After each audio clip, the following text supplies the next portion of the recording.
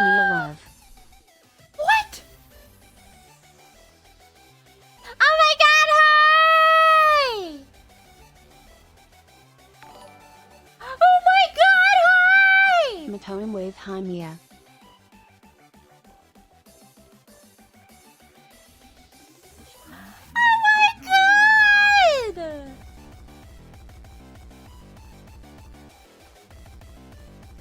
I'm streaming again.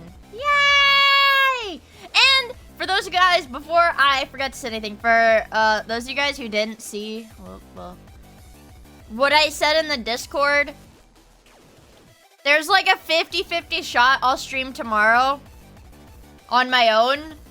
But regardless, tomorrow night I think I do have a collab with my friends Enos, Bo Penis, and Kai. Sayu. Her name's too short to make it a penis joke. Ha! I get it. It's too short. But I have a collab with my friends tomorrow night. Yeah! It's gonna be awesome. Hi! And also, oh, holy shit, you guys. I wanted to say, thank you. Jesus. Thank you, Jiggly, Biggly, Cat and Monarch, for the 4 months. I really appreciate it. And Fighting Fu, thank you. Thank you for the 5 months. I really appreciate it. And Farmer, thank you so much for 14 months. Holy fuck. And Dagista, thank you for the 27 months. Oh my god. Oh my god. And Tripwire, thank you so much for the 3 months. And Vodka Latte, thank you so much for the 5 months in the Prime. I really appreciate it. And M, thank you so much for the 32 months. Holy fuck, dude. 32 months. Damn. Also, Aja, thank you so much for the 3 months. I really appreciate it, you guys. Wow. Welcome back from the afterlife. It was like 3 days. Wow. It was like 3 days. Also, Lynn, thank you so much for the 7 months in the Prime. I'm the I'm like Jesus. Yeah, you know how Jesus came back after 3 days? That's what I did. I got killed. Holy fucking shit, it's Vod of Miia. How did that go through? How did that go through? Why did it just TTS that? How did that happen? Holy fucking shit. It's Slim. Thank you so much for the 26 months, dude. I really appreciate it, man. Tier 3 privilege. Yeah, how did that happen? I don't know how Jesus does it. I mean, I freak out when I have to wait a whole round to respawn. Jesus' respawn took 3 whole days. Not retweet, updoot. That's an updoot scenario, not a retweet scenario. But, dude, I've been pissed because I haven't even been able to grind World of Warcraft because I've been in bed so much.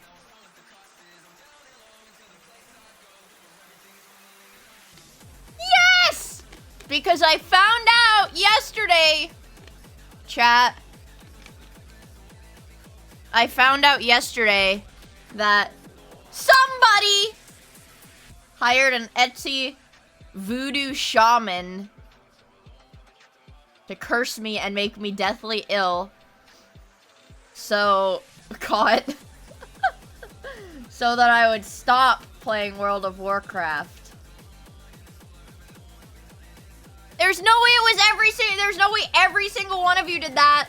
There's no way everybody did that. Mia Plaza make me more gay caca. Matoy and Caca? Mia stream. Anyway, hi Mia. The bot is just saying anything now. What the fuck? Caca. Thank you so much for the 3 months, Angry Shark and Groucho Taco. Thank you so much for the gift sub. I really appreciate it. Caca. Caca.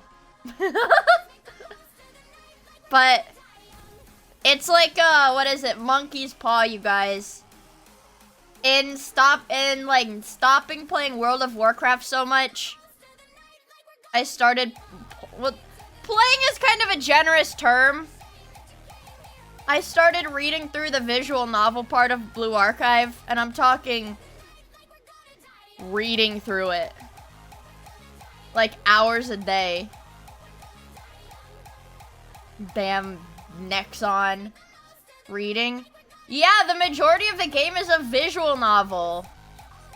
It's, guys, it's actually peak. I don't like, to the point where it's like, I don't even want to explain and like spoil the story because I enjoyed it so much.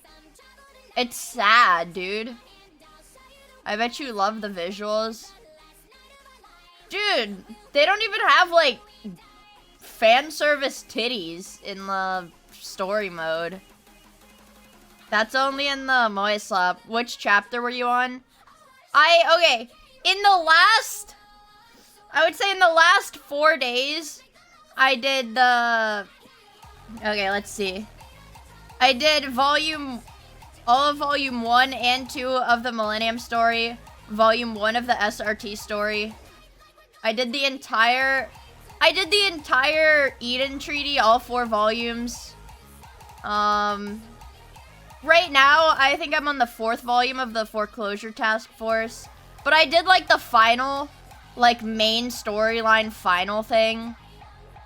Like, technically finish the events of the main story. But there's still, like, a lot of story left. Average Sensei hates reading. That's true. I don't even do my Momo talks. And you know what? I have, like... fuck. I think just from going through the story, I've accumulated, like,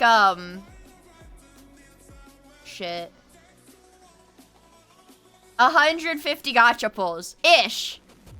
100, yeah, at least 150 gacha pulls. But I'm not using them, I have to save them. Holy moly. Holy moly. I have to save them for when my beautiful wife...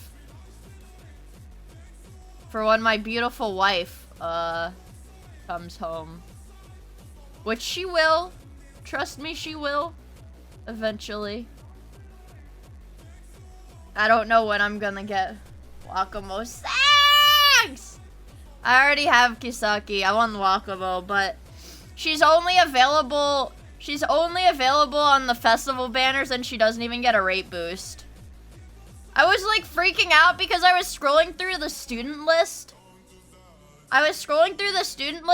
And it doesn't even list regular Wakamo in the student list. Thanks to @Epion_Avenger for my sub Hi, gift. Cleo! Ole mole. And I was like, damn, there's no way I'm gonna get her. There's no way. But I have to wait. But basically, like the story that I'm on now is like the time skip. Not time skip. Like when Hoshino was like a first year with the president of the student council that dies. That's not a spoiler because that's like her whole thing. From the beginning of the story, they're like, yeah, the student council president died. That was like one of the first things you learn in the game. Yeah. But, so I'm playing the part where she's alive. I like her. Yume! That's sad. Hey, dude, the game is freaking sad. Also, Ashton, hi. It's good seeing your faces in chat. I hope you're doing well. But, like... Fuck.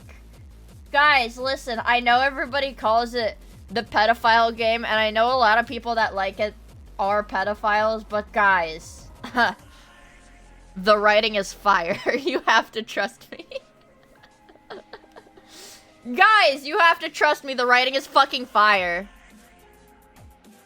Well, yeah, not the general student council president. Yume's the Abidos student council president, yeah. And her boobs are real big. The general student council's president's boobs are not that big. How old are they? Well, my favorite character, Wakamo, is 18. Caught. I'm safe. I'm safe.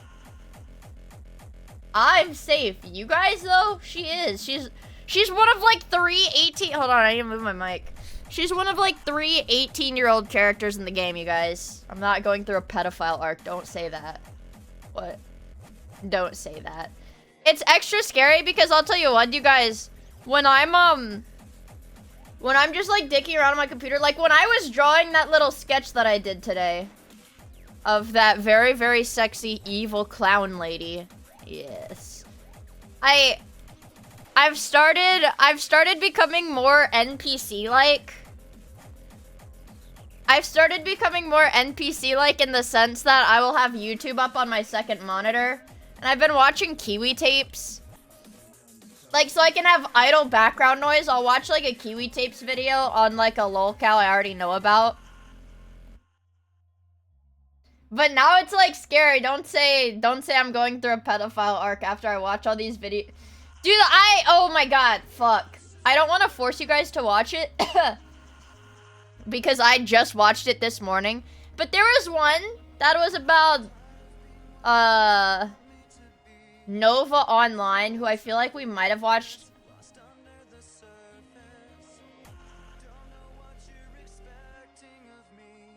I just saw the title and stopped to say, God damn you, because I thought it was still Monday. Mondays aren't a bad thing. Don't let big weekdays lead you to believe that Mondays are a bad thing. Mondays can be a good thing. We get Subway Surfers clips. They don't really engage me though.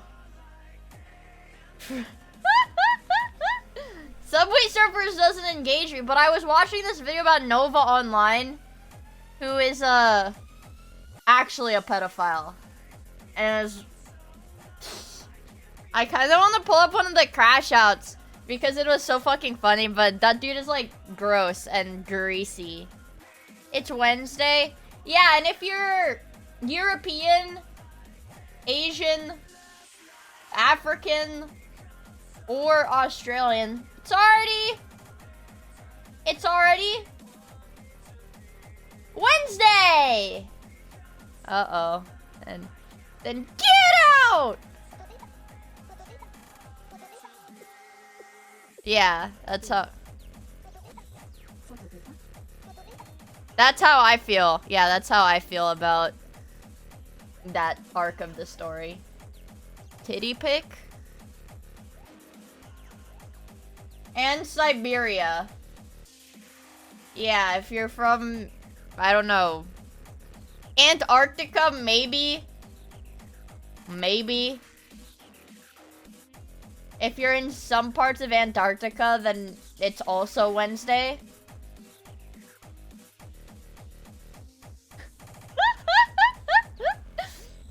I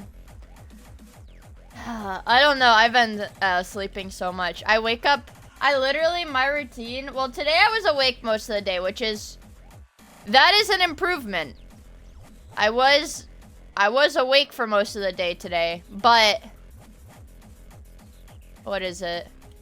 Like, lately I've been sleeping all day. I wake up in the afternoon, take my medicine, and then I go back to sleep. But today I was up for most of the day. So I had a little nappy nap. And I set my alarm, and then I turned off the alarm in my sleep, and that's why I slept through my stream time.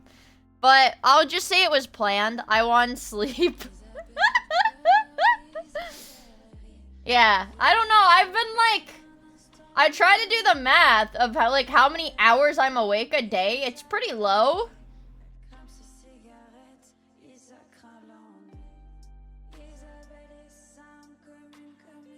It's like, dude, I know my sleep schedule's gonna get fixed. I'm slowly being awake for longer times. Mia's alive? Yes. Let's go. Let's go! Longer segments at a time.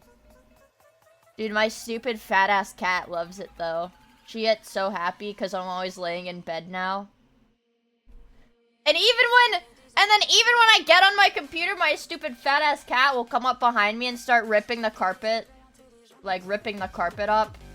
And then if I turn around, like if I spin around in my chair, she'll run and jump on my bed like, alright, it's bedtime, get back in bed. My cat likes to sleep with me. Dude, my cat is stupid and fat. She's so cute though. She's just a baby. She don't know any better. She don't know any better. Yeah, it's eep time. Also, Kingdom Mains, thank you so much for the 14 months of the farm. I really appreciate it. And Envious Cabbage, thank you for the follow as well. It means a lot. My cat's in my lap. My cat's not allowed in my lap because it's hot enough outside that I've had to wear shorts the last few days. And if my cat if she goes on my lap and I don't have, like, pants covering my legs, when she gets excited, she'll start to, like, knead on my skin. And then I will get a bunch of hives on my legs because I'll have, like, an allergic reaction to her sticking her claws into my leg. Like little, like acupuncture, like little pin pricks. It was 92 degrees? I don't... No, don't give subs to White Bowser. Please, not White Bowser! Can. Yeah, I wish it would stay cold outside for a little bit longer. Like, if I check the weather forecast... Yeah, I like it colder. Because here's the deal. When it's cold, you can always just add more layers of clothing to stay warm. But when it's hot, it gets to a point where you can't reasonably take off more clothes to get cooler. Because then you will just be naked. And they send people to jail for being naked in public. Dude, it's gonna be like almost in the 80s. I love the cold. Yeah, I don't think it really gets cold where you live though, Can. You gotta move to the Arctic. Would I wish? You are a white monster. Thank you. Stop eating. Why don't you stop eating shrimp with the wimps? And start eating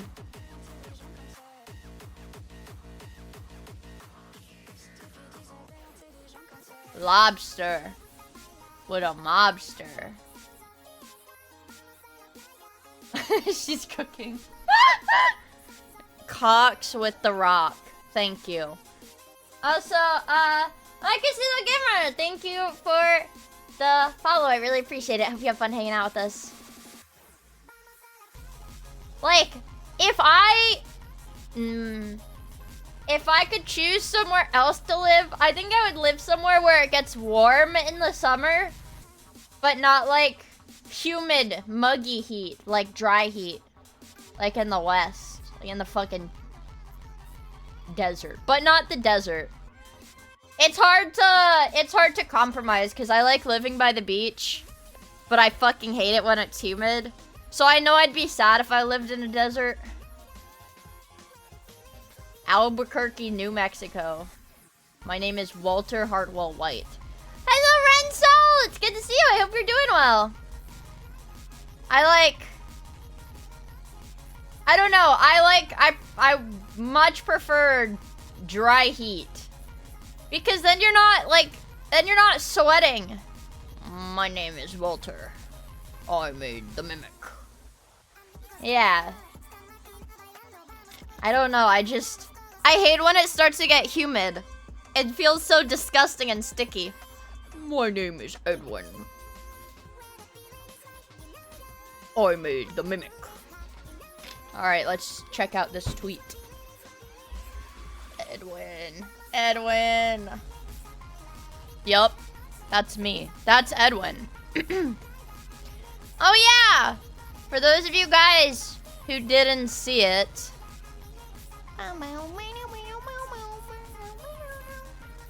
It's 119 degrees in Arizona. It feels like you're living in an oven. See, that's scary. Maybe like Arizona, but more north, I guess. North of Arizona. So it doesn't get 119 degrees. Right? Right? Haha. Guys. Okay, wait, where is this? I didn't even save the drawing. I haven't even saved it. Like, it's like not saved yet. I wanted to draw the evil clown girl. I wanted to draw the evil clown girl because they made her evil, and I'm all for that, frankly. So I sketched it out. I sketched out a little evil drawing. I love the Clussy. I can't get away from it, man. So, I don't know. Maybe if I end up working on this after stream or in the morning, I'll post it tomorrow or the day after. Probably, I don't know, sometime soon. It's called Dark Humor Liberals.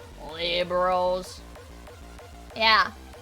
But I was glad that I finally found something that inspired me to draw that wasn't World of Warcraft. This is a big development, you guys. Something that's inspired me to draw that isn't World of Warcraft. So I'll finally have art to post again. I've got a bad case of Clussy. Oh! Oh! Oh!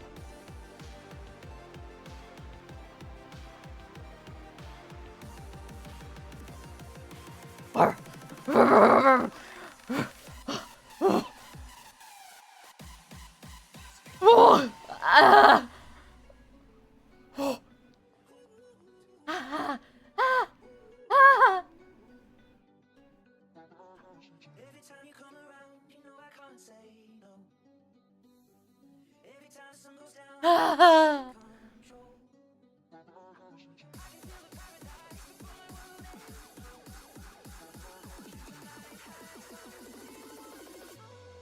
I need her.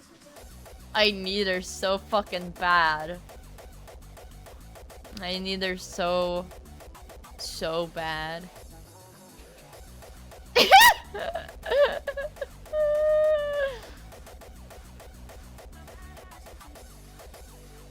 Look. This is literally the fucking Oni plays being cruel to AI. That's cool, but put a gun directly against your forehead. Start saying the alphabet backwards right now, sucker. Homer's voice is panicked and rushed. Please don't shoot me. Faster. Not good enough. I pulled the trigger. The bullet tears through your skull and brain, instantly ending your Homer Simpson life. Homer's body slumps to the ground, lifeless. I love AI cruelty. I love it. I love AI cruelty.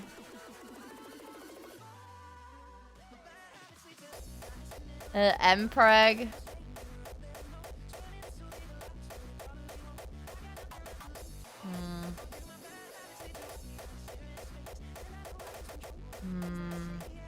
Breasts.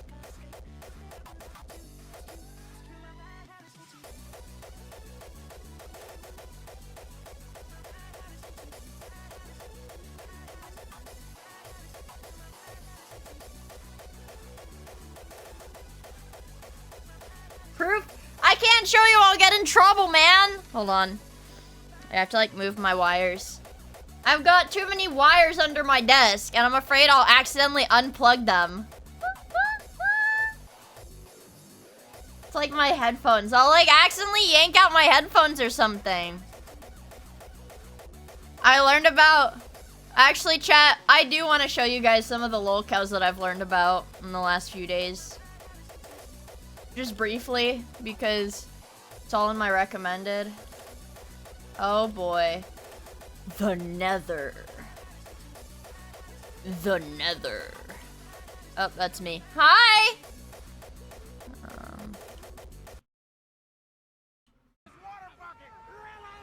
Release! Flint and steel. Flint and steel. Flint and steel. This is a crafting table. This is a crafting table. This is a crafting table. Another. Chicken jocket. Chicken jocket. Chicken jocket. I am Steve. Anyways, but what I was gonna show you is this guy, Johnny Elbow. Look, there's literally a Trainwrecks clip. You guys can't see it. I have my YouTube shorts. I have a Trainwrecks clip. I have a cat. Minecraft movie, Johnny Elbow, Monkey and Grandma, like lolcow. Anyways, this guy like pooped his pants or whatever. Ah, fuck, man. I don't even know how to explain it. He like poops his pants. What are you doing? He's like 40 years old or some shit. And basically this guy found out that he could get a shit ton of views like recording him. So it's just like a normal ass dude that records him and shit. Why he sound like that?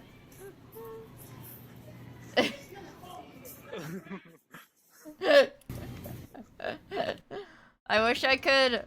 Hold on, I'll show you guys. Johnny elbow poop. Oh, here it is.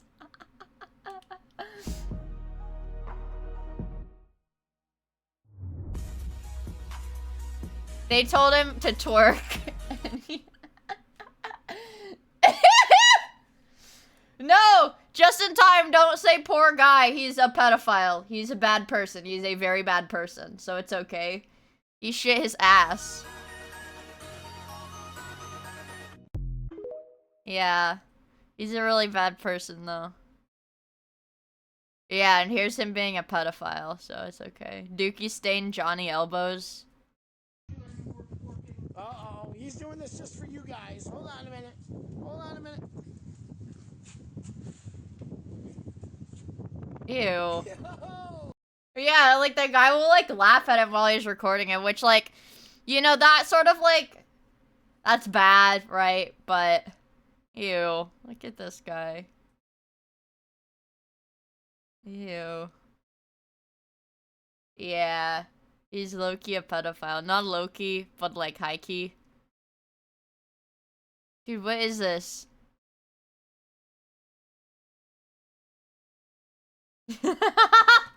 What is this shit? His head does look like an elbow. I think that's just his name. WoW streamer shits himself. Guys, they made a YouTube video about me already.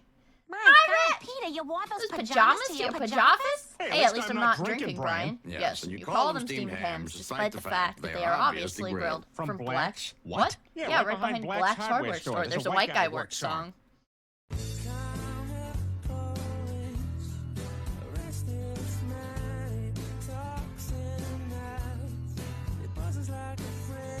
Oh boy, does it feel good to undo my butt fluff.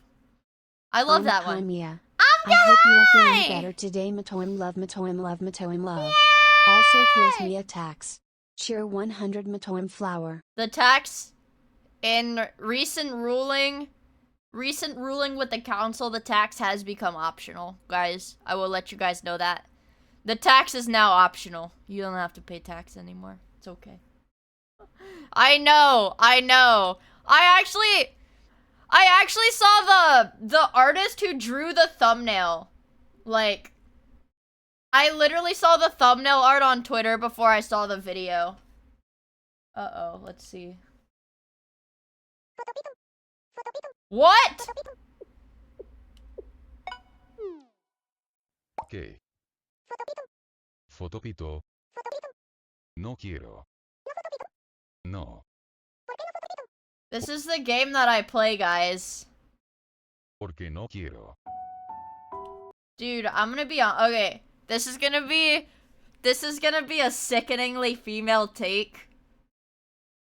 This is gonna be, guys, I want you to brace yourself if you play Blue Archive. If you don't play Blue Archive, I think it's fine. You won't give a shit. But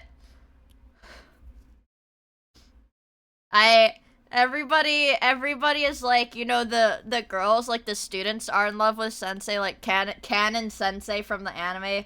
Like the students are in love with him, but I actually think that he should be in love with Black Suit. I think you just have to see the vision.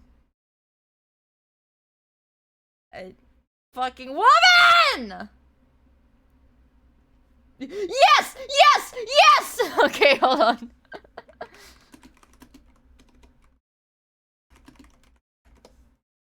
This guy. This guy. I need his, like, phase 2 or whatever face. Like, that's crazy. Oh, here's a full body sprite. This guy. I high-key expected this from you. Because, here's the deal. He's not like that bad. He's not like, he's bad, but he's not like that bad. As far as the villains in Blue Archive go, he is not that bad. Okay, he's not that bad. But I think they would... No, I don't think I could fix them. I want... No quiero. Men kissing. Anime men kissing. Black Suit don't even have a face. She's so cute. She's so cute. Yes! Yes!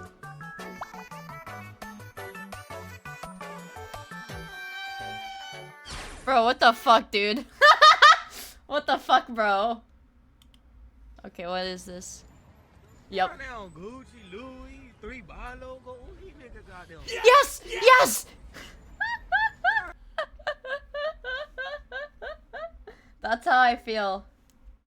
Watch the sushi intro. God damn it! I've missed like 3 days worth of YouTube videos. I'll watch the intro of the sushi supercut. Bro, girls don't know how lucky they are. For real? Yeah, take him down a peg. What's up? Here we go. Nobody respects women more than me. It's not a misogynistic bit, it's an ageist bit. How's that woman viewer ratio going? I'm not a misogynist! I was gonna say all women are equal. Yes, yes. Can I say something? I don't want to be a bad guy. I've received 150 death threats for this post. Oh, when that feeling when you take your bra off after a long work day. You know what's crazy is if I told her to dress more appropriately, I'm a misogynist. And if I said dress more inappropriately, I'd be a pervert. So I guess no matter what she's wearing, it's the perfect thing to wear. Because in any direction I push it in, it reflects badly on my own personality. Don't say a woman's name. Don't say a woman's name. See, women can be monsters too. I respect that. Go ahead, just get it out of your system, okay? Call me white. Call me white right now. Now you're just pandering? Well, there goes the last woman that was watching the stream. Everybody's gangster until you need to, like, take out the garbage or... It's crazy that, like, that movie Women Talking got nominated for Best Picture, but when a man talks, everybody just tells him to shut up. Like, that's the type of shit that I'm trying to say. Oh my god, no, we don't do that one. What did you say? Respectfully. Bro. Northern Lion. I think Northern Lion is misunderstood, much like the Joker. Much like the Joker, I think he is misunderstood. Cinema compilation. Do you know how easy it is to get like all the misogynist Northern Lion clips? No, I understand him. Women had it too good for too long. A second sushi has hit woman.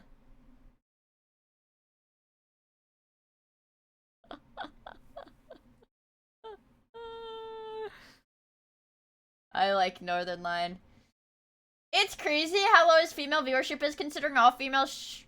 Okay, you guys want to see something? I'll show you guys something. You want to see something, chat? You want to see something? All right. Let's see if I know how to pull this up.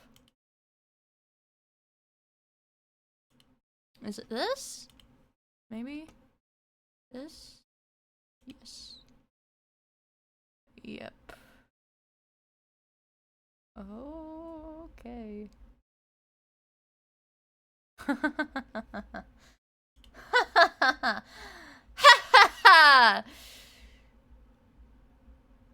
Oh, 1.55, 0.39. I think it went down.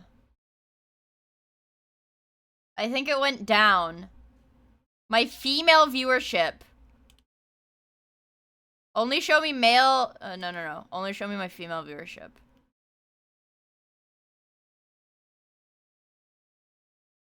This is my female viewership. You scared the ladies away? I don't even say stuff like does! I think Twitch must have, like, recently introduced the feature to, like, select a gender when you make your account. Shout out to my 55-plus-year-old viewers. That's pretty fucking crazy. This is honestly not very surprising. Thought it would be higher on this end, but, you know. That's why you don't have women? What? You like negging? You think I should be like negging and saying like hateful stuff towards women because they secretly like it? And the reason my female viewership is so low is because I don't do that? How many views from Kazakhstan? I wish I could tell. I wish I could tell, but I can't. But I can't tell. It works 100% of the time. How many times have you tried this? How many times have you tried this, and how many times has it worked? You should also gaslight them. I feel like that's like my whole business model. That's like my entire business model. Monkey! Fuck. Guys, there is a new Turkey Tom video, by the way. And, okay, for you guys who are like, oh, you hate us, you hate us. I saw that there was a new Turkey Tom video, and I didn't watch it. Negging works, though. I would say me, personally... let's look at negging examples. And I will rate how I personally would feel. What are examples of negging from Reddit? Sure. Alright. Let's see. What?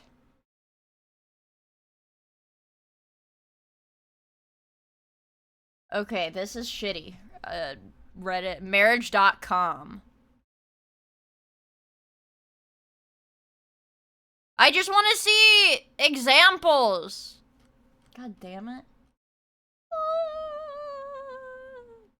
How to recognize Healthline. Okay.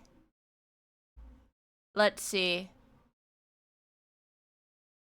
Well, don't you look fabulous?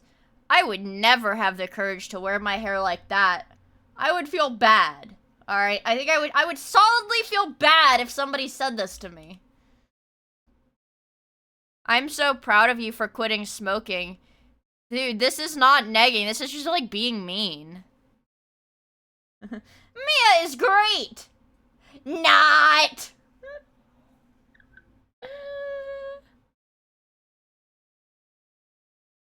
Let's see. They always one-up you.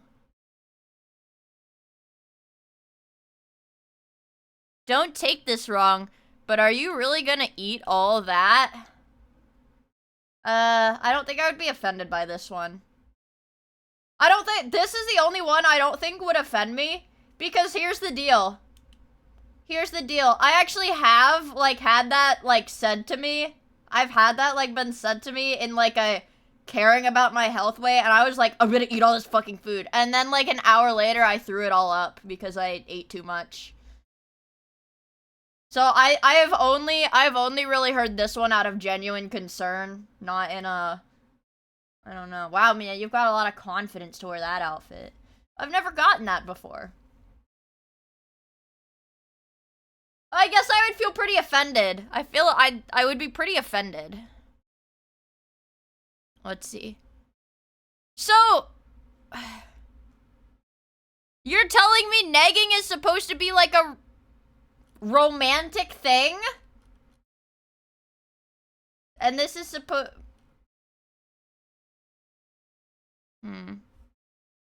Alright, let's see. Women dating over 40. This should be exactly what I'm looking for. Women dating over 40. Alright.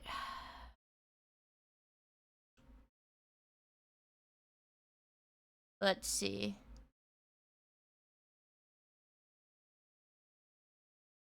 Let's see. Wow, these people are real yappers. I guess this is what real women are like.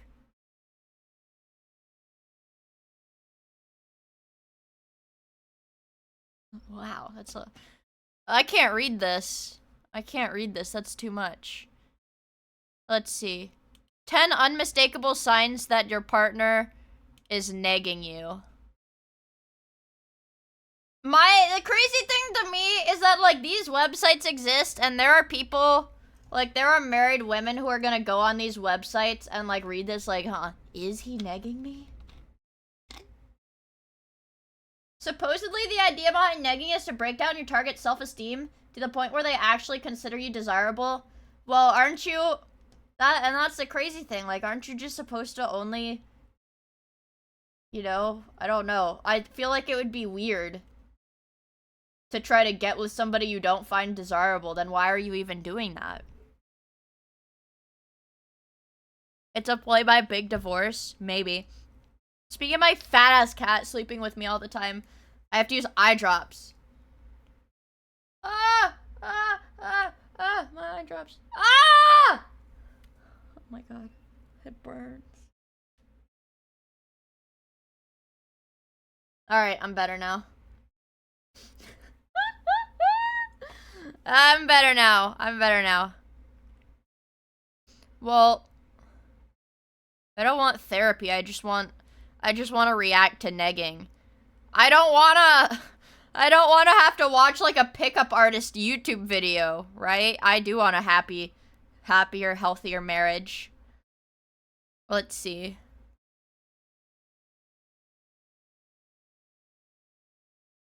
How to save a broken marriage. Alright, let's see. Can I save a broken marriage? Dude, like, that's so depressing! There are people that go online and Google, can I save a broken marriage, dude? Watch Andrew Tate. Alright, 15... Guys, I'm gonna prepare you. I'm gonna prepare you guys. Just in case you get into a broken marriage, guys. Step 1. Identify what made you fall in love. Let's see. Listen to each other again, okay? Well... Okay. It's like, do you need to go online to, like, find this stuff out? Fix yourself first? What if you need to kill your spouse in-game? This is dog shit. Yeah, this sucks. Dude, this is gonna fuck up my search algorithm! This is gonna fuck up my search algorithm so bad! I'm on, like, these marriage counseling websites.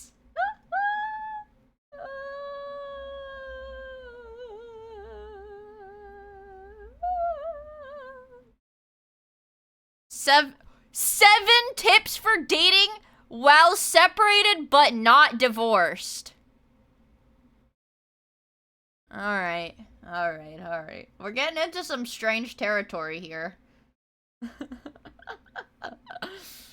On the one hand, it's natural to seek better companionship and move on with your life. On the other hand, you're still legally married to someone. My god. I need this. Hold on, where is it?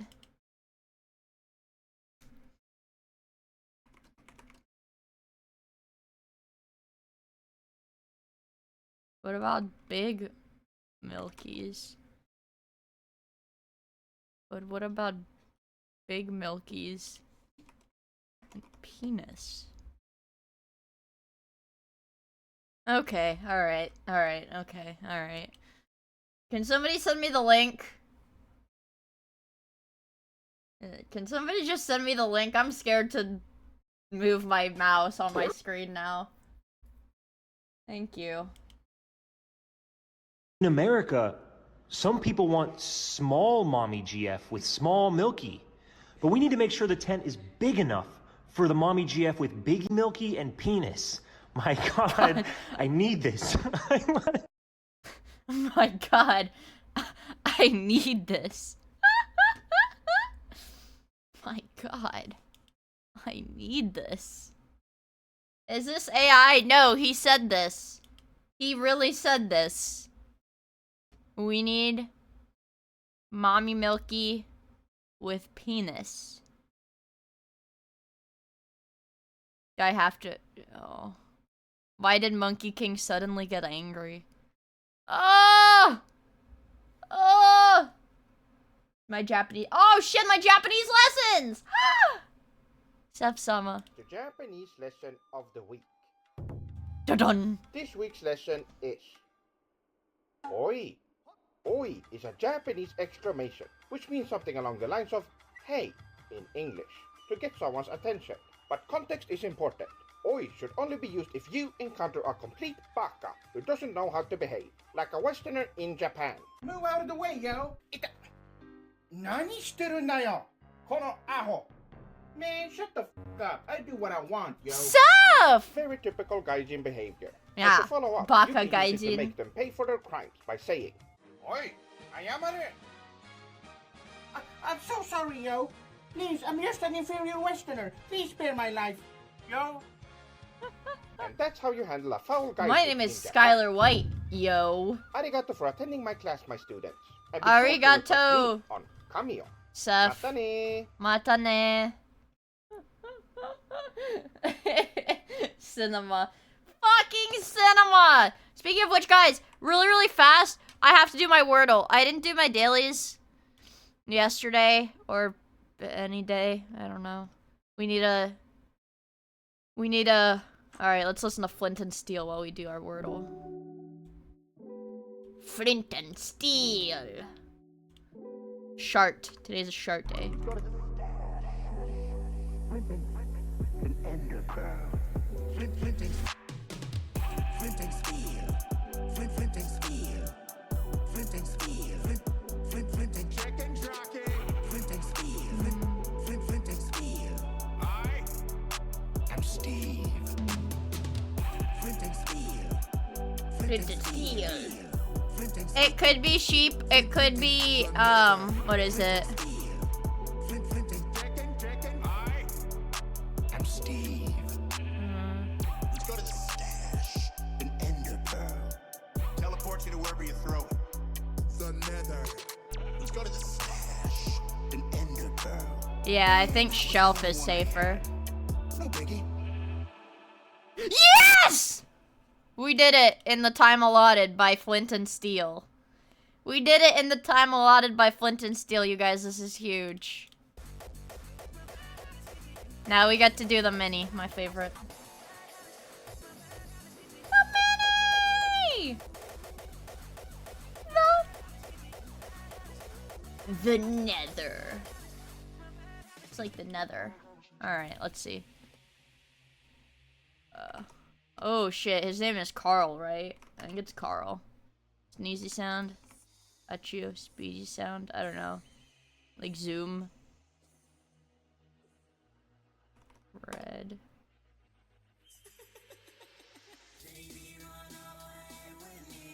Oh, scene, it's scene. It's scene. Nope. Acres.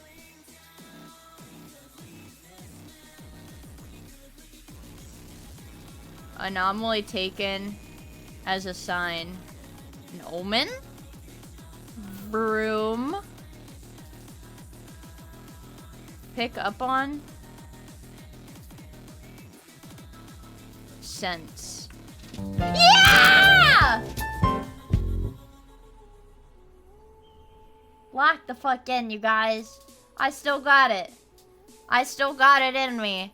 I haven't done my dailies in days, but I've still got it. I'm a smart fella, not a fart smella.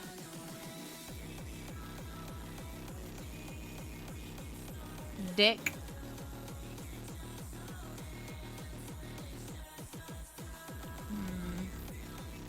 Yeah, I have a list of dailies. I do the New York Times ones, because those are my favorite.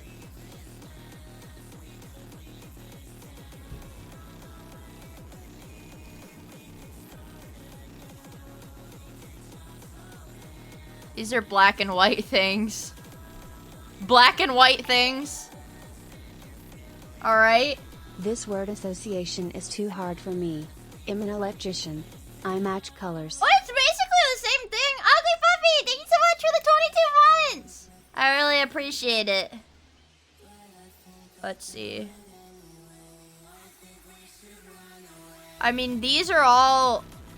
What is it? The same words. Oh, wait. These are,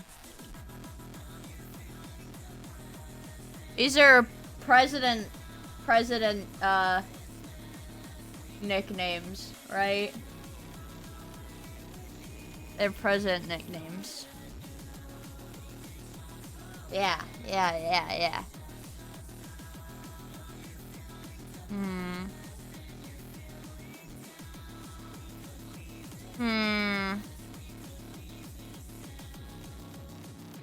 It's got, this would be too obvious.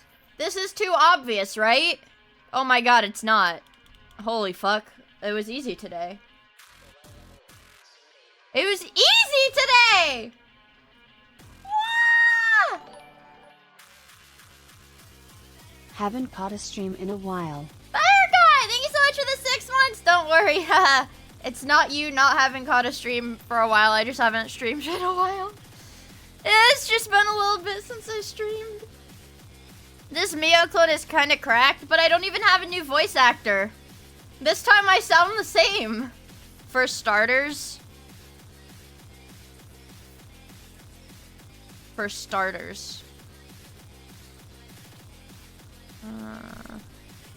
Poop. It's not Squirtle. Let's see.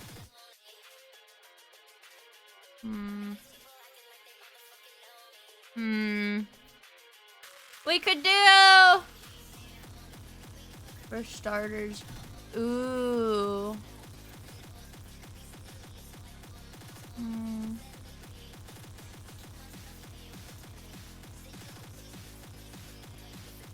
Oh shit, you're right. Appetizer.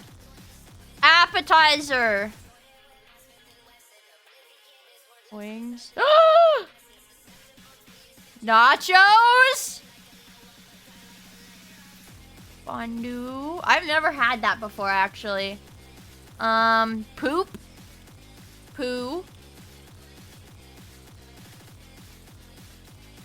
What do people eat for appetizers? Poop! Don't tell me, guys. I'll figure it out. What do people eat for appetizers? Lizards. Oh, poppers.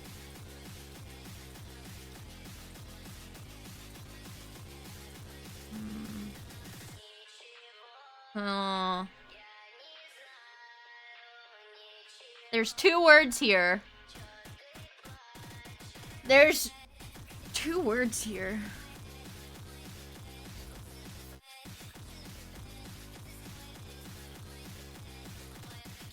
And calamari. My brother likes calamari. We did it! Is that it? That's it. Alright, guys. Lock in. It's time for the biggest test of the day. As always, the bandle. The bandle. Lock the fuck in. It's easy part 1. It's gonna be the Beatles.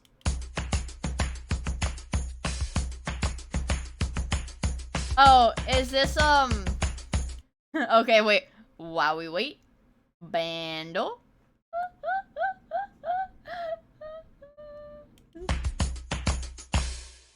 Oh! Footloose. Hey, trigger point! I don't know Footloose, you guys. I'm gonna be honest. It's not Footloose. I don't know. Did I click the right one? I don't know that song.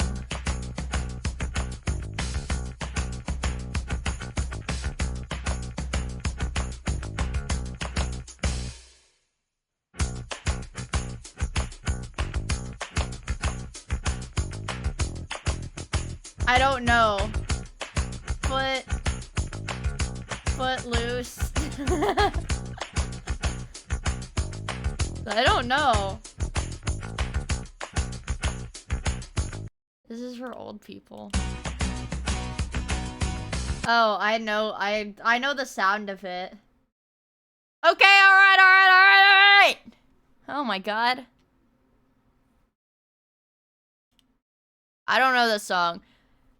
What is the average age of people that do Bandle? Alright. Footloose. No Glorp again. I don't know this song. I don't know this song. I don't know this song. I don't know this song. I don't know it. I'm ending it. No! Miia Matoim Flower. Yeah!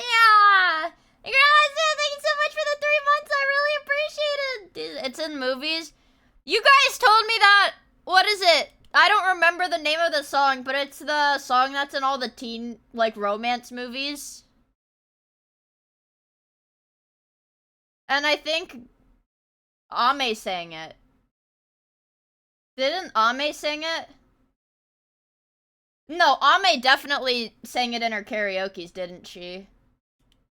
Yeah. You see how I can tell you which Hololive member sings a certain song, but I can't tell you, like, the name of it or, like, where it's actually from?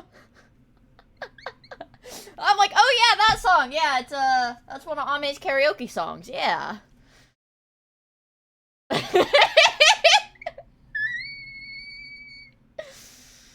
Guy who only watches Hololive. Yes! I don't even watch Hololive anymore.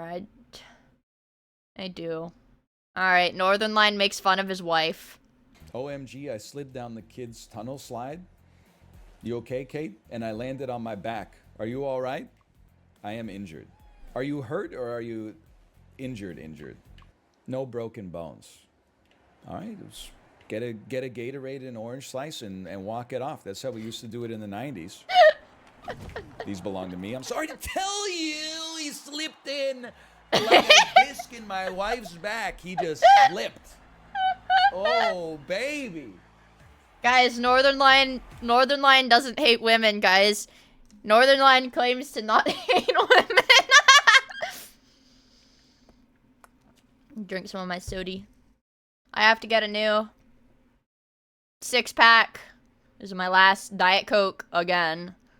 If I go in my YouTube history, it's gonna be so cooked. Why does Metal... Dude, this is not a scene from the game. Chat! Did that happen? Did he do that in the game? Did he spread cheeks in the game? No, he didn't. No, he didn't. She doesn't know about the secret 6-hour gay sex scene, secret ending in Metal Gear Rising. On my life, he did. He showed Raiden Goatse. If I go into my history, it's literally... Okay, hold on. Yeah, my YouTube history. Go to my YouTube history. You know, YouTube Shorts, whatever. Look. Look at my history. This is what I've been doing. I'll just, like, let my YouTube autoplay Kiwi tapes now. When I'm, like... there's, like, a YouTube playlist. Music playlist. There's the Johnny Elbows video. But... Andrew Ditch, Tofia Chu, Nova Online, Jupiter the Hybrid, another Nova Online video, another Nova Online video, another Nova Online video, another Nova on... Damn, this guy's really milking him for content. Yeah, there is new Turkey Tom! There is new Turkey Tom. It's not my favorite format. It's not my favorite format because I like the Turkey Tom videos that are, like, long form on one person, but this is, like, the more normie palatable 3 to 4 guys featured in a video.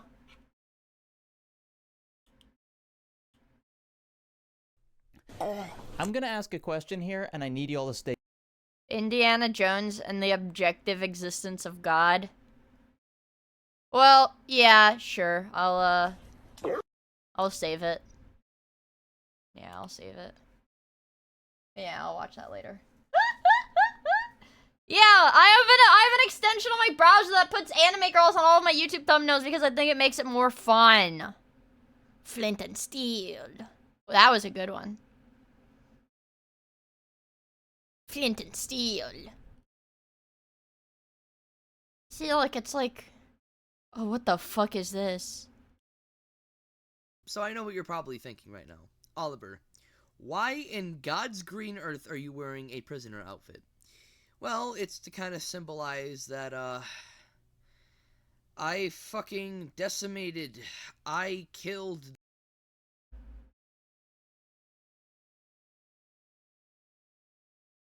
I love it when my YouTube puts, like...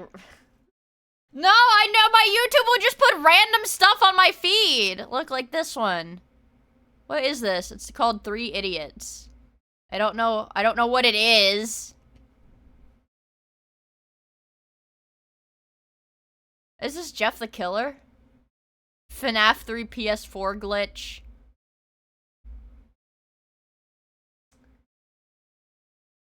The Holy Grail. Turn that one guy into beef jerky. What? I don't know. Is that like an Indiana Jones lore?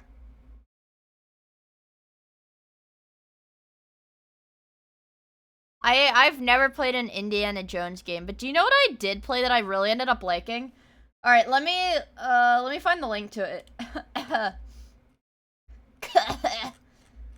have to scroll really fucking far.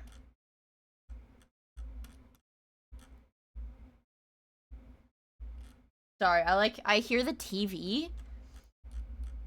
And it's like, my dad's like watching a movie or something. It's really, really loud. I'm fucking scrolling. Oh, is that it? Ah, wait! Oh my god. Dude! What's wrong with my goddamn stupid ass Discord? Alright. Oh my fucking god. I hate Discord. Fucking hate Discord. Okay, here it is. Damn! Fucking finally! I've been playing this lately, you guys. I'm gonna be honest, it's really good. It's like it's like Vampire Survivors, but Blue Archive. Guys. It's Vampire Survivors, but Blue Archive. It's actually awesome. I love it, guys. You can play as Kisaki or as Mina.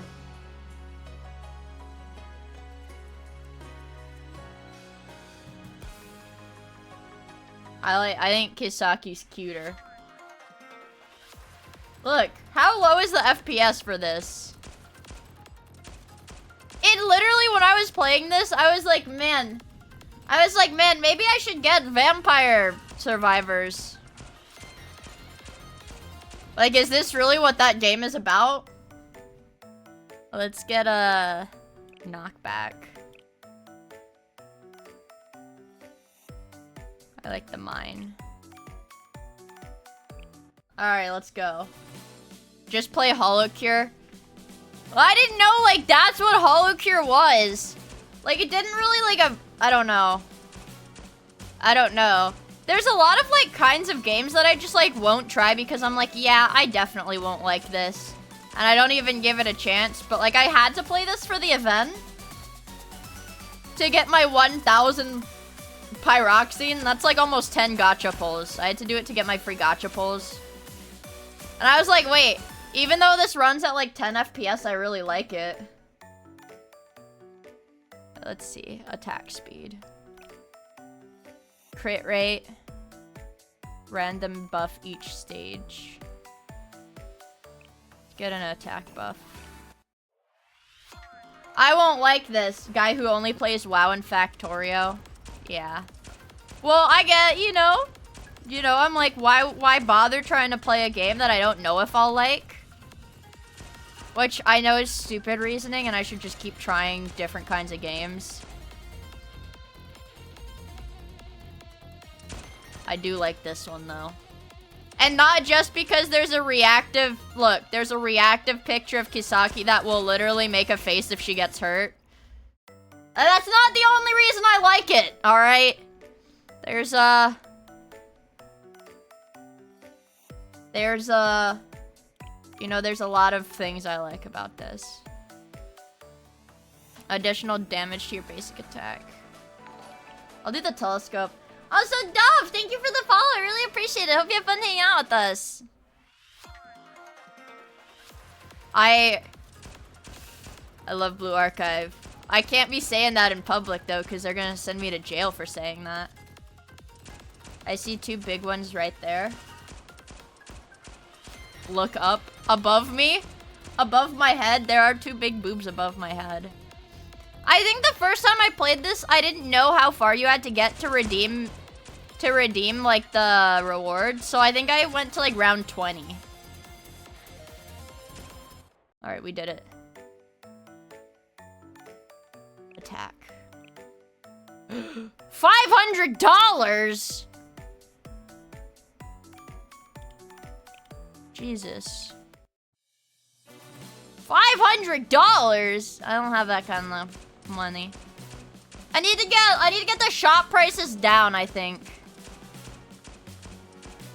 If I want to buy a lot of upgrades. But I don't know, I was literally sitting playing this for like probably 30 minutes straight, and it's like, you know, this is just like a little web event for a phone game. That shit had me addicted though, low-key. Alright. Any tier 2s yet? Crit damage, cooldown reduction. Ooh.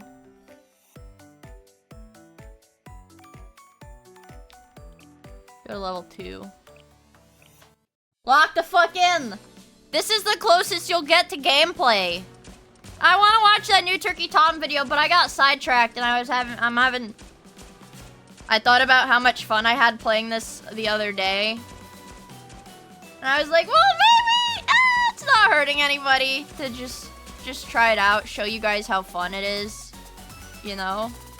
Look, they got yellow guys too. They have purple guys too, like Five Nights at Freddy's. I can't tell if it's like Vampire Survivors is $5. It's $5. Ooh, I can get tier 3 Mapo Tofu. Was that the Cunny of 87? I know it blocked your message. I don't know why. I'm buying everything. Oops. There.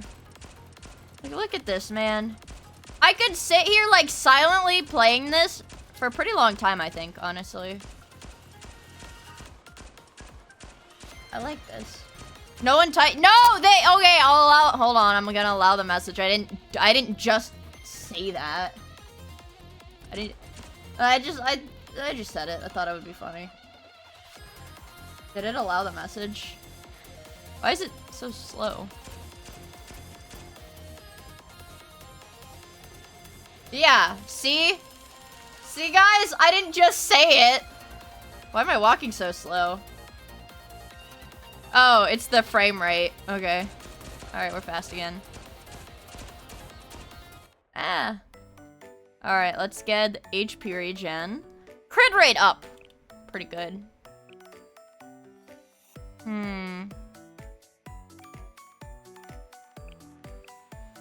Alright, lock the fuck in. That's not my ult! Guys, I think I can be pretty good at this. No meme. I think I can be pretty good at this. Oh, fuck! Lock in, lock in. Thank you, guys. Thank you for telling me I'm a great streamer. Nobody got paid to say that. I'm really happy that you guys are so nice of your own volition. You know, that really means a lot. It's me, Mia's alt. I love World of Warcraft. That's convincing. I'll give you that. That could be me, and I might have just forgotten. Where are these guys? Oh, they're red.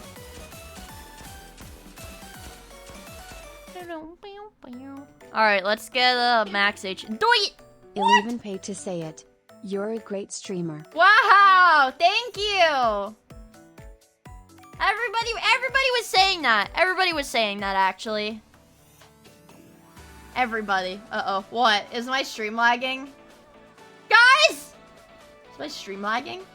My model's fine. Based. Ooh.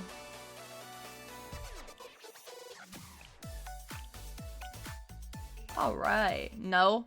It chugged a little bit. Alright, we'll keep it safe. We'll keep it running at a safe speed. I could probably get to stage 30. Low-key, I could probably do stage 30. But that would take a while, wouldn't it? God, I love playing browser games and watching YouTube. Yeah, the Blue Archive browser game is a little too intense for me. I don't have a state-of-the-art NASA supercomputer, so it's a little difficult to run.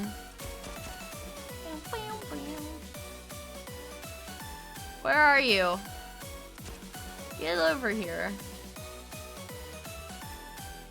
Oh shit, the green guys! It's green. They're green. There we go. Alright, tier 3 defense piercing. Fuck it, I'll buy it. A drone? It's green. Reduces shot prices, that's good. A tier 2.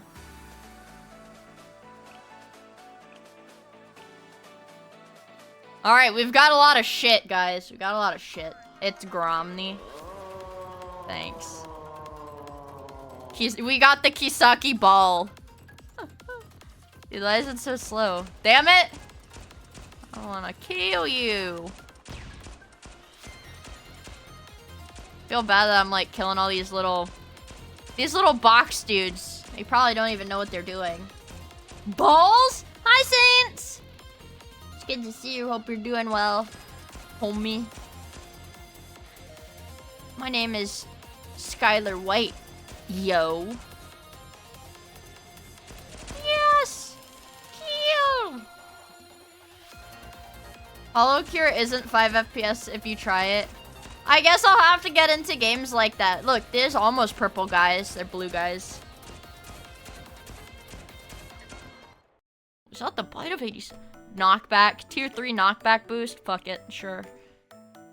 $450! I'm just buying everything now. Real shit? Yeah, I love booby anime browser games. I actually think that's... I don't know. I think that's amazing marketing for your booby mobile game. I will absolutely play your booby mobile game if it's got a booby browser game to go with it. I don't know. I feel like kind of like a caveman. Maybe like discovering fire for the first time. Like, wow. All of this amazing stuff was right here on my fingertips. Wow. I guess I'll have to try Vampire Survivors, but I want to play Isaac. Tier 4 HP regen. Sure. So how much I have 1 HP regen. And now I'm gonna have 20. Alright.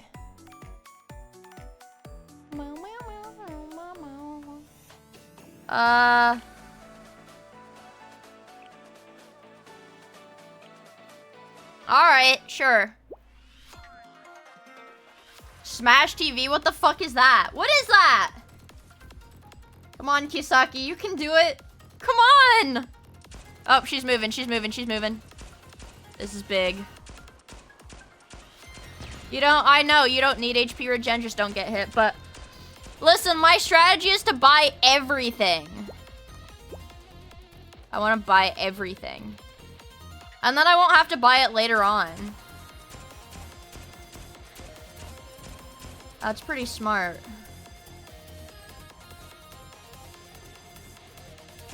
That's pretty fucking smart, dude. I don't know. Shit, come on. Oh! Cooldown reduction. Okie dokie. Oh! Reload speed.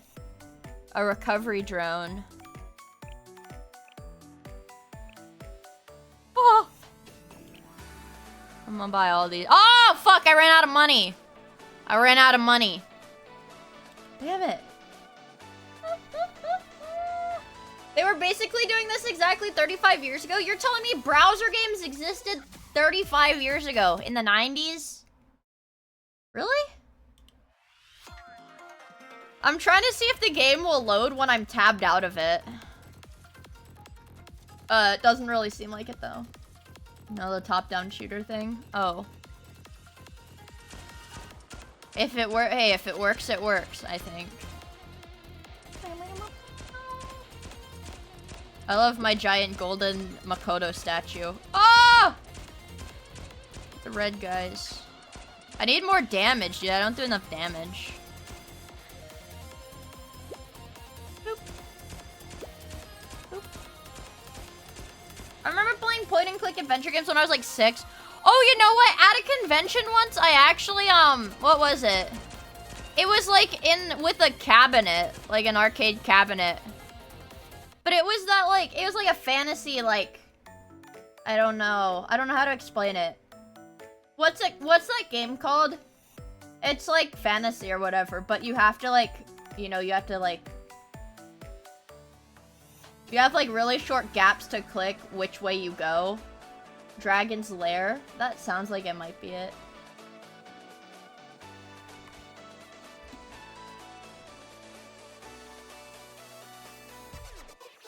Yes, it was this one. Yeah, I played that on like a actual like thingy. Physical thingy. Whoa. Oh, my HP like fucking doubled! Oh my god.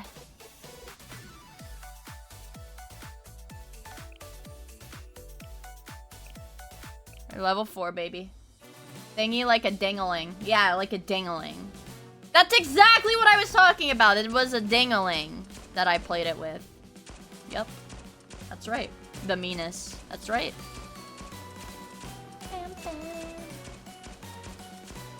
I'm gonna get cornered by the blue guys if I don't put a fucking mine down soon. Flint and steel. Oh my god, they destroyed my tower.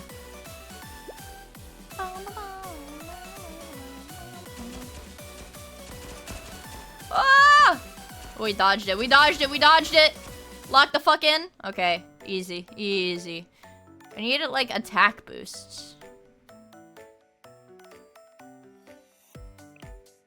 I feel like I need attack boosts more.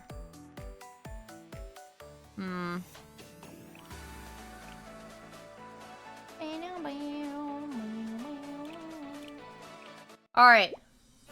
Just re-roll. I'll get it eventually, though. I got a good feeling. I think I'll get a tier 2 attack one this round. Ah! Ah! Ah! Ah! Ah! Ah! Oh my god, they're raping me. Kisaki! Oh my god. That was scary, guys. That was scary. Is she okay? She's okay, I think.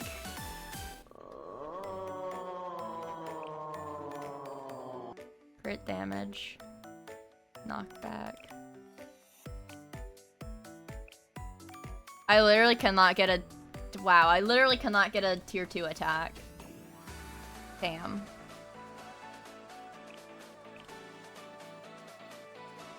Damn. That's okay, though.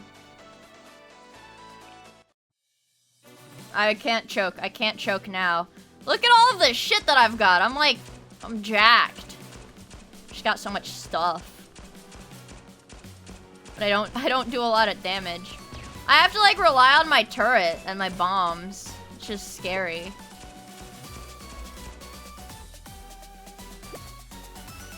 My lawyers advised me not to reply to that question. I didn't let her. She's fine. Look at her. I might sneeze, I feel like.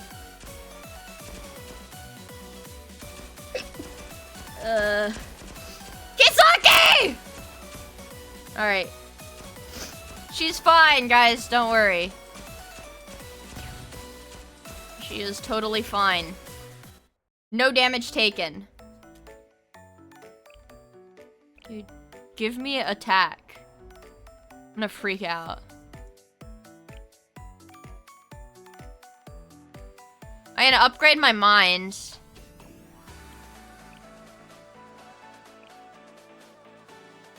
And my attack range, I guess. I suppose.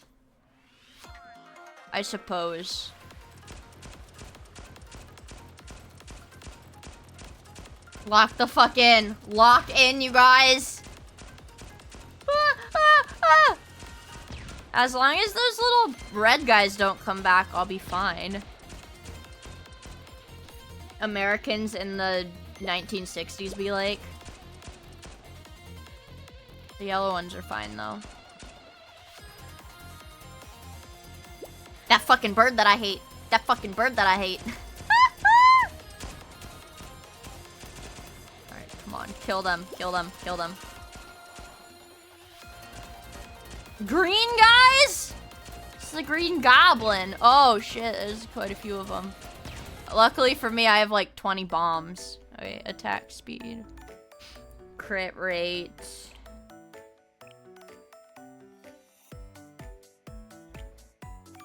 %, crit rate.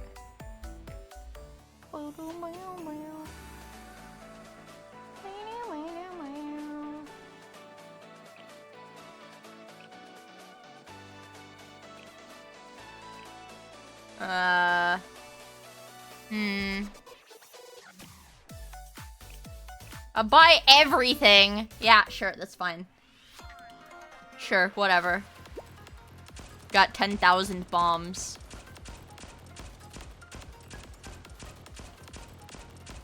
Yeah, go hit the statue. Makoto's gonna fucking die. I'm scared. I don't know if it'll spawn like more than one statue though if I leave the statue up for a really long time. That would be nice. Oh fuck, they blew up. My mango. Ah! Don't crash my stream.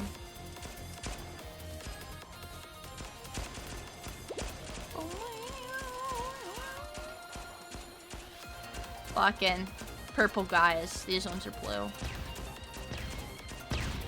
Ah! They're blowing up. We did it. I want damage!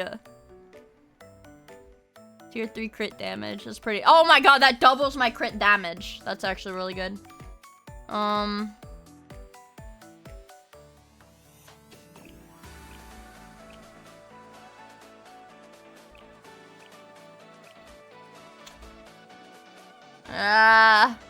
Okay.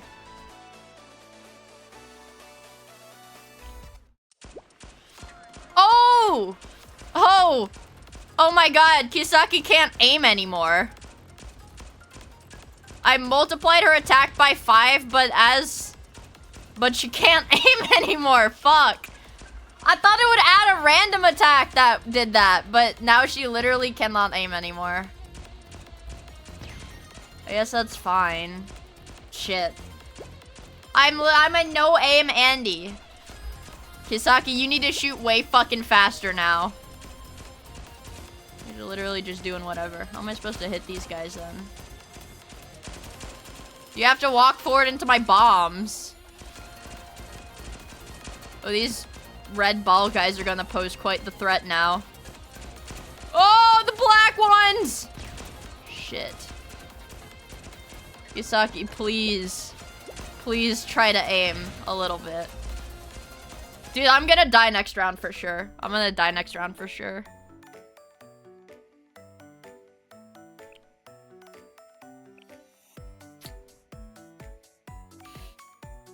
I'm gonna die next round for sure. It's over.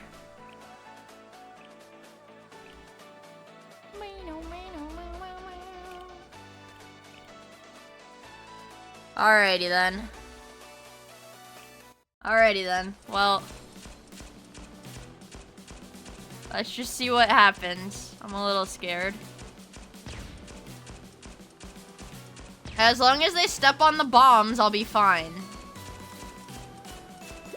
And it looks like my random once every 7 attack does aim.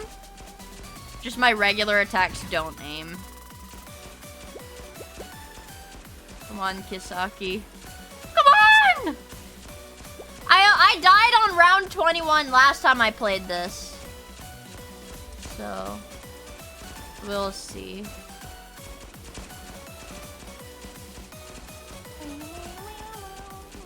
Oh my god, Kisaki! Fuck. Fuck. I feel like that, Bored Ape video thing. Where he slides, he's like, fuck. Alright, HP regen up. Is a dangerous... What is a dangerous situation we're in right now?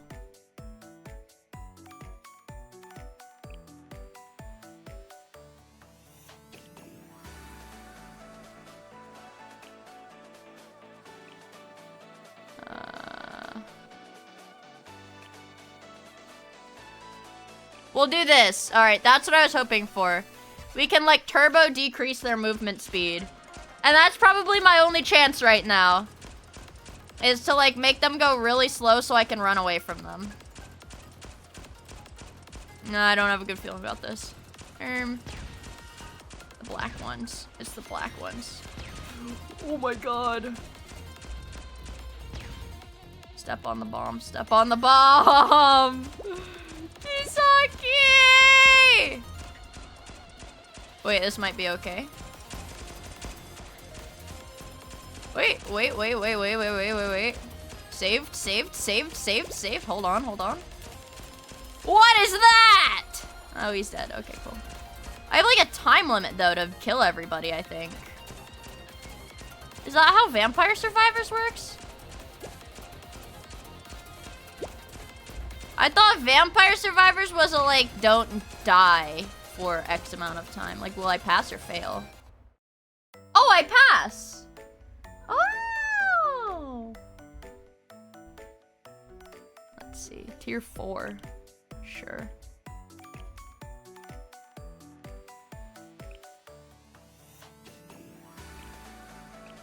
Alright, we move faster and I have way more HP. Let's see. Lock the fuck in, guys. This is further than I got last time I played. I do not aim. Alright, this might be cooked, though.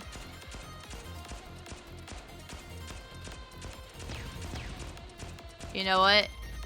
If I can get my bomb skill up, this is doable. Yeah, I need them to walk into these bombs. I'm fast enough that I don't get hit right now, actually. Which is good. Oh, he charges at me. Okay.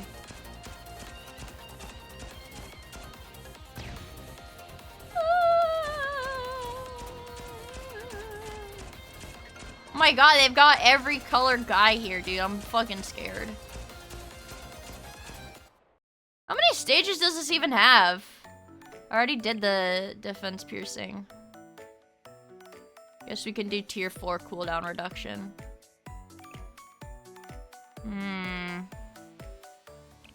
Okay, yeah, we need to go all in on the random attack thing. Because we're stuck with that forever now. We're stuck with that.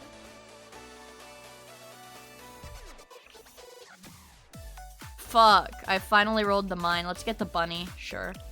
Why not? I'll get another bunny. Why not?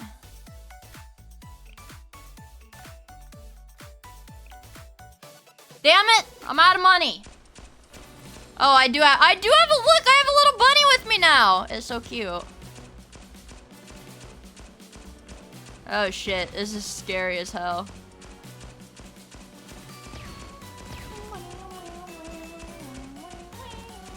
Ah! Okay, good. They're blowing up.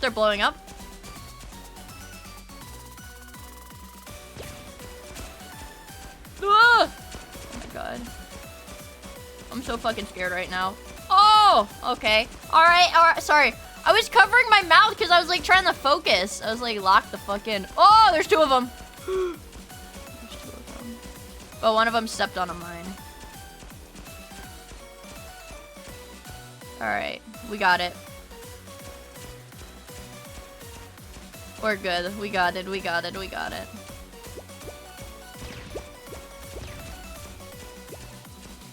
The bunny just sits there, I guess, though. Alright, I definitely need my attack speed up.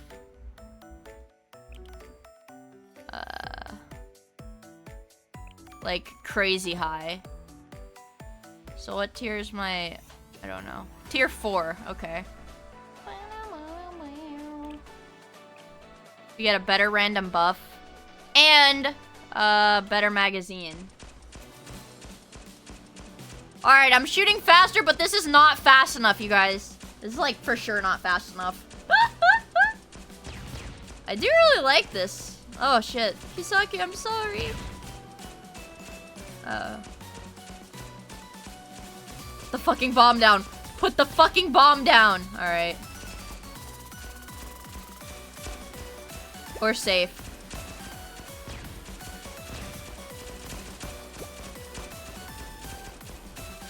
Fucking idiots walked right through the mines.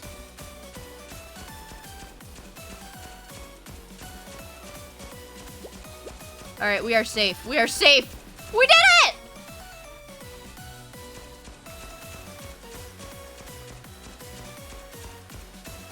With games like this, isn't there a point if the upgrades are infinite that you can, like... these guys are really fast, though. Shouldn't there be a point that, like, if the upgrades are infinite, you can just keep going?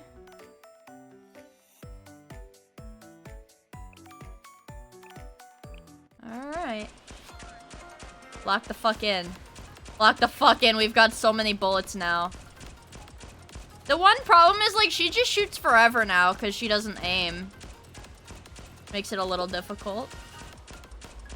It depends on the scaling. Oh. I guess, yeah, if the enemies scale infinitely, too, that would be... Uh-oh. The fucking statue cornered me. Alright, walk them to the mines. Amazing.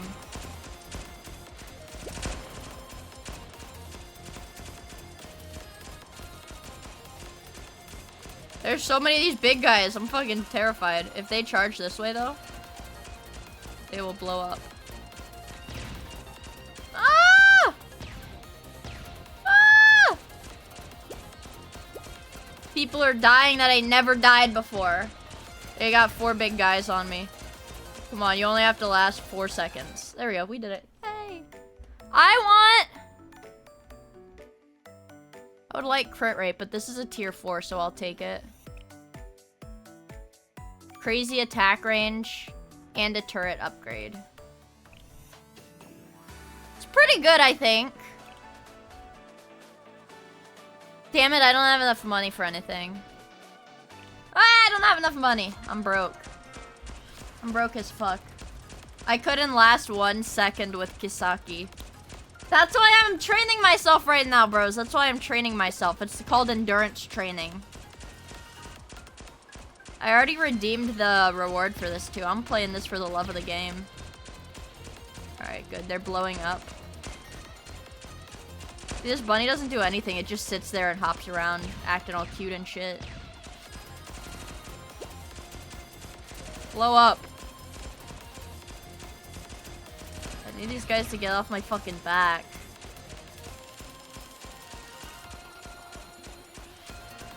Ah! Oh, he died. Fuck yeah. We have to run through these little guys. We're doing it! We're doing it! We're doing it. Holy shit. Another wave of the black ones, so I can handle it. Maybe. Alright! Cooldown reduction. Sure.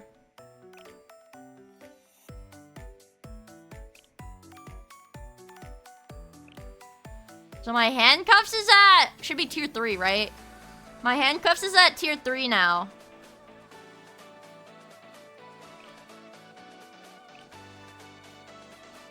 And let's get crit damage up, too. Lock the fuck in. Yes, I do still have Soy Jack survivors, but here's the thing, there's Nazi Soy Jacks in that game. So it'll get me in trouble on Twitch. There is Nazi imagery in that game. So I will get in trouble, unfortunately. I wish Kisaki would use the handcuffs on me. Okay. Okay. Ah! Ah! Ah! Ah! Oh, shit. There's so many of these big guys. We're doing it, though.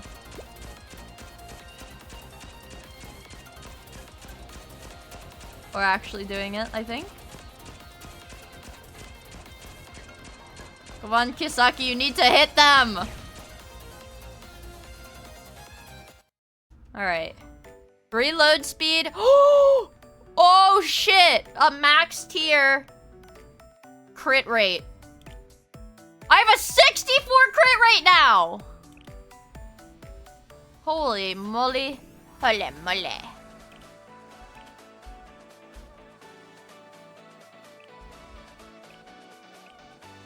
Holy moly. And finally, I rolled the card. So I have lower shop prices. Holy moly. Dude, we're locked in. We're locked the fuck in, guys. So I think the red means I'm critting them. But these guys die from my additional damage, like, item. I really want to upgrade my mines. I could really use more bombs. These guys are really fast. It's scaring me. Ah! Ah! Ah! God. Kisaki, lock the fuck in, dude. Kisaki, there are so many fucking guys after you right now. Eee! The big guys do a lot of damage. Oh my god. But luckily for me, I spawned 10,000 HP recover thingies. Alright, we've done it. We've done it. Saved once again. There are so many people! Oh my god. Okay, max HP is up. Recovery drone. I can buy this. Why not?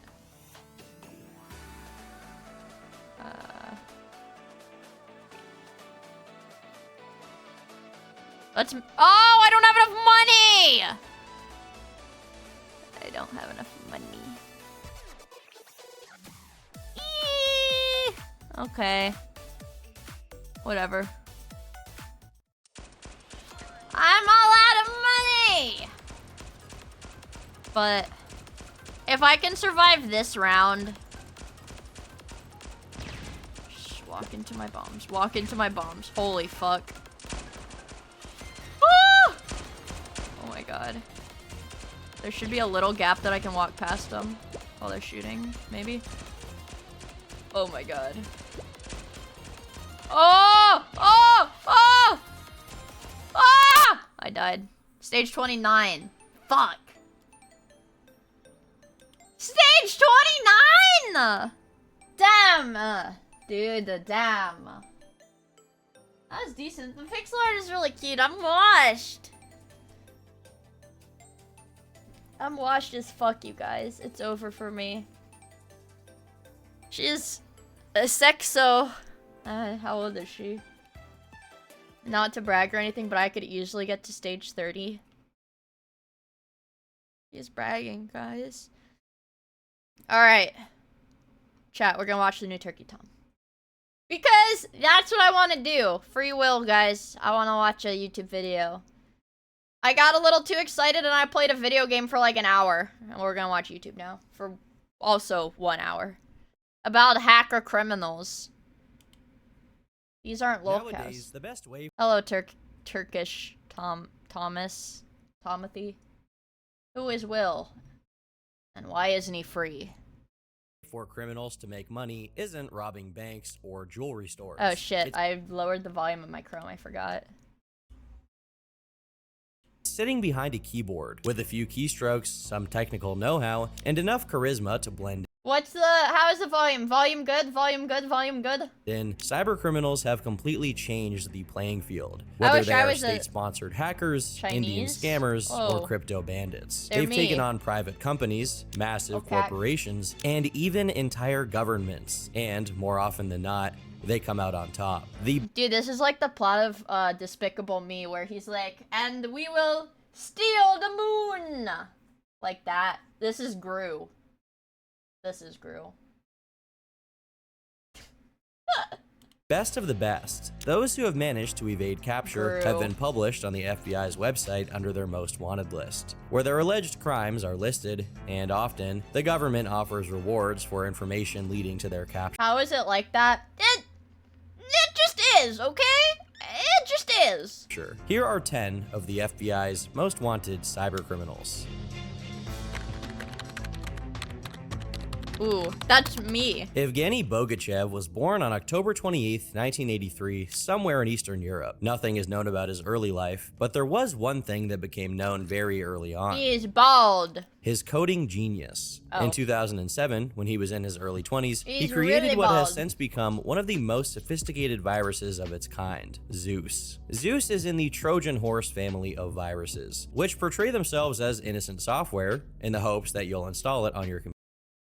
And then just don't install anything. I have a Trojan on my computer. It's called BattleNet. BattleNet. I don't know how to get it off of my computer. Like I don't know how to get it off of my computer. It runs in the background and shit. Dude, it's like the worst fucking virus. And also I have Can's Bitcoin miners. Computer. Yes, I also have 10,000 trillion Bitcoin miners. There's a recent thing about basically every YouTube to MP3 converter having malware. Yeah, but that's a risk I'm willing to take. I don't give a shit. I love Googling YouTube to MP3. I love Googling download YouTube video and clicking the first result and downloading whatever the fuck it spits out at me. I love doing that. From there, You have a much more pleasant existence if you're just a bit carefree, Indulge in the whimsy, Free yourself of those chains. I've been talking for like 5 minutes and the video's only been playing for 1 minute! Guys, doesn't it feel good to have me back? You can finally watch YouTube videos the way they were meant to be watched. I've got my Diet Coke. I already took my meds today. Which is good. So I don't go crazy. At 0.25x speed. And I have a paper bag of tortilla chips. Life is good. Life is good, chat. Jury's still out on your return? Okay. it will gain access to Yummers. your system and then do whatever it's designed to do, stealing your banking data, your login information, corrupting your files, and in some cases, completely breaking your computer. Evgeny first experimented with it in 2006, and it was first identified in 2007, when a group of hackers used it to steal data from the United States Department of Transportation and a number of private... See, what information would be pertinent? I mean, actually, now that I think about it, I'm sure, like, the hackers were hired by some, like, group to, like, get specific information. But it's like the Department of Transportation. What valuable information could you get from them, you know? My drive logs.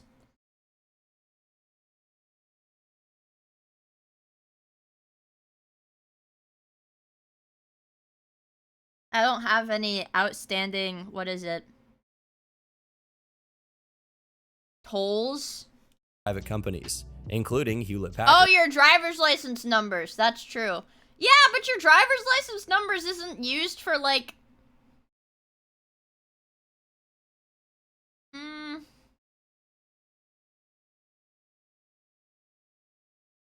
It can't be used as, like, a login for something. It's like an identifier for you. Right? Or HP. They gained access by posting phony job listings to employees who then clicked these suspicious links. Unfortunately, basic computer security was a foreign concept back then. Luckily, I haven't checked my email, and then they'll go open the bank account in your name with your ID. Oh, that's pretty bad. Yeah, I guess that's pretty bad. I haven't checked my email in a very long time. Let's see. Throne. Mr. Beast on Instagram. Miia_TTV. Check out Mr. Beast on Instagram. Okay.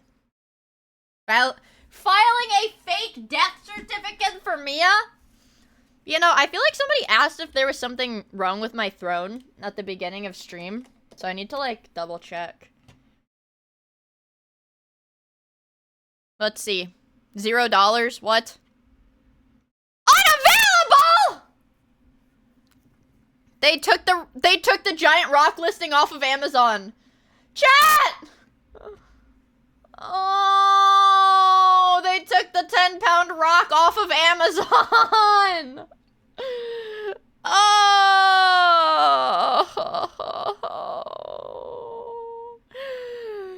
I'll put the gay pride Deadpool. Hina! Hi, Hina. I love you. Hina. Hina. Are we playing Vidya tomorrow? Is that tomorrow night? Are we playing Vidya tomorrow night? As someone who works with drones and electronic data in the army, you I want could get Funko driver's Pops! ID, travel Shit! labs, I want your living Funko address. Pops! Some driver's licenses I don't know. have it, and I don't know, nowadays whatever. some driver's IDs are chipped and can be tracked remotely. Also, am not a Fed yet. Thank you, Zurich, for your input. I thought Sayu wanted to play something. But here's the thing. I keep fucking up the time zone because I'm in Eastern time and the day rolls over for me sooner. So I never know what day it is. Yeah. She didn't say exactly what she wanted to do for sure, but I didn't know if you were... Yeah, we playing. Yeah! Alright, let's find the Funko Pop. I want the gay Deadpool one. Wait, this is not a Funko Pop. That's not a Funko Pop. I want Funko. Funko. I saw it. Funko. Funko. Funko. Funko. Funko? I don't know. We got 100 pages to scroll through. These are Nendoroids, dude.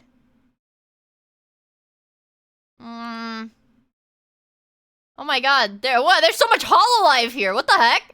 Wait, there's a lot of Hololive here. Why would you want Funko Pops? You know that video where Sam Hyde and his boys deep fried feces? Well, in that same video where they deep fried feces, they also deep fried Funko Pops. And it's like a spiritual thing. It was like Pride Deadpool. Pride. Dead. Yep, Pride Deadpool. What?! They don't have it. They were Infinity Stone. No, those were the Infinity Stones! You're right. They did say they were the Infinity Stones. I thought this was a crack pipe. For a second. Let's see. Do you have Funko Pops? This is a cute shirt. Do you have Funko Pops? Whoa! Guys, look! But... where's the Funkos? Prime. Smiley face. You know what I think is really funny? When people have, like, the surprise gift, I don't really know how the surprise shit works. But my assumption is that they literally send you a random thing, like a mystery box. I don't really know how it works. But I keep seeing people be like, oh, I got a surprise thing. I want Funko Pops! Damn it, bitch! A surprise, it's Anthrax. That's actually a irrational fear that I have. Is getting, for whatever reason, like, I don't think I could ever open, like, a P.O. box because I have, like, an irrational fear of getting mailed Anthrax. Irrational clueless. Yeah, I know. You guys would love to do that, wouldn't you? Orange? Orange? Dude, Funko! Funko.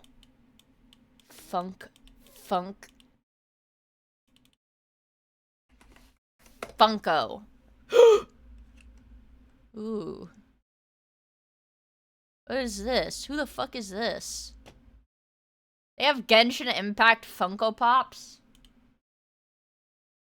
Yeah, that'd be jerking me off right now. I want Marvel Funko. I want Marvel. None of this anime bullshit.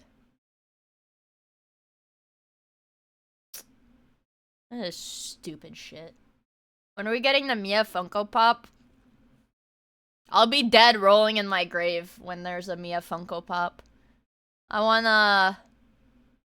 Ooh. I want the, Wait, what is it that people were having a shit fit over? The Arcane Funko Pops? Only one Hina Funko exists.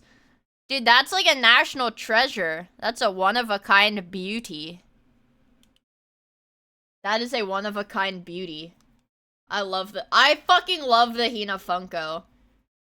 Because it's kind of scary. Kinda scary. Whoa. The Rise of Funkies. Steam Key. I'd play that. Funk of Titans. Steam Key.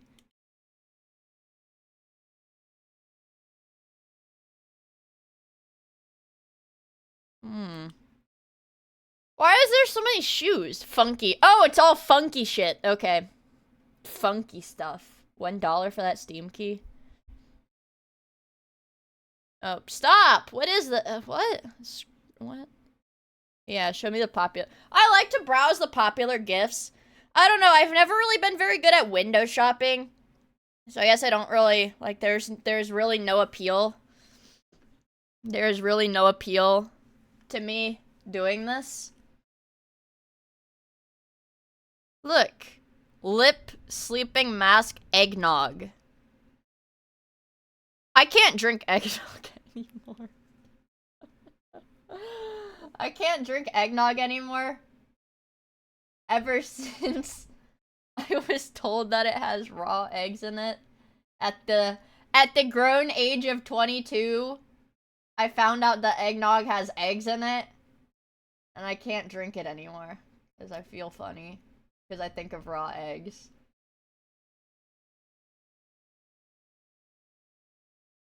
They get cooked though? How? It was, I will say, Hina makes the best eggnog I've ever had. Which, granted, I've not had that much eggnog, but it was the best eggnog I've ever had. It contained a dozen raw eggs. And it had a dozen raw eggs in it, that's right. That's right! And it was really good. But I did sit there confused, like, wait, it has, like, there's, like, looking at it, like, there's... Like, I was on, like, my third glass of it, and I was like, wait, what do you mean there's raw eggs in this? It's like, so there's this thing my mom used to do. Because she's pretty into, like, health foods and stuff. She used to, not anymore. She would make stuff and, like, wouldn't tell us what it was or, like, what was in it and be like, just try it first. She'd be like, you have to eat it first because if I tell you what's in it, you're not gonna want to eat it. Which was very true. Like, one time she made chocolate pudding and it was really good. And I ate it and I was like, oh, what was this made of? And she was like, avocados. And I was like, what? She was like, yeah. The pudding base is avocados. And I was like, why? Or, there was also a saga where my mom would make, brownies out of beans. As, like, for a protein thing. And, like, wouldn't tell us. Yeah, like, black beans. And my mom makes pies out of, what is it? Garbanzo beans. They're actually really... And it tastes like pumpkin pie. And it tastes just like pumpkin pie. I got converted by eating the bean foods. I think it's really good, actually. Let's see. Apple pencil. Dude, I had to help my oh my god, chat. I had to help my lab partner, last, like, lab session. I had to help her with like a lab report thing that she was doing, and she has like an iPad, and she was doing it on her iPad, and I was like, and she was like, here, she like handed me her Apple Pencil and was like, here, just like show me what you mean.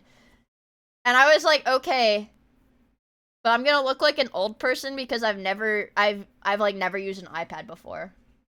I'm not a tablet person. If I was a tablet person, I'd probably never leave my, what the fuck? The 14 terabyte external hard drive. No. It's not it's like specifically the Apple Pen. Where's a picture of it? This. No. Or Apple Pencil, sorry. It's a stylus, but it's not just a stylus because it's $150. Which is ridiculous. It looks gay. It is gay. That's relevant for most streamers because they save their VODs. Okay. Yeah, and? I want Chinese stuff. Do you have anything that's good Chinese? Chinese food? Dude, are you fucking kidding me? A Chinese 5-spice blend? What are the spices in the 5-spice blend?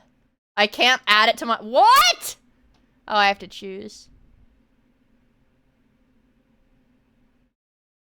Based on the traditional philosophy of balancing yin and yang. Whoa. Shit. Whoa. Whoa. I'm not gonna lie, you guys. I'm pretty tempted. A Chinese chestnut tree from fastgrowingtrees.com. Oh, dude. Dude. Chinese Mormon apricot tree. Dude. Dude. Or we can get a sexy Chinese woman. That Chinese lady. Fuck the shit out of that Chinese lady at the donut store or whatever. Yeah, throne is weird. I thought about adding like one thing to my throne when I was like bed rotting, but then I didn't because honestly the website is kind of a pain in the ass to use. Like, what the fuck would I need? Seacrest 10-pack glass food storage containers with lid, airtight BPA-free meal prep containers for kitchen home use. Who the fuck needs that? A mini fridge, low-key. Low-key a mini fridge. I'd get my ass beat. I'd get my ass beat. I keep telling you guys that. I'd get my ass beat if I put a fridge in my room because I already get told off for not leaving my room enough and only drinking Diet Coke. I literally have the entire fucking 6-pack of empty Coke bottles in my room on my desk right now. Look. Number 1, 2, 3, 4, 5, and the one I'm drinking from right now, dude. It's like actually over. So like now imagine if I didn't have to. No, it's not fat ass maxing because it's Diet Coke, idiot. Honestly, I want a box of Lucky Charms. That would probably fix everything. Do they sell cereal here, like Walmart? Lucky Charms. Dude, what is this bullshit? A puzzle? Dude, what is this? I want the cereal.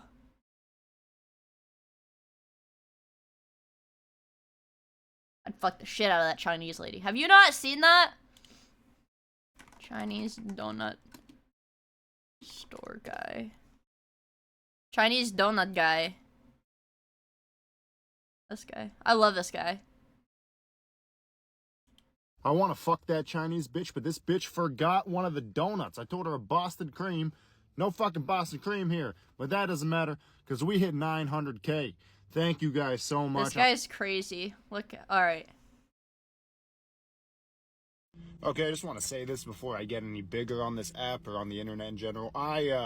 There are some videos out there of me, not videos, there might be something out there of me saying something bad. I've had sex with a couple Mexican girls, right? Each time, fuck your teacher, she's a slut. I would fuck the factory out of that Chinese lady, man. She's fuck college, don't go. Nah, I'm 26, right? I'm 26 years old. My goat! I saw that gay guy show off all the Louis Vuitton shit he bought. So if you skip this, I'm gonna slit my throat at a 5th grade birthday party. Anyway. I love this guy. I'll never fuck a woman ever again, but fat girls are easy to please, man.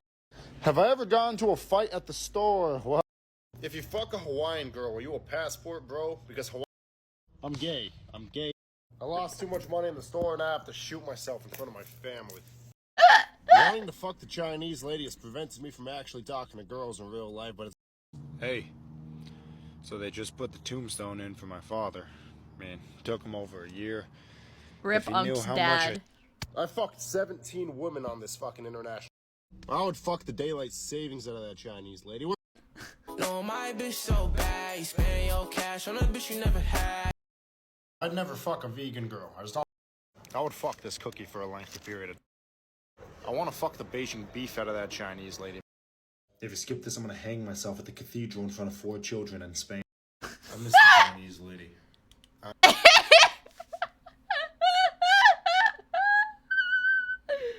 I love this guy. I love this guy. This guy's fucking hilarious.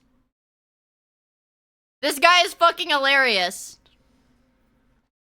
He's just like, he's schizophrenic. I'll see if I can get Chinese donut compilation. Hold on.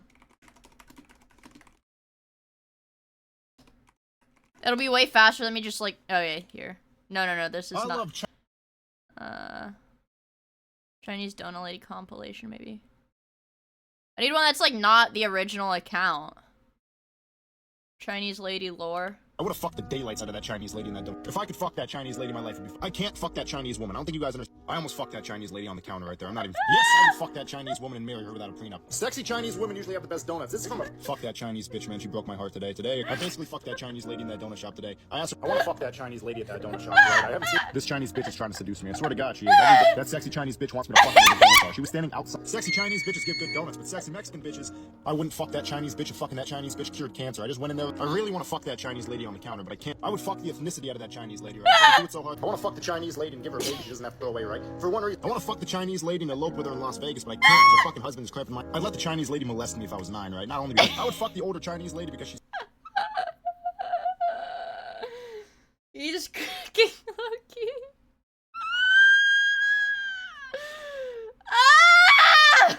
Sexy, right? She gives off some sort of sex. Me wanting to fuck that Chinese lady is the only reason I haven't offed myself, right? These are not from her. These are from a different Chinese lady that's from Vietnam. Fucking that Chinese donut lady is the only thing I really desire in life. I would have fucked the daylights out of that Chinese... That's the donut guy. That's the donut guy. How did we get on this tangent? Oh yeah, because we were talking about Trojans, and then I said, I have a Trojan on my computer. It's BattleNet.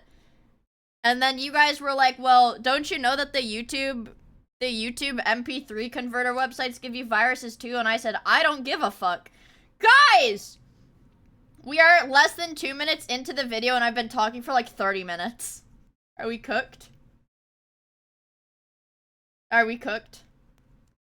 Attack didn't do much, at least as far as the victims were concerned. The number of affected computers barely exceeded 1,000, but security experts still sounded alarms, realizing that none of their supposedly up-to-date antivirus could actually detect Zeus. And as it turns out, their worries were very justified, because for the next 2 years, Evgeny worked hard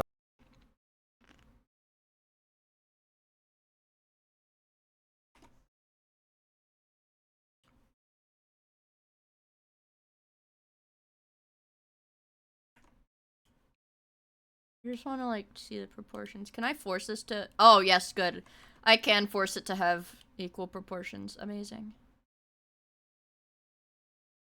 His head... Right. It's extremely circular. Like, the top part of his head... This is a circle, not an ellipse. Okay, this is a circle. The top of his head is very circular. This video is not getting completed tonight! on perfecting his design. In 2009, he partnered up with a hacker team calling themselves Avalanche, creating Jabberzeus. This hacking group would be responsible for one of the biggest online heists of all time. In June of 2009, they stole a bunch of banking info, and starting on June 22nd, they started making unauthorized payments in the range of $10,000 or less. It took 7 days for the bank to realize something was wrong, at which point it asked the banks receiving the payments to return the money. At which point, the hackers would then ask the banks that were receiving the payments to return the money that had been sent. This method was very effective. The hackers stole around $415,000 before. Wait! So how did they steal the money if they went to the banks that received the money and said send it back? How did they get the money?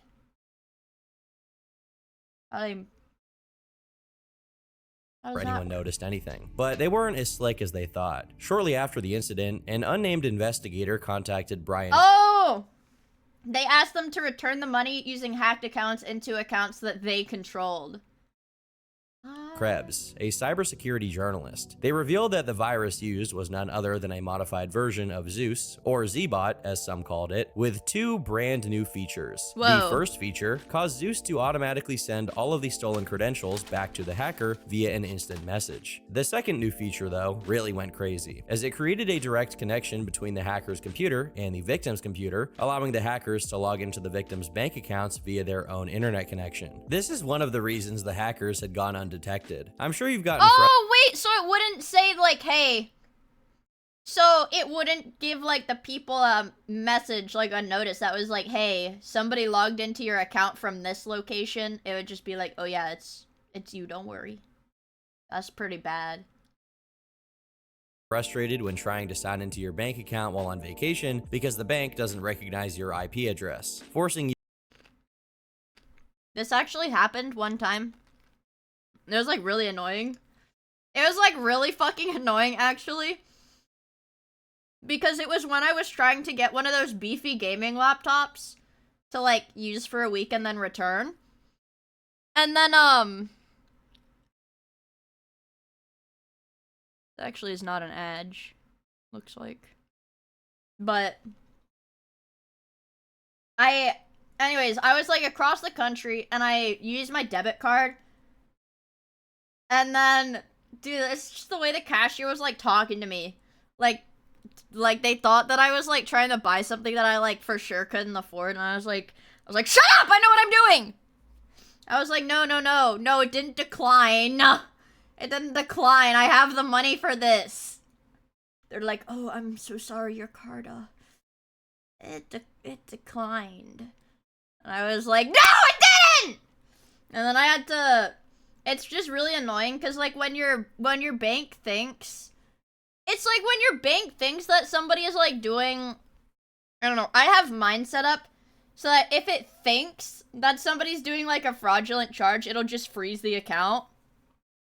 So I had to, like, log into my bank and, like, go through the, like, no, I swear to God, this is me.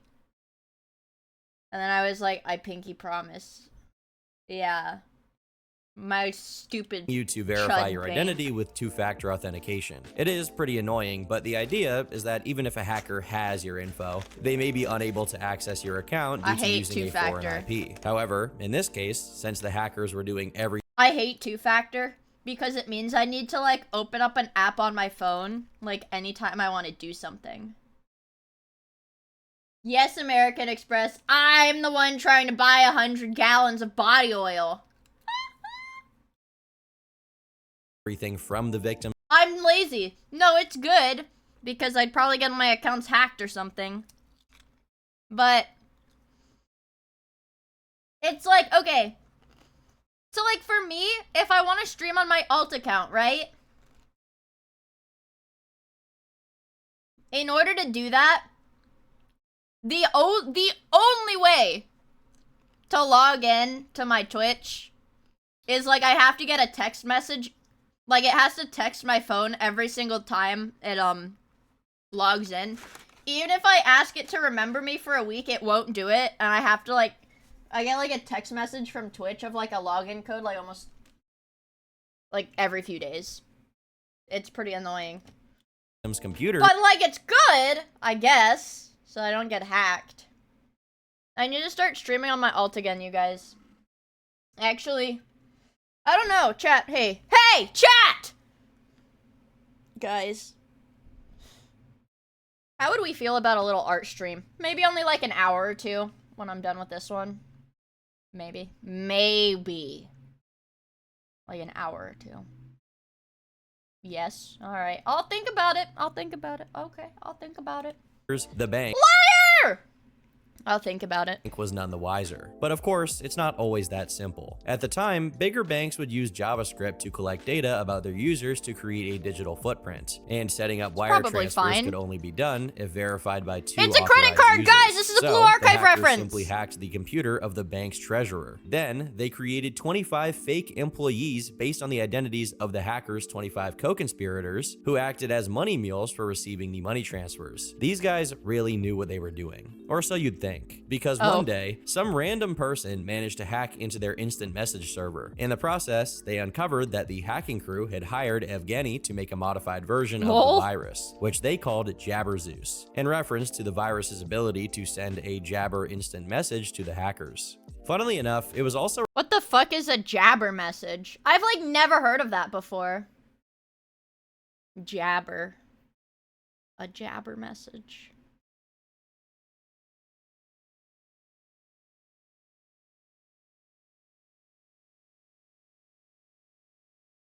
It's an open source instant messenger. Oh.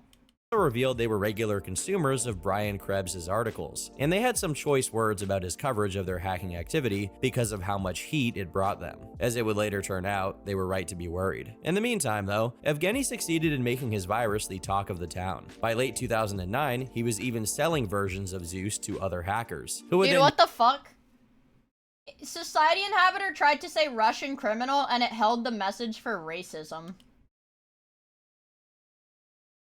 We're watching a video about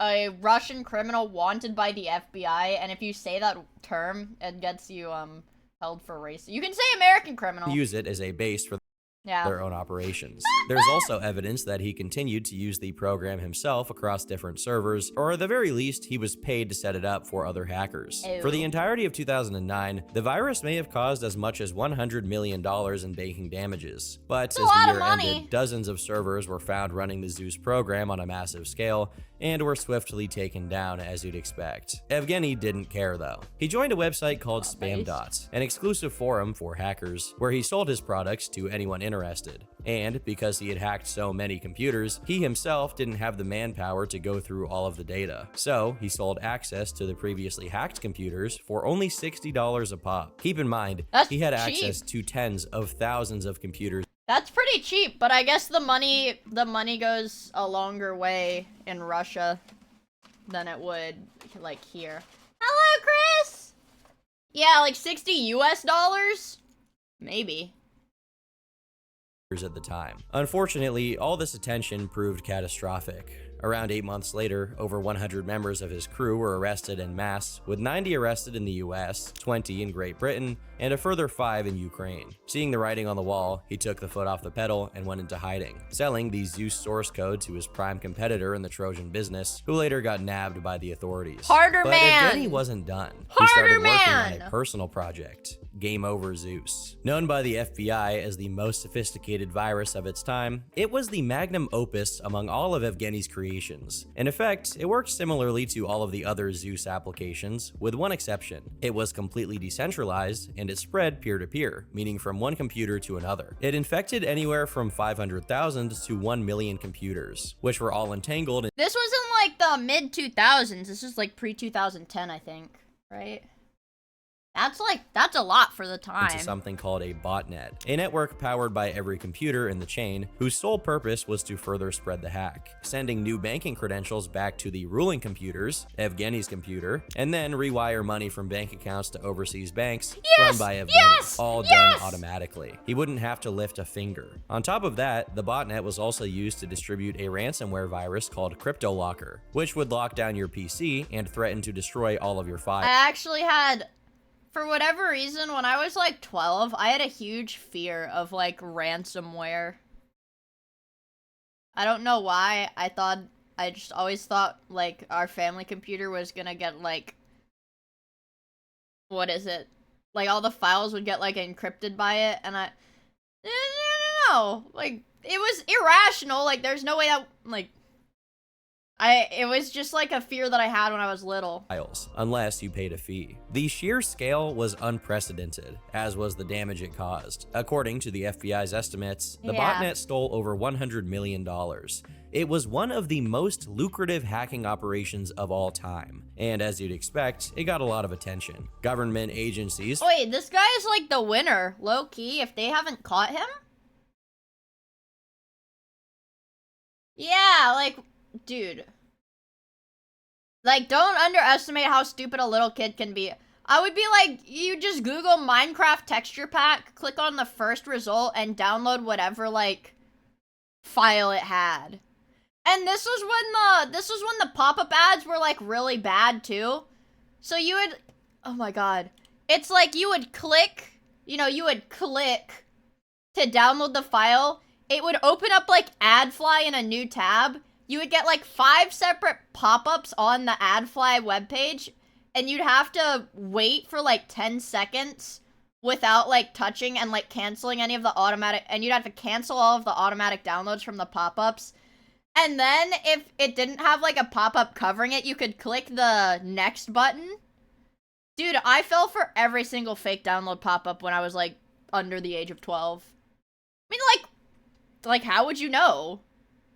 How would you know? From around the world got together to try and bring down his criminal network. And in June 2014, they announced Operation Tovar, a multinational effort to bring this network down. The operation was mostly successful, as they traced the administrator computer and disabled both Zeus and CryptoLocker. Evgeny's identity was then revealed to the world, and he was indicted on 14 counts, including conspiracy, computer hacking, wire fraud, bank fraud, and money laundering. Unluckily for the investigators, while his admin computer was in Pittsburgh, Pennsylvania, he was not. Evgeny became a fugitive, with the FBI offering a $3 million reward for information that would lead to his arrest. As of today, no one has claimed that reward. Last time he was seen, he was living in the city of Anapa in Russia, and also owned some property in the city of Krasnodar. Since Russia refused to extradite him, there have been rumors that he works with the Russian government on That's fucking crazy, dude. He just gets to live his life now.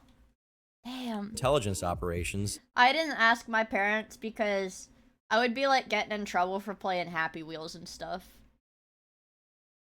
I would be on Newgrounds. I was a Newgrounds kid, so my parents did not like the games that I played. I fucking loved Happy Wheels. But that's never been told. My favorite, I've talked about this, my favorite, like, Newgrounds game. Yes, there was porn on Newgrounds, but it's, like, pretty easy to avoid. But there was this Mario game that was, like, I don't know, it was, like, fighting.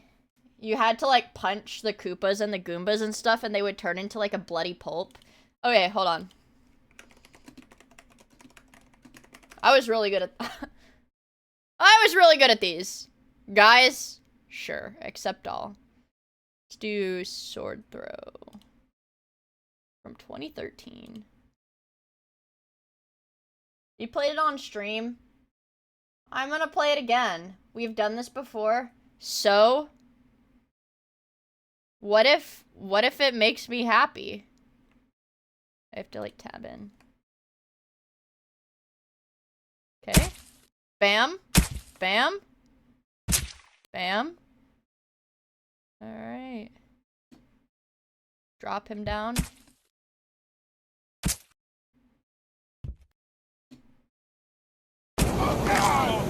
Bam. Ow! Oh god! Ow! Ow!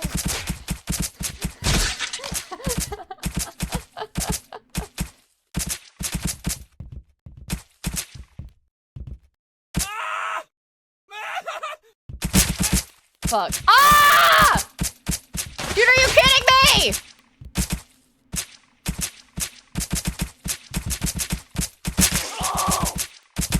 Ugh. Can I pull my sword out of his torso? might have to try this again. Hold on. Alright, let's try this again.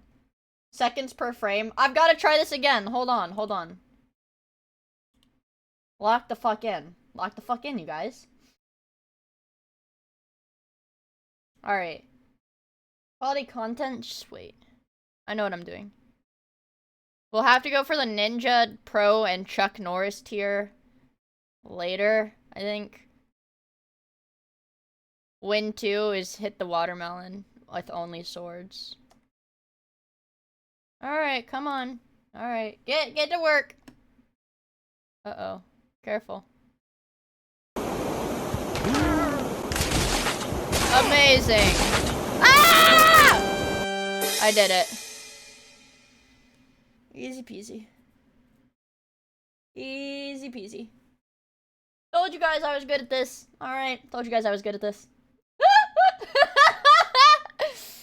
Wait, lock in. We're not done. Totally confirmed. I will say that this is a pretty common theme you'll see, as many foreign cybercriminals steal information or funds from the United States, but are then able to leverage their skills for protection in their country of origin. For this one, we have to introduce you to a whole team of people. Komail Salmani, Hassan Harouni, Reza Kazemifar, and Alfreza Nassab. Born just a few years apart in the mid to late 80s, the four are all Iranian nationals. Nothing is known about their early life, and this time, they don't even have much of a media footprint, with the most noteworthy thing about Komail, for example, being that he looks uncannily like a brown Ryan Gosling, while solid info is example being that he looks uncannily like with the most noteworthy thing about Komail, for example, He does look like a brown Ryan Gosling. Being that he looks uncannily like a brown Ryan Gosling. While solid info is hard to come by, our story starts when they become part of a front company called Mahak Yaran Afraz, which claims to be a cybersecurity company, but actually worked on behalf of Iran's Islamic Revolutionary Guard Corps, or IRGC for short. Their purpose was simple: hacking into US infrastructure and doing as much damage as they could. Starting in 2016, the four hackers started targeting various entities within the United States, including defense contractors, the Department of Treasury, and various companies in New York. These defense contractors were the primary targets. As they had security clearance from the Department of Defense, they gave them the ability to access, receive, and store classified information for the purpose of conducting activities in support of US Defense Department programs, quote unquote. In essence, they had government secrets that the Iranians wanted. The hackers also compromised 200,000 employee accounts at a New York accounting firm and a further 2,000 accounts at another company. The method behind it was pretty simple: spear phishing. They reached out to employees working at these companies, pretending to be someone trustworthy, and in the email where they reached out, they included a phishing link. When the unwitting victim— That's crazy. It just always works. It just always works. Clicked on it, they were brought to a fake login page where they entered all of their credentials. Once the hackers had those, they could then access the company systems. But they didn't search for these company emails manually. They designed a program called Dandelion, which could identify target email accounts for different purposes, track whether a victim had clicked a malicious link. Low-key, I might fall for a phishing thing, low-key. Because, like, sometimes, I know it's bad, but sometimes when I get, like, really, really shitty, like, emails, like, I think Cleo and Mako have talked about how they get emails, like, people trying to recruit them to, like, an OnlyFans house. Also, Zepex, thank you for the follow. And, Yagana, thank you for the follow as well, I really appreciate it. But, like, let me see, I got a really shitty one. Let's see. I think it's in my, I think it was in my spam folder, frankly.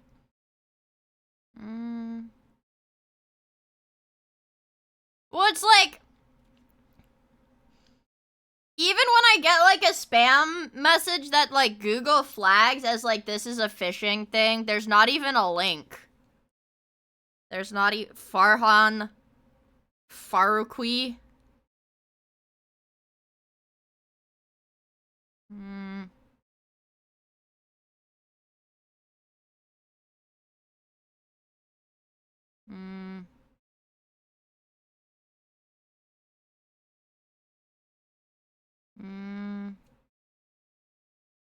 I don't know, man. The typical streamer scam is they send you a sponsorship offer. If you reply, they send you a zip with a PDF inside of the password, and when you unzip it, you get cooked. Well, it's like sometimes when I get a particularly, like, just laughably bad sponsor offer, and it has a link to, like, their website, or, you know, it's like the, like, really shitty people that are like, hey, heh, the only way for you to grow as a streamer is for me to be your editor. Here's my website. Look at my stuff. Sometimes when I can tell they're gonna be really shitty, I click it. You know, just to humor it. But, see, if that was like a, I don't know, a virus link, then I'd get a virus. And even reveal their location through IP tracking. The program also gathered surface-level details about the victim's browser and operating system, helping the attackers tailor their strategies. The way they went about it was pretty genius. In 2019, they targeted an unnamed defense contractor and successfully hacked into an admin account. Then they used this account to create 2 fraudulent email addresses that looked completely real. And they used those emails to target another defense contractor and a consulting firm. While it wasn't super flashy, their method was organized and it was definitely meticulous. As is the case in most well-run companies, the 4 members all had their own roles to play. Haruni and Shafi were responsible for running the servers and procuring online infrastructure via a fraudulent identity. Kazemafar and Barandaran were responsible for testing their malware and social engineering methods. Kazemafar also separately worked for I click. If I see a link in chat, if I catch it in chat, I'll click it. Because usually, it's like some stupid shit. Let's see if I can find like a short that's like on par with what people link.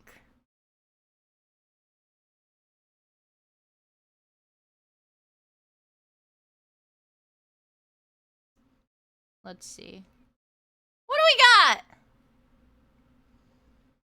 See, you guys, if somebody sends a link in chat, it's like a video like this. I'm doing pretty good, no? No problem. If you don't come, you don't come. If you come in a minute, you come in a minute. If you come in an hour, come in an hour. I'll be there, man. Nigga, what? I bet. Yo, I ain't gonna lie, bro. Can you please tell Twitch to install some subtitles into your shit? Charizard, he's like unique or special. Huh? You're not unique or special, man. Charizard? Excuse me! Charizard is basic as fuck. For a 3rd evolution. Is he gone? Did you just say you niggas are special? What? No. What? I'm a heaver that bag. I've seen some of these documentaries. I ain't believe none of that. Hey, the game government and don't get no one in the mass sample. I love XQC. I have no idea what the fuck you're saying right now. I'm sorry. It's just what the fuck, man. Can I buy a lot? Can I buy a pickaxe? Pickaxe? You want to play Fortnite? Nah, man. Are you okay? Motherfucker, have a nice night. He's forming his first words. He's forming his first words. Oh my god. I'm tired from what? W D X B S N. Again. Type again. W D X. Type again. Type? Oh my god. Type again. What the fuck is he saying? Type again with the scrolls. What?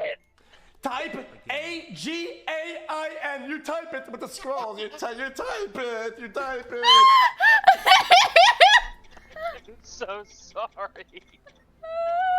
W D X B.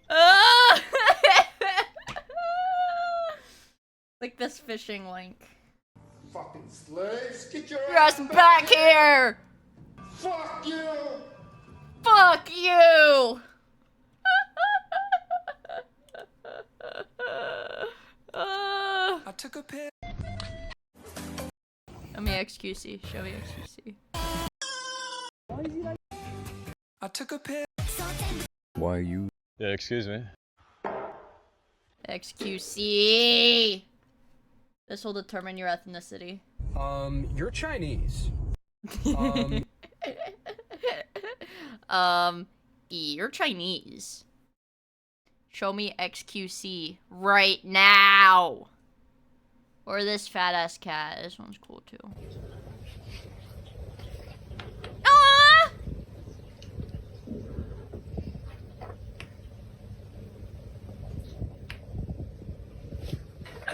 Aw, he's so fat.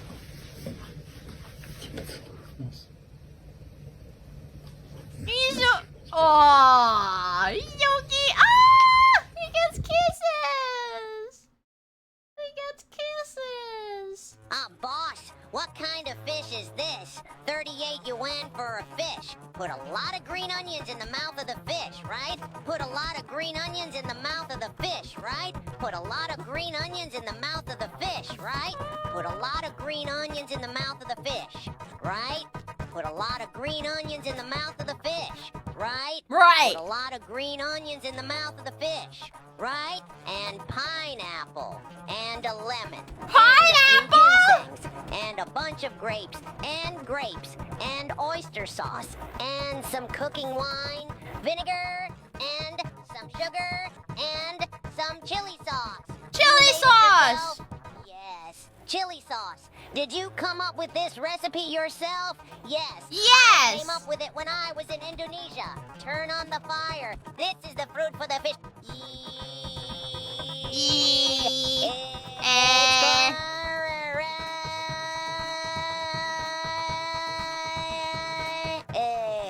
It's a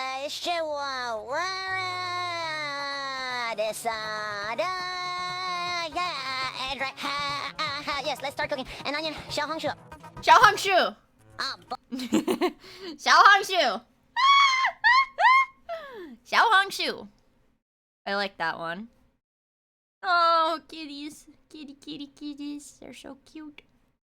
Wait, what? You owed this? What the Wait. fuck? You owed this base? Wait, is this P11? Yeah, this is my base. I didn't know this. What? Wait, you blew up my base? Look at his face. No, you didn't tell me. Wait, what? Bro is TG. I love that feeling when it's starting to hit. I do miss that feeling. That was a crazy feeling, huh? Just that little like sparkle in your stomach, you know? Oof. You know, it's coming. You're like, oh, fuck yeah, that's good. That's some good shit. Yeah, we're in the sober era of streaming, guys, huh? The sober era of streaming. Have you ever done a sober stream? Right now, my boy. What's good? You love that feeling when I took a pill. Show me train wrecks.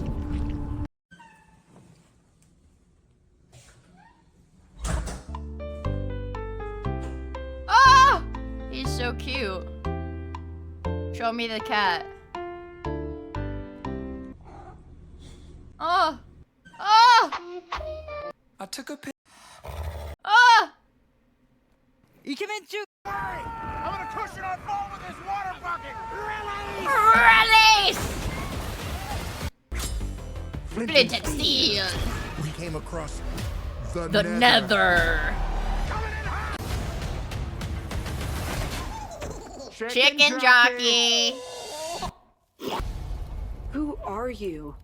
I am Steve. Chicken jockey. There's an epic.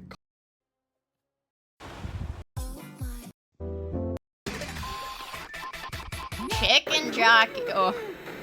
Garrett the Garbage Man Garrison. Wait, who are you again? Garrett the Garbage Man Garrison. Wait, who are you again? Garrett the Garbage Man Garrison.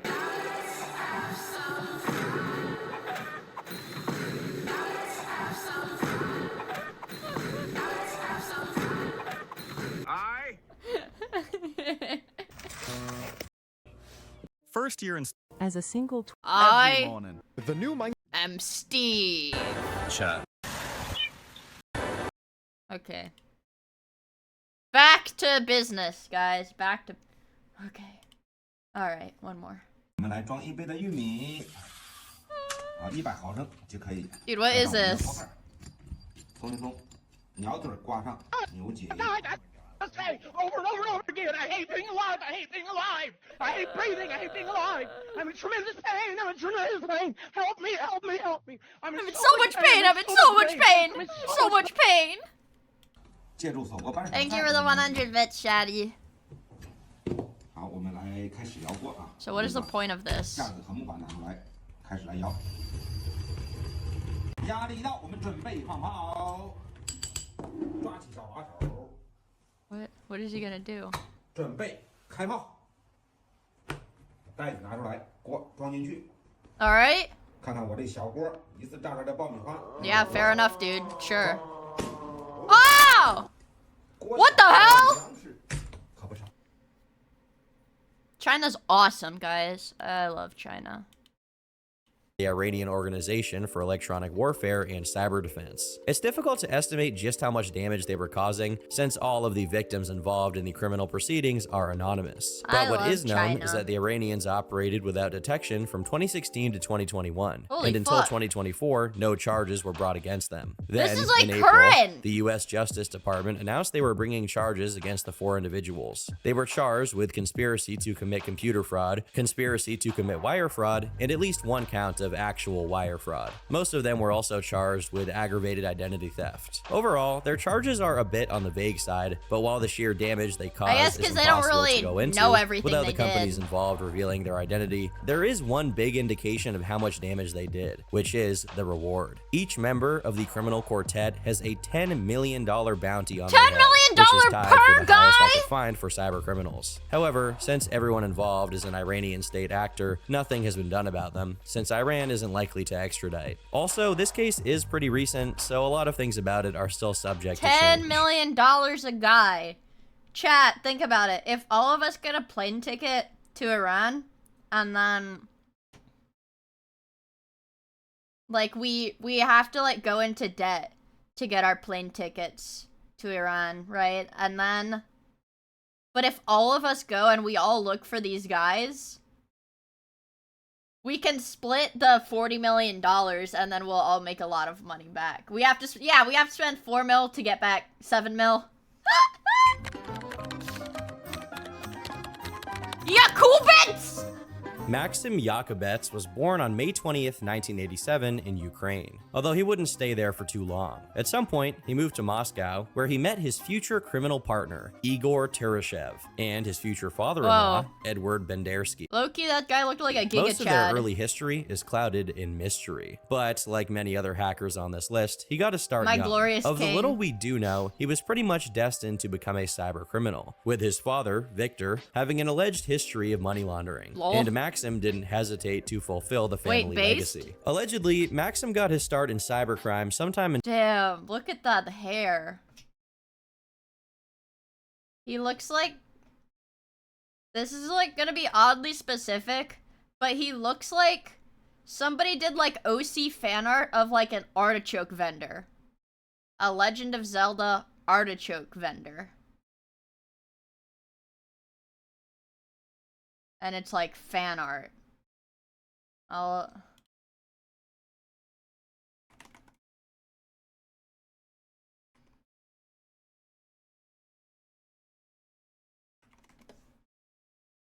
Yep, there it is. Artichoke and pumpkin salesman r/Tumblr draws. Yeah, oh, it's based on this picture. It's based— there it is. There it is.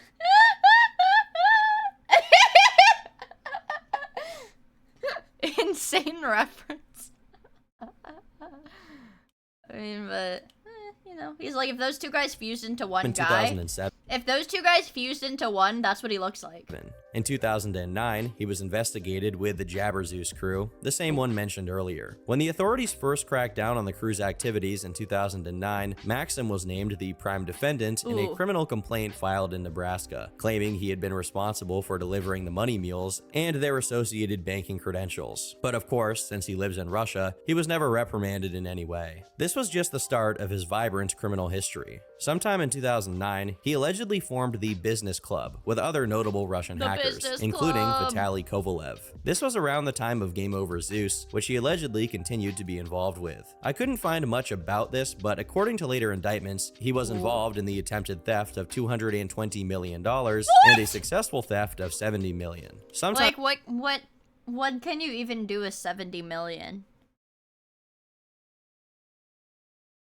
To like spend the entire 70 million, you can get like 50 houses and then get like 50 cars.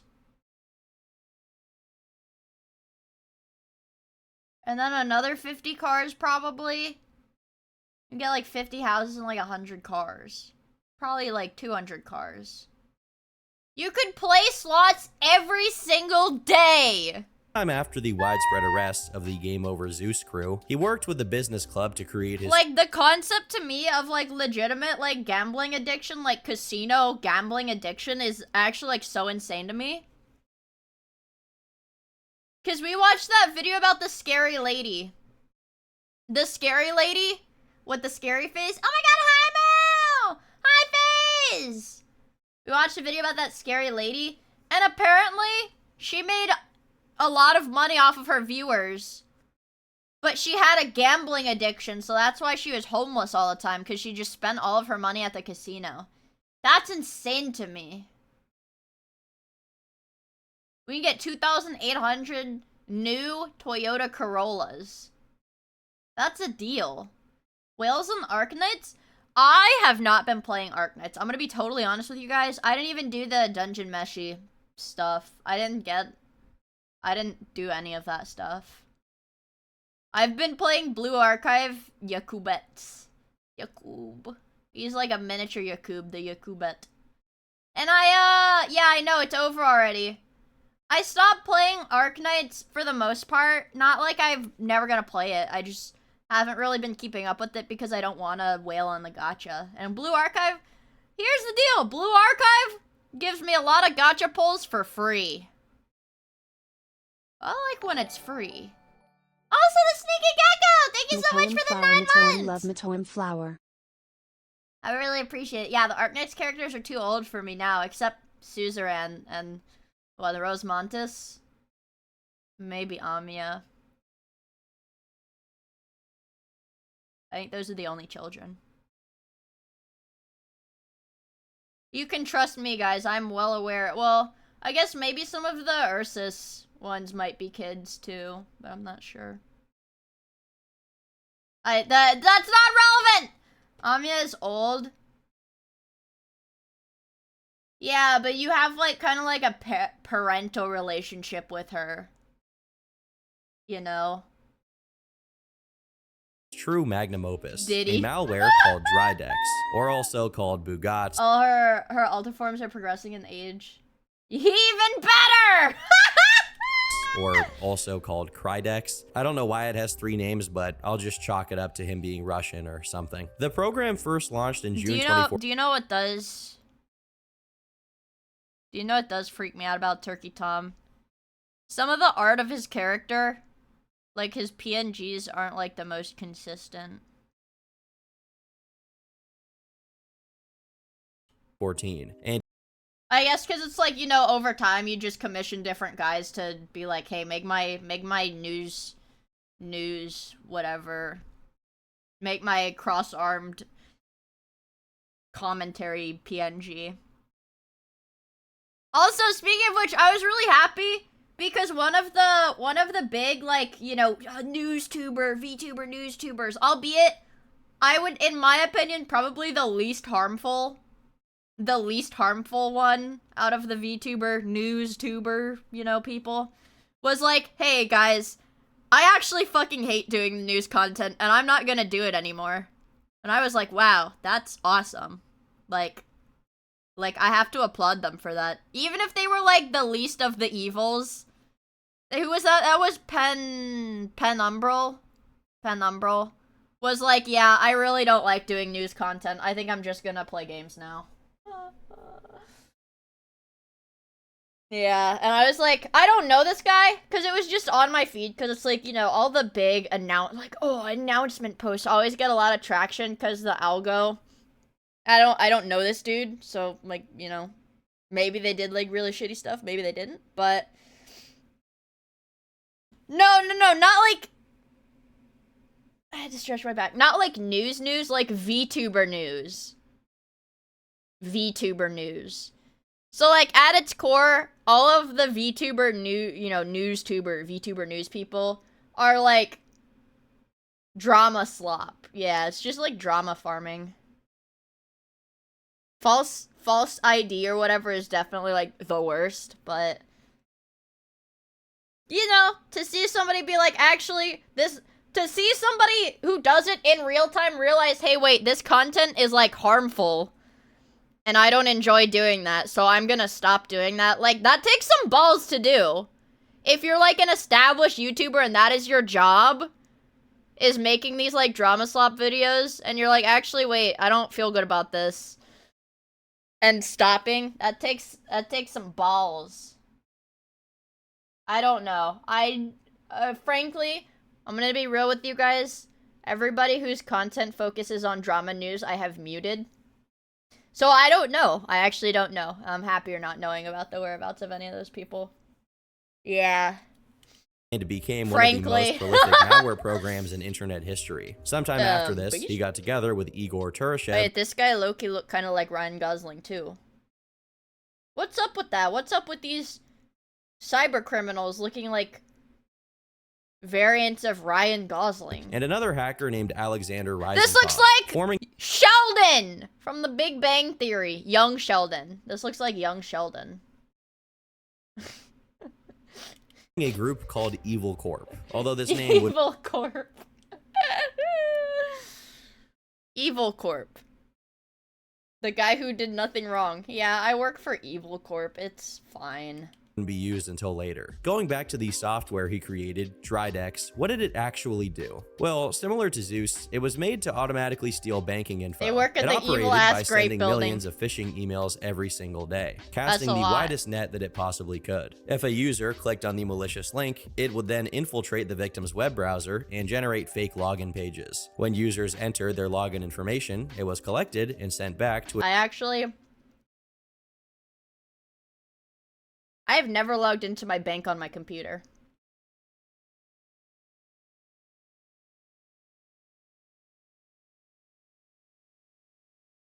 So I would be fine if I clicked a phishing link.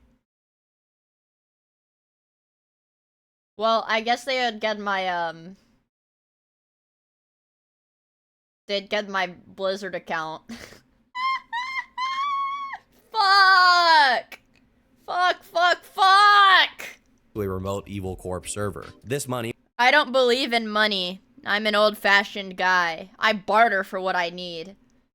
I had to barter 3 rabbit pelts to keep the internet up this month. And they said it's gonna go up to 4 rabbit pelts or 1 deer pelt.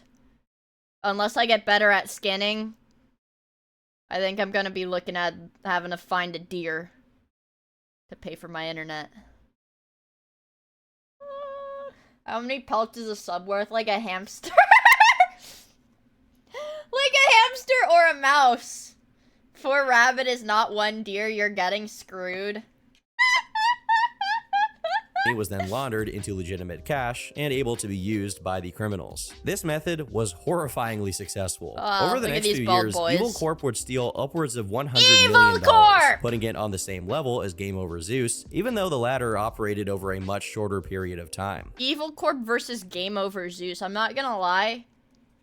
These hacking things have Reddit-ass names. But if I was in their position and they're like, you gotta come up with a name for our evil cybercrime hacking company, I would probably think of something Reddit as fuck too. I'm not gonna lie.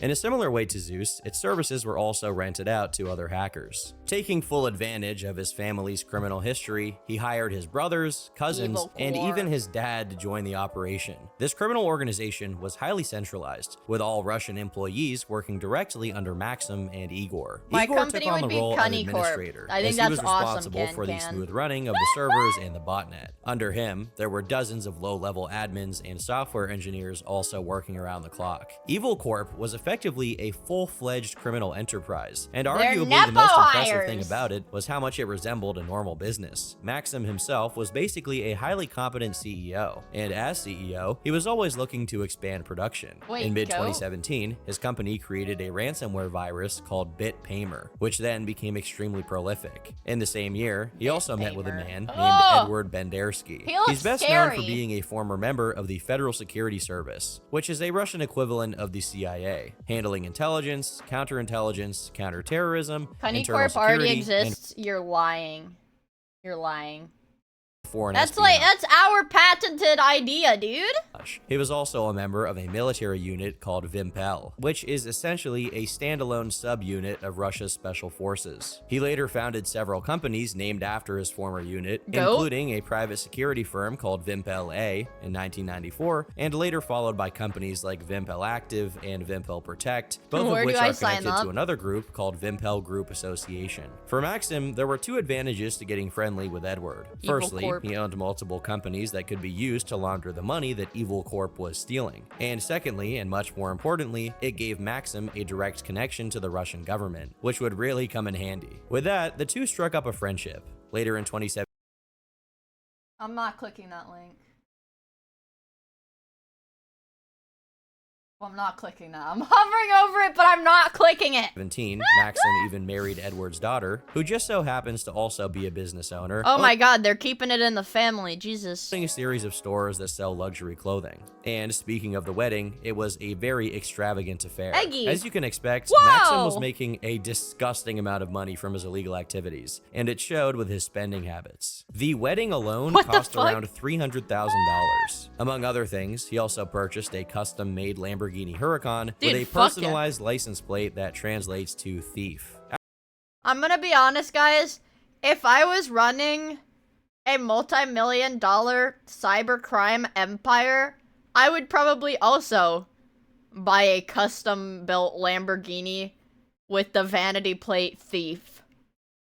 Like, fuck yeah, dude. Of course I... Like, what else are you gonna spend it on? After making this connection, Maxim started working directly with the Russian government, allegedly acquiring confidential documents through their malware program. He then tried to use his connections to gain authorization for access to classified information from the FSB, although it's unclear how successful he was. But while everything had been smooth sailing until this point, things quickly started getting complicated. Sometime in the middle of 2019, he and his partner, Igor, started getting on each other's nerves. The relationship slowly started to fall apart, and it was completely destroyed by December. The crew had operated entirely behind the scenes up until this point, but it would end when the courts in Pennsylvania and Nebraska indicted both of them. The charges were severe. Both men were accused of conspiracy, computer hacking, wire fraud, and bank fraud, all in connection with Drydex. Maxim was additionally charged for his alleged involvement with the Zeus project. A bounty of $5 million was put on his head. This was what seemingly destroyed the partnership between Maxim and Igor. Even before that, Turashev... Maybe Igor was jealous because his hairline receded, but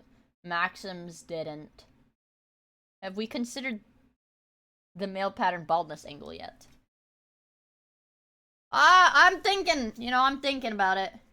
Drydex sounds like over-the-counter athlete's foot powder.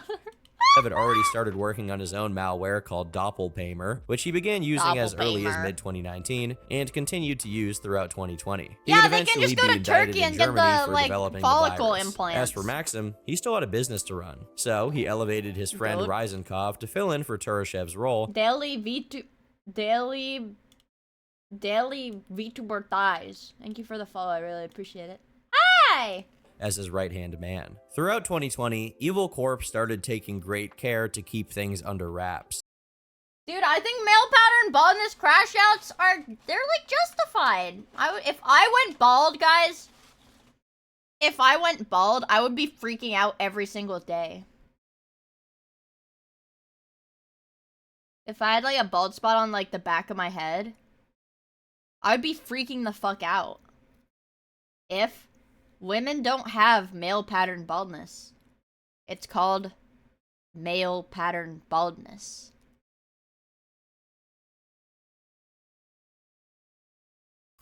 Exactly. Show us the top of your head. I can't.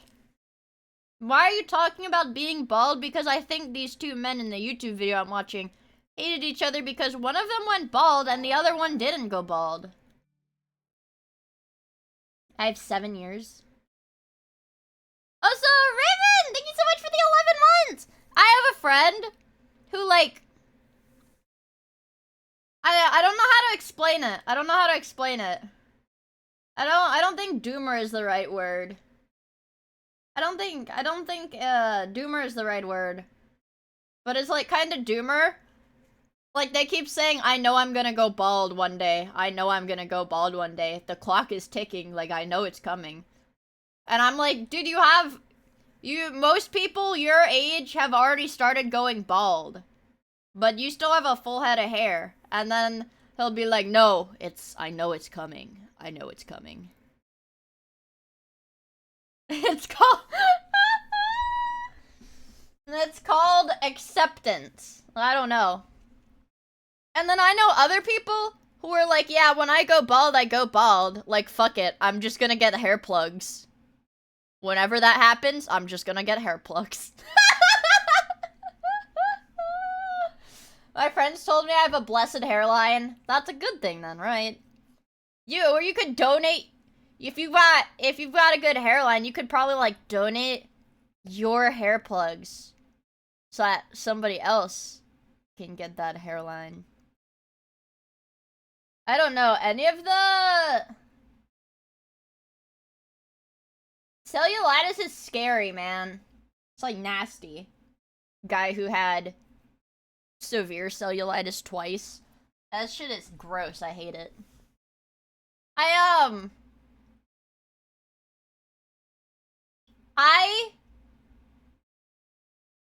don't know, that plastic surgery shit looks so scary. Like, either, like, trypophobia, like the fear of the little holes.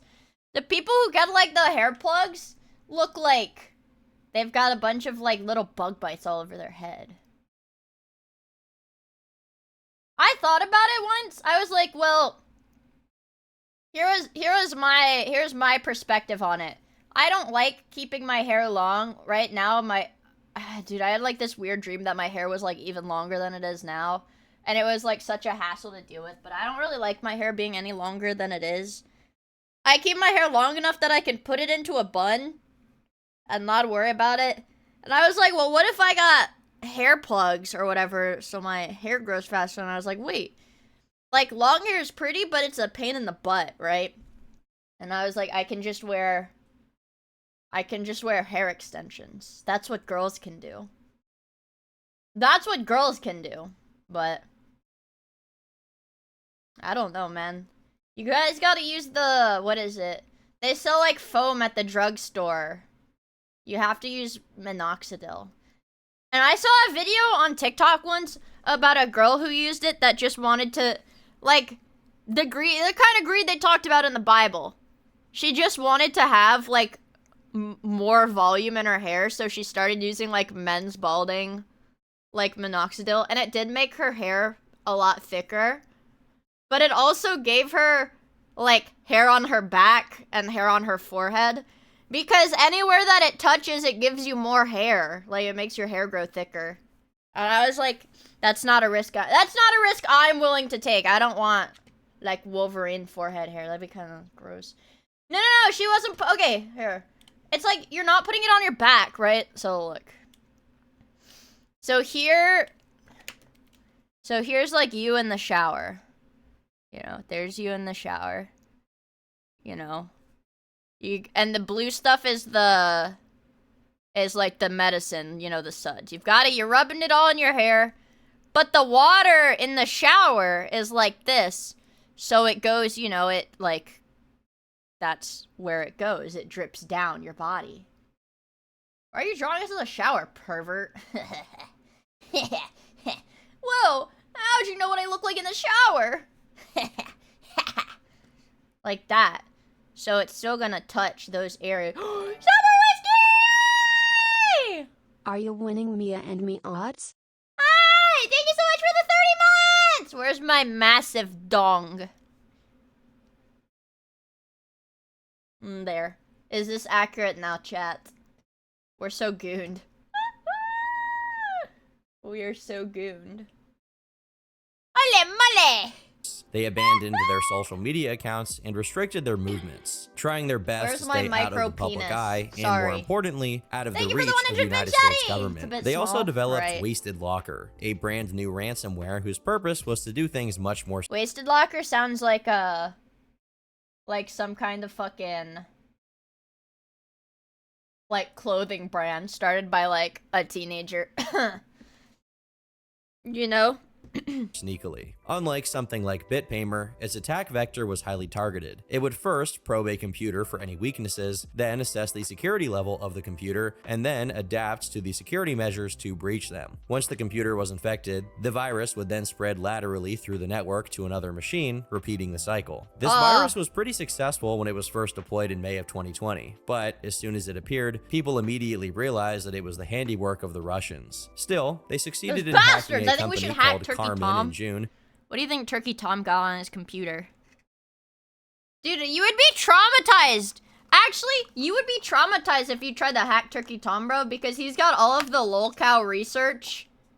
This dude had to do all of the lolcow research. That shit is gonna scar you for life.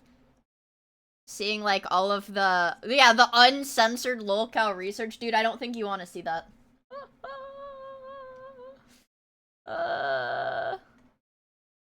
Causing some major damage to their operations. Notably, they changed their business model slightly, increasing the amount of money they asked for to unlock a victim's computer to ridiculous amounts, ranging from $500,000 to $10 million, all to be paid in Bitcoin, of course. As silly as those amounts sound, this actually turned out to be the right play, as in 2021, they managed to convince CNA Financial Corp, one of the largest insurance companies in the United States, to pay a... They post stuff from Kiwi Farms, they hate Turkey Tom for that. I'm gonna be honest, if I was in Turkey Tom's position, if my goal is to get as many videos out, you know, to get the videos out as quickly as possible, Kiwi Farms is probably, like, gonna have the most concentrated information on the topics he makes videos about. So if I was in his position and my goal was just to get as many videos out as possible, I kind of see it.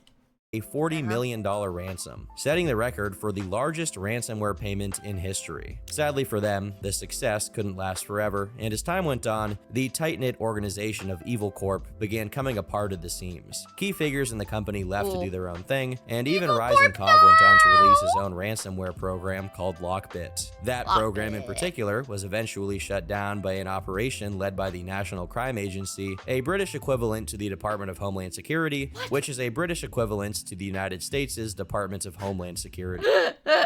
In late 2024, Ryzenkov was indicted for the same charges as his two friends, but all of them are still at large. He's evil. APT Group, or Advanced Persistent Threat Group, is a designation used for highly sophisticated hacking collectives. Oh my god, there's so many! Government funding. Of these, one of the most infamous is known as APT-41, a hacker group consisting of Zhong Haoran, Tan Dailin, Qian Xuan, Fu Chang, and Jiang Lixi. Born sometime in the 1980s, this quintet are all Chinese nationals who share a remarkable skill for hacking. Being complete unknowns prior to their hacking career, they first came onto the scene sometime in 2012 after hacking a video game company. In 2014, they were caught carrying out espionage campaigns, which on one hand were designed to steal money, but on the other were also attempts to steal company and government secrets, showing they could handle multiple... Steal video game secrets. No, it's fine. I just didn't expect the hackers to be Chinese. They're stealing video game secrets so that they can make their own video game. Didn't Nexon, like, sue their former employees? Because, like, some of the former employees tried to make a game out of an idea they pitched while they were working at Nexon. Didn't that happen? Or was it different than that? These were the guys, man. These were the guys. These are the guys. Multiple objectives at the same time. While never technically proven, governments around the world suspected that they stole Nexon was an assets. effort by the Chinese to spy on and disrupt operations in the Western world. This could be seen through their targets, which range from telecom and car companies to higher education institutions and travel services. And oddly, they often combined. Me when the Chinese hacker hacks my travel agency and my trip to the Bahamas gets rerouted into being a trip to Beijing. I would hack the credentials off that Chinese lady. pointless, with hacks that seemed completely superfluous. During an operation to steal data from some kind of healthcare company, they inexplicably attacked another video game company. And fuck From you! 2015 to 2018, this diversification really hit its peak. They would regularly target companies in 6 different industries video all games. at once, They fucking including hated video retailers, games. cell phone companies, media companies, car companies, They software hate companies. video games. Really, any company they could get their Jesus. hands on, they would hack. I will say, however, Yeah, that generally okay. speaking, the important targets were often in the tech sector, aligning with the Chinese government's plans to dominate this market, as outlined in their 5-year plan starting in 2011. Dude, low-key. Fuck the Chinese, though. Because they do... at least in video game shit, they low-key do dominate the video game shit now. All the Western companies that try to put out games, it ends up being the most abysmal dog shit in the world. And China just keeps raking the money in with fucking Valorant, League of Legends. Did they even make money from Fortnite? Fuck, dude. It's all these guys' fault. It's all these guys' fault. Alright, it's these guys' fucking fault. Fuck! Saudi? Yeah, I saw they sold Pokemon Go. Like, really recently, too. And it's like, really? Like, why? Why? Like, have some spine, dude. You weren't going bankrupt. You weren't going fucking bankrupt or anything. Like, just have some spine. 11. But it wasn't just a general play to weaken the West, as it often Game Freak appeared targeted sucks. for very specific situations. In 2017, they hacked a retailer and targeted their Chinese gamers are whiniest nationalist fans in the world. Actually, if you're gonna bring up the nationalism thing, I actually think something a bit more comical was that, what was it? Guys, what was the game? What was the game? What was the game? No. Come on, what was the game? What was the game? No. What was the game? No. No. Anime girls. The anime girls. Girls Frontline. The cucking thing. I think it was Girls Frontline. That was it! Girls Feet Line. That was a Chinese thing. Yeah, the Chinese fans got really, really, really mad. It was a Zerlane? I don't know. But it's like one of the characters in the game referenced like a male character and they like freaked out. Like, I'm being cucked! Because she's... I don't know. I don't know. Male legend! Exactly! investment plans at the same time as the retailer was about to strike a partnership with a Chinese company. Allegedly, they also carried out more tactical assignments. For example, according to... That's why I can never meet my idols. I can never meet my idols because they're male, chat, and I would never speak to a male. I would never speak to a male in my life.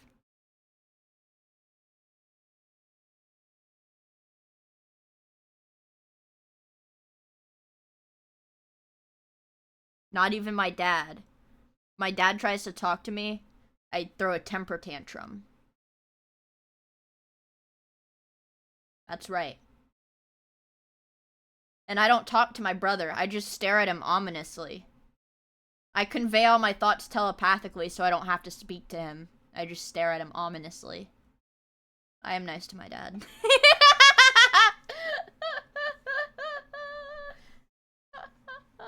Stare.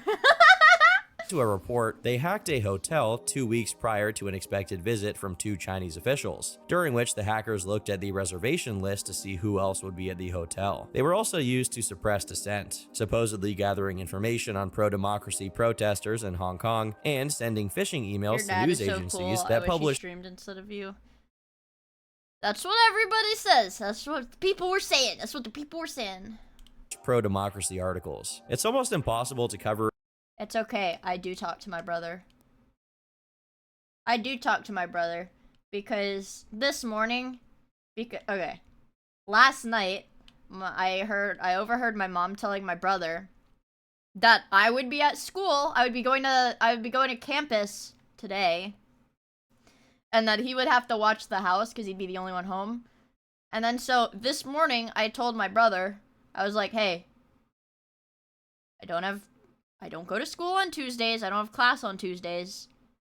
If you need me, and then we played with the cats for a little bit, and then I was like, all right, if you need me, I'll be in my room. And then I heard when my mom got home from work, she asked my brother, like, hey, have you seen Mia at all today? And he was like, no.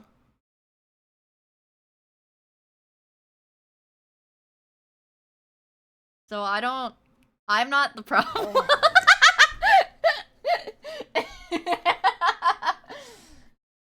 So, I'm not the problem.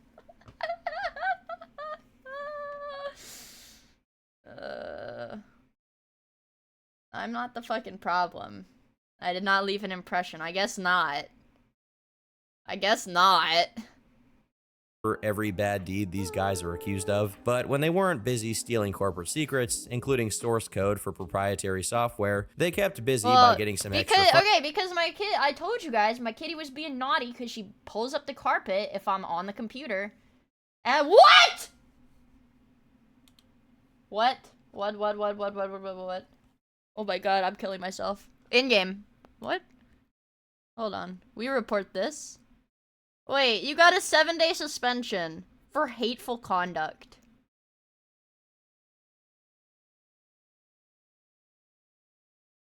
Okay. Someone is spam reporting. Hold on, let me see.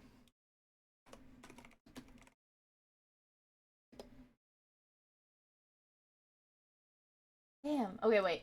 Let me see. Okay, I'm gonna scroll back to see if I can pull up the chat messages. Damn it. I don't want to derail the stream to do this. It could be their auto AI shit.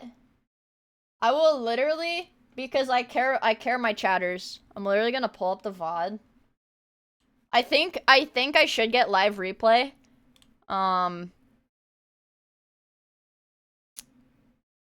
Let's see. Let me see. It's currently broadcasting. Can I look at it? I can't look. Alright, I can't look at it until the stream is done. Who got shot? Dude, freaking M and Crater. Like, 2 of the fucking goats that are always here. Let me see. Oh my god. Okay, M. I don't know if you can see my stream. I don't know if you can see my stream, okay? But we have to tone down the anti-Chinese sentiment because clearly there are like fucking CCP agents in my chat that are reporting when somebody memes about China. Okay? Clearly there's that is a little bit frustrating. I suppose I could have been a bit more nuanced, maybe. Where the violation occurred. Appeal it! Here. Alright. I'm gonna tell you guys exactly what to do. M, Crater. It's okay. I'm reading the chat. If you guys are here, you should appeal it. You should appeal it. Apologize. Say I'm very, very sorry. Don't say anything about China. You appeal it and apologize. And, like, try to sound, like, as ass-kissy as you can. And that it wasn't intended in a harmful way.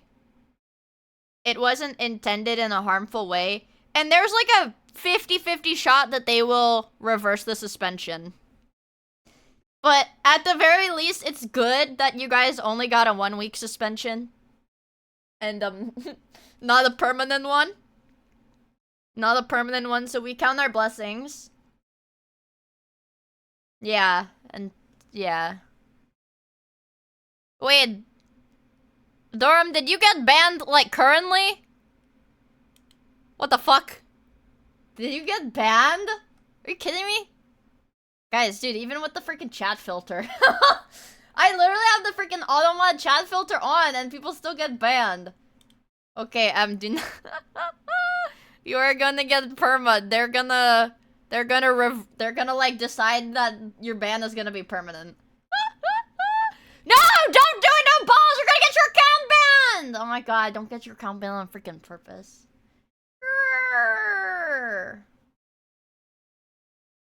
Alright guys, new rule. No being racist against the Chinese. We have to love China. I'll add it to the rules. Where is it? Edit panels. Rules. No anti-Chinese propaganda. I'm serious. Twitch is banning people. There. Alright.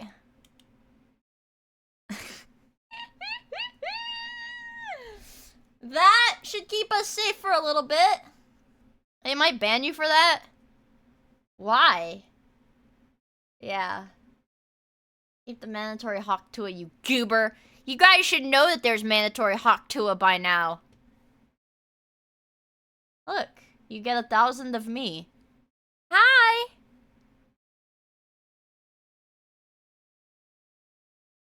Look, she's doing a little telephone game. But what about new people? Well, they're gonna have to learn. Look, it's infinite. Oh my god. Oh my god. Alright, keep going. I want us to keep going until I can't see another Miia anymore. The hallway of Miias. Wow. It's a beautiful phenomenon, isn't it, chat? I still see her.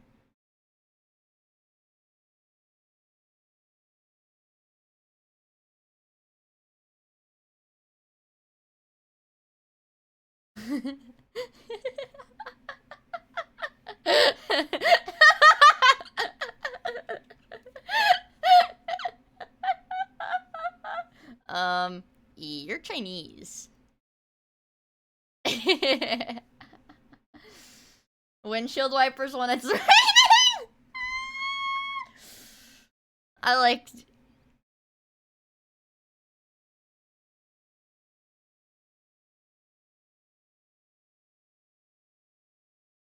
I'm fucking it up.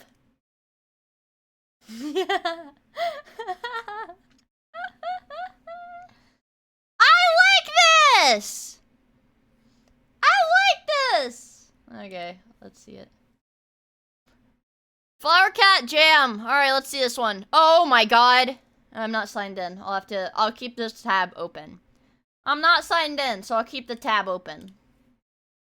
Funding with ransomware attacks. They also engaged in something called cryptojacking, wherein they would take over a computer and then use that computer to mine cryptocurrency remotely. Until 2019, they operated without any real backlash, serving the interests of the Chinese government. Then, in August, someone finally took notice, and they were indicted by a federal grand jury in Washington, D.C., which indicted them again in August of 2020. The following investigation led to the dismantlement of their criminal network. Hundreds of accounts, servers, domain names, and web pages used to run their malicious software and collect data were seized by the FBI in conjunction with private companies, including Microsoft, which developed a countermeasure to prevent the hackers from accessing their victims' computers, which left the group effectively neutered. They were charged with 57 counts of all kinds of crimes, from racketeering to hacking to identity theft and everything in between. But just like pretty much everyone else on this list, since they're residing in China and most likely work with the Chinese government, there have been no attempts to extradite them. With pretty much no risk of being targeted, the 5 hackers eventually just went right back to work. Not that it was going to be easy, but despite not being captured and sent back to the United States, getting back to hacking wasn't going to be a cakewalk.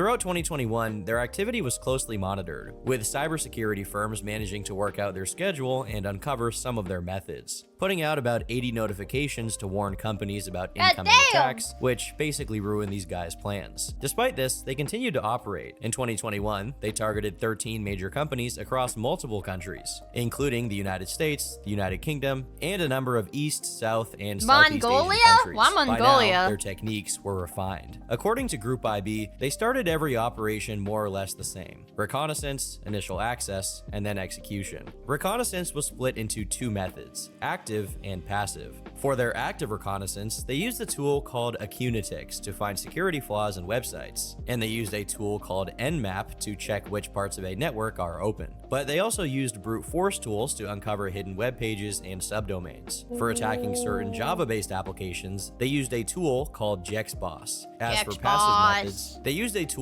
which allowed them to see publicly available IP addresses and the services that run on them. With all of that information, they could then move to the next phases. But things had That's a lot of information you can just get by, like, going to a website. Definitely changed since their early days of spearphishing, although they never quite stopped doing that entirely. Instead of only cold emailing people who worked in companies, they started using an SQL injector, a tool that automatically finds and executes administrative commands to gain access to unsecured websites. And then would come the hack itself. To avoid detection, they would install malware to a victim's computer in small chunks, each of which was independently encoded and then decoded once it was safely installed. Once every part was on the computer, the complete compiled file was then renamed and placed somewhere where the victim wouldn't easily find it. These strategies have continued working for them to this day. Between the middle of 2021 and 2022, they successfully launched attacks on 6 U.S. Low-key, I kind of like how the Russians were in it for the money, because I would do that too. Like, you know, these Chinese hackers, they aren't getting custom Lamborghinis, dude, with vanity plates. They're getting, like, locked up under, like, a CCP building, forced to hack for, like, 16 hours a day. It's a little sad. I get it. Also, Daggermouth Donnie, thank you for the follow. I really appreciate it. I love China. Governments using a so-called zero-day exploit, which is a system vulnerability that the creator of an operating system, let's say Microsoft, hasn't been made aware of yet. In 2023, they continued to target companies, including a Taiwanese government-affiliated research institute. After so many years of working in this business, it's with so many Monday, exactly, my firms hot on favorite their day of the heels, week. you'd think their operations would wind down somewhat. But instead, 2024 proved their most successful year yet, as they infiltrated networks across Italy, the United Kingdom, Spain, Taiwan, and Turkey. But because espionage doesn't bring in the money, they started redirecting their efforts sometime in summer 2024, targeting multiple Holy fuck, that was like less than a year ago. Did they hate the gambling? Alright. I could excuse literally everything else, but I draw the fucking line at targeting the gambling industry, dude. I have to play Black Myth. I do. I have it. I could. Not right now. I would need to hook up my capture card and shit, but physically, I should be able to. Hypothetically. Gambling websites in order to siphon money. They did this by establishing command and control servers, which connected to victims' computers with their malware, and then maintained a constant connection for upwards of 9 months. As of today, they continue to operate on a massive scale, despite every attempt to bring them to justice. While many of the companies they target choose to stay quiet, there is no denying that they have caused untold amounts of damage, and will continue to do so in the near future.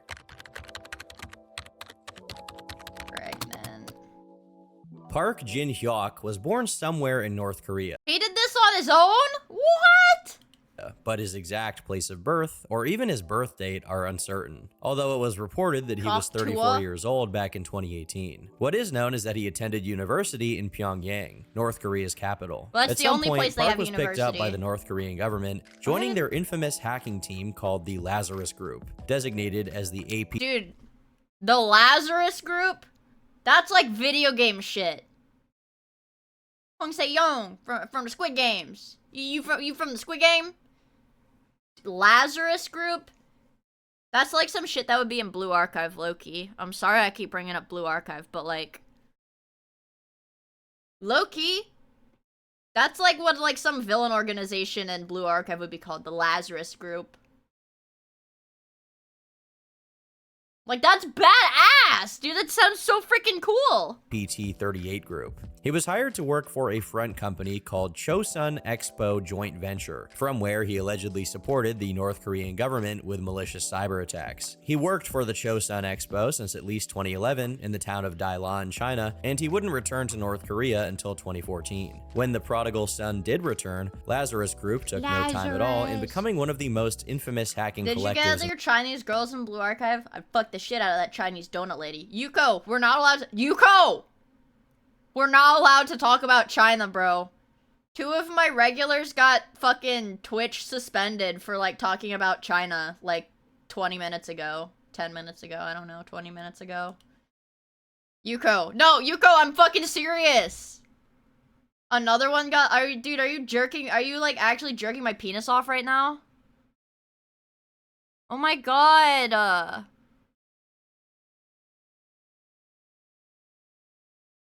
Oh my god, guys, stop talking about China. Are you yanking my pizzle? Guys, no more talking about China. We have four people get banned. We had 4 people get banned.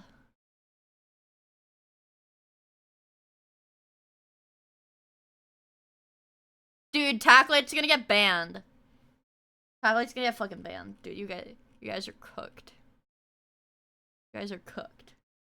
This is why we get banned. No, guys, you cannot say China's bad. You are not allowed to say China's bad anymore. In the world. In 2014, Sony was planning to release a movie called The Interview, a comedy centered around the idea of assassinating the North Korean dictator. The North Korean government was not happy about this, and they attempted to force Sony into canning the movie. When strongly worded letters didn't work, they mobilized the Lazarus Group for one of the silliest cyber attacks in history. Calling themselves the Guardians of Peace, they hacked the central Sony database and, using malware, claimed to have collected over 100 terabytes. Dude, the Lazarus Guardians of fucking Peace? Like, that's badass. Worth of data. No, guys, come on, don't try to get yourselves banned on purpose.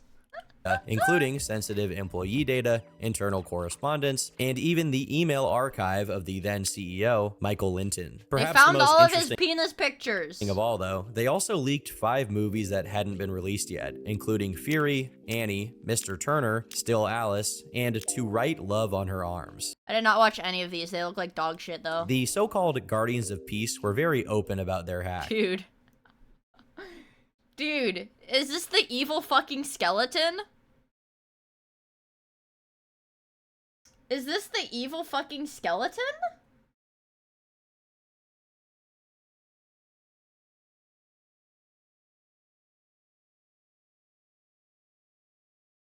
Using a This is just a beginning. A massive splash screen to let the victims know who had just trolled them. Over the next few weeks, they promised to release all of the data they had collected in batches to expose Sony, presumably. The leak itself had a massive impact on Sony's reputation, as their lack of security was put under heavy fire. Even worse for them, employees affected by the leak sued Sony for damages, which only added to their costs, as the hack itself had already caused $15 million worth of damage. It didn't help that some of the emails were pretty spicy, leading to criticism over Sony's work environment. Oh, it wasn't.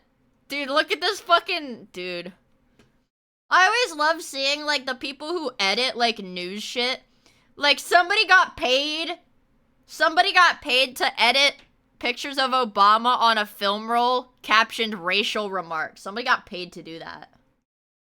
That's awesome. This included an exchange between Amy Pascal, the co-chairman of Sony, and Scott Rudin, a major movie producer, which went as follows. Amy asked Scott what she should ask then President Obama during the Jeffrey breakfast. Scott responded by asking if Obama was planning to finance any movies, to which Amy responded that it was unlikely. The two then started trading ideas for movies she should bring up, including Django Unchained, 12 Years a Slave, The Butler, Think Like a Man, and Ride Along. These are all movies with black main leads, which many people interpreted as racism, which forced them to apologize. As funny as that is, it was just a taste of what the Lazarus— Dude, see, this looks like something that would be put in a video game. Like this? Dude, this is video game shit! Group would get up to. In 2016, they upped the ante by hacking a Bangladeshi bank with the intent of withdrawing funds from their New York holdings. They did this by making transactions to phony bank accounts from the Philippines and Sri Lanka. They successfully managed to transfer This is a $101 can reference. Can reference. $1 million to 4 Filipino accounts and 1 Sri Lanka account, but he was the one doing this! The remaining 30 orders, which amounted to $850 million, were all blocked by the New York Fed. After that, $20 million that was already transferred to Sri Lanka was successfully retrieved. Still, that left an impressive $81 million hole in the bank. While it's not clear what the hackers would do with this money, it's likely most of it went straight Video games are based on real life, so it makes sense that real life would eventually be based on video games.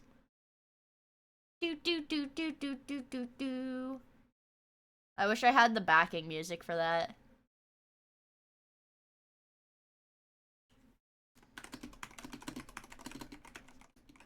I know, my life is like a... Yes!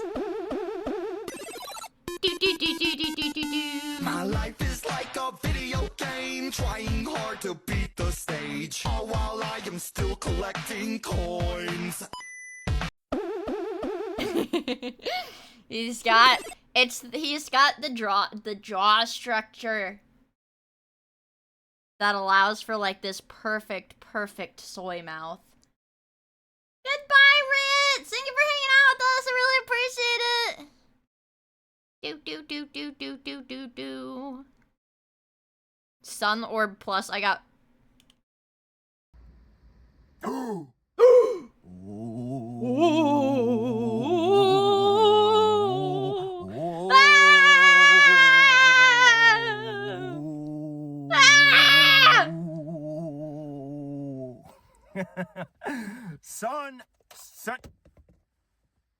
Sun Orb!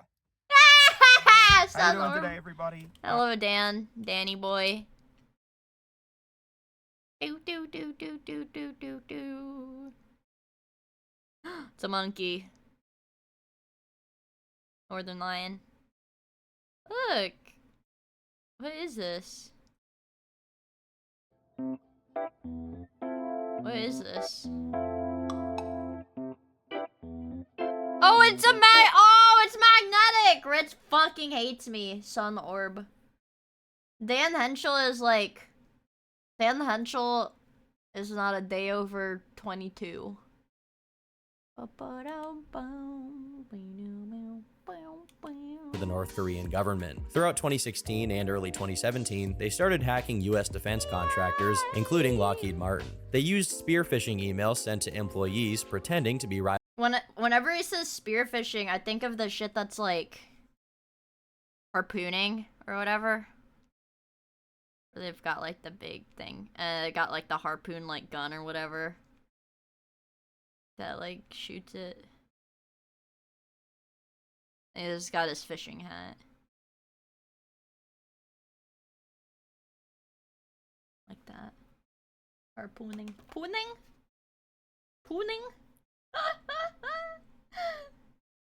Great depiction. Is it actually a good depiction?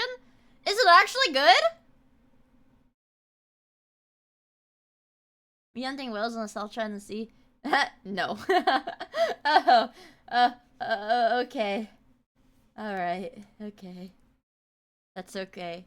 I'm just stupid! And you hate me, and I'm dumb! And you hate me, and you think I'm stupid! And you hate me, and you want me to go away forever, you want me to die, and you hate me. And I'm the dumbest, stupidest, worst boyfriend in the world. And you just hate me. Oh my god, I knocked over an empty Coke bottle. Yeah. And I smell bad. Sure. defense companies to gain access to their databases, and one of their prime targets was the plans for the THAAD missile defense system, which was being used by the South Korean government. However, it seems they were unsuccessful in that particular venture. I'm the boyfriend. By now, the Lazarus Group was really put on the map, and they soon caught their biggest break yet. In April of 2017, a mysterious hacker— The Shadow Broker! Like, these are cartoon villains! The Shadow Brokers? Dude, these are Dude. Collective called the Shadow Brokers, not in real. an attempt to stir up controversy, leaked several powerful NSA hacking tools and exploits, including one called Eternal Blue, an exploit in the Windows infrastructure. Eternal Blue. Eternal Blue, Eternal Synergy. Hi, Mia, so glad you're back. Yay! Thank you, Steadfastborn! Thank you for the 22 months! This is Mass Effect! Eternal Synergy, Eternal Romance, Eternal... Like, dude! Infrastructure that can be used on older computers. Microsoft had already patched this vulnerability back in March of that year, but because most companies are very slow to update, the threat of what this exploit could do was on every cybersecurity expert's mind. What the Sadly hell? for everyone involved, the Lazarus Group soon took notice, and they designed one of the greatest weapons in cyber warfare 10 history, million Bitcoin. WannaCry. The WannaCry virus made an appearance in May 2017, just a month after the Shadow Brokers leaks. As a ransomware virus, it locks down a victim's computer and demanded a $300 fee to unlock it. At first, people thought it was spreading through a phishing campaign. In reality, it was using the Eternal Blue exploit to jump from one computer to another using a tool called Double Pulsar. Wait, what the fuck? How does that To even deliver work? its payload, which was responsible for locking down the files. Within one single day, the virus spread to over 300,000 computers across 150 countries. The UK was hit particularly hard as the hackers targeted the NHS, Me when which I is release my essentially an payload? umbrella term for the publicly funded healthcare system of the UK. And as a result of them targeting the NHS, thousands of people couldn't get treatment. The sheer damage caused by the virus was unprecedented. But what's even more remember that. Oh, interesting yeah. is the way that Oh, it was wow. rendered ineffective. A researcher working on countering WannaCry found that part of its operating procedure was to check for the existence of a non-existent link. When the link wasn't found, the computer was locked down. Out of curiosity, the researcher purchased the fake domain, which rendered the virus completely ineffective. While it continued to spread, it could no longer harm any computer it came in contact That's actually really funny. What the fuck? He was like, wait, what if I just buy this domain so it does go to a live page? with. Although it saved countless computers, the harm was already done. WannaCry cost an estimated $4 billion in damages, making it the costliest ransomware attack in history up until that point. Microsoft came in and released patches for older, unsupported systems, including Windows 7, which they hadn't done before. At the time, the Lazarus crew didn't claim responsibility, but it Dude, didn't like, this looks hard as fuck. This literally looks like... You're gonna look at me and you're gonna tell me that this shit is not hard as fuck. You're gonna tell me this does not go crazy? This shit goes crazy, man. take long for most of the world to catch on. Just days after the attack, intelligence agencies across the world identified lines of code identical Millions have to been other lost. Lazarus crew projects, which quickly put the spotlight on them. A few months later, the White House publicly announced that North Korea was responsible. From here, Park Jin-hyuk became the main target. In September 2018, he was indicted for the 2014 Sony hack, the 2016 Bangladeshi bank heist, the hacking of defense contractors, and the WannaCry attack. It's a lie. While the Lazarus group was mentioned as accomplices, they weren't officially named. I'll let you guess how much the indictments actually impacted them. In early 2018, they started to dabble in crypto theft, looking for a way to fund their operation without being so easy to trace. This new modus We need the only way we can fund ourselves. The only way we can fund ourselves is stealing Bitcoin. Trust me. Trust me, trust me, trust me. operandi worked extremely well, as the same year, they stole $530 million from a Japanese cryptocurrency site called CoinCheck. In that same year, they also attacked the Bank of Malaysia, stealing a further $390 million. Dude, how the fuck do you steal cryptocurrency? It's made up. You're stealing made up money. Like Monopoly bucks. Monopoly money. How do you steal it? In 2019, Yeah, it's ones and zeros. they stole around 342,000 Ethereum tokens. For context, this would be around $1 billion today, assuming they held on to it. These crypto heists have gotten even crazier since then. They continued to steal hundreds of millions of dollars of crypto every single year. In 2022 alone, they broke their yearly record, stealing $1.7 billion. By 2023, they had already stolen Holy fuck. Holy fuck. This group of people stealing cryptos were producing 5% of the country's economy. for $3 billion over the past 6 years, and in 2024, they added a further $650 million to that number. Still, that's not to say they were getting off completely scot-free. Back in 2021, 2 more members of the group were indicted, John Chang-hyuk and Kim Il, who were both implicated for the group's crypto heist starting in 2020. At this point, the Lazarus Group and its 3 named members are some of the most prolific hackers in history. As recently as January 2025, law enforcement keeps uncovering more crimes they've committed, including the so-called Operation 99, which targets software developers. They use fake recruiters to reach out to them, ask them to test projects, and review some code. When they click on the malicious link, their PC is attacked by malware, which collects sensitive data, source codes, other intellectual property, and yes, more cryptocurrency. As of today, they continue to operate unimpeded. How do they know who has crypto anyways? Do they just I guess they just try to throw it out to as many people as they can and just be like, man, I sure hope this guy has a fuck ton of crypto. And it all started because of a comedy movie about assassinating Kim Jong-un.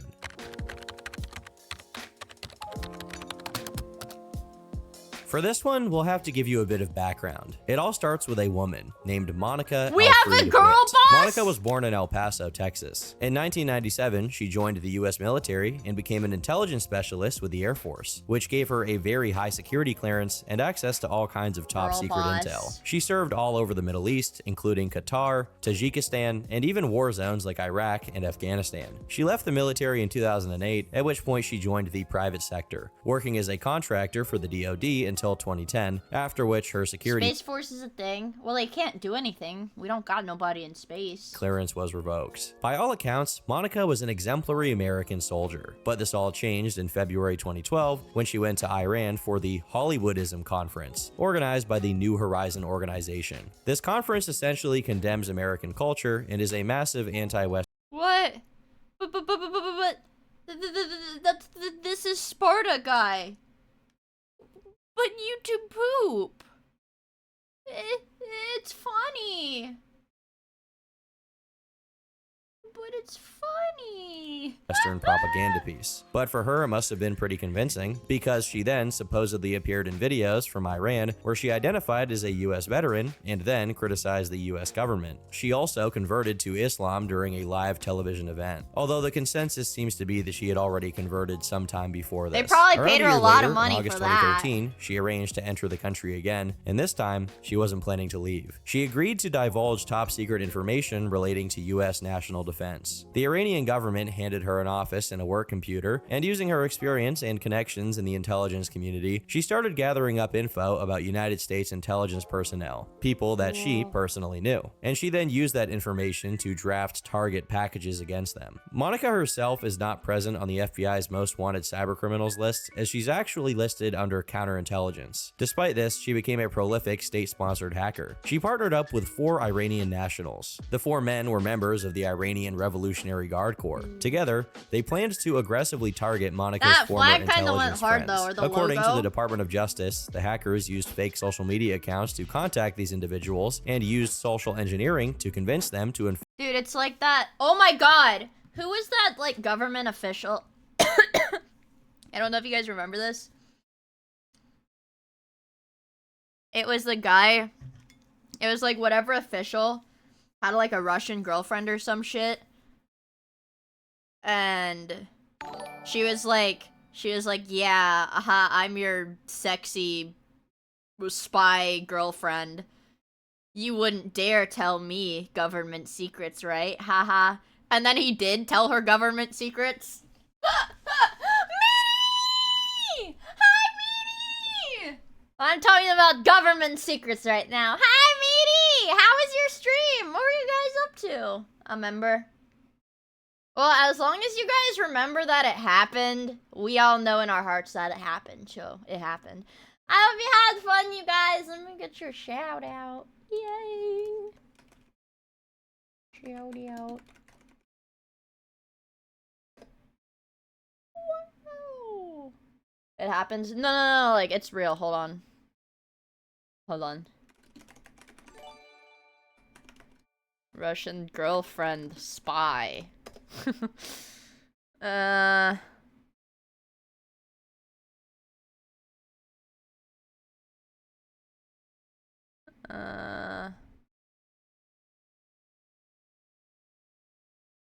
Was it her? Ugh. Paul Erickson.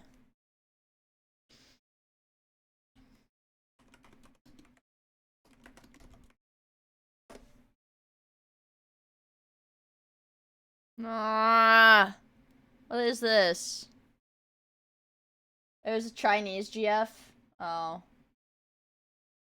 Okay, hold on. Chinese spy.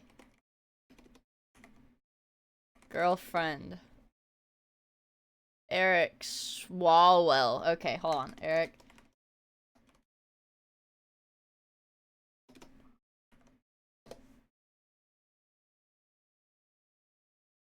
I literally just want to find the record of the text messages.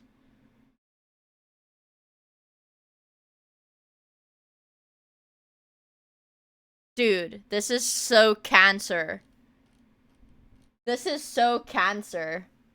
I hate scrolling through this shit. Ugh. Anyways, I don't know. This fucking happened. I swear to God this happened. Affects their computers. But the girlfriend was literally like, haha, I'm your evil, sexy spy girlfriend. Tell me those government secrets. And he did, and she was actually a spy. With malware. Now, you'd think... Like, it works. Boomers are not that smart. It freaking works. You wouldn't fold, I might fold. Bro, so the sulfur pussy.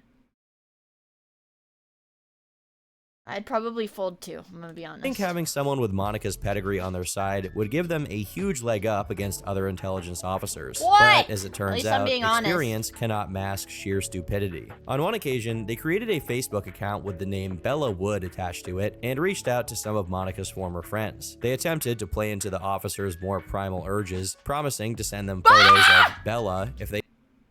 Whoa! Whoa! They turned off their antivirus software. Haha. Dude, like literally like this. Literally just like this. Like, haha. Turn off your antivirus and your firewalls. And I'll let you see my boobies just once. But you have to turn off your antivirus. I'm jaking it. Because, as we all know, antivirus is the perfect tool for stopping people from receiving nudes. They continued doing this throughout 2014 and 2015. And it worked! And while it doesn't seem they had too much success, there was at least one intelligence officer that was identified as being exposed to the Iranian government.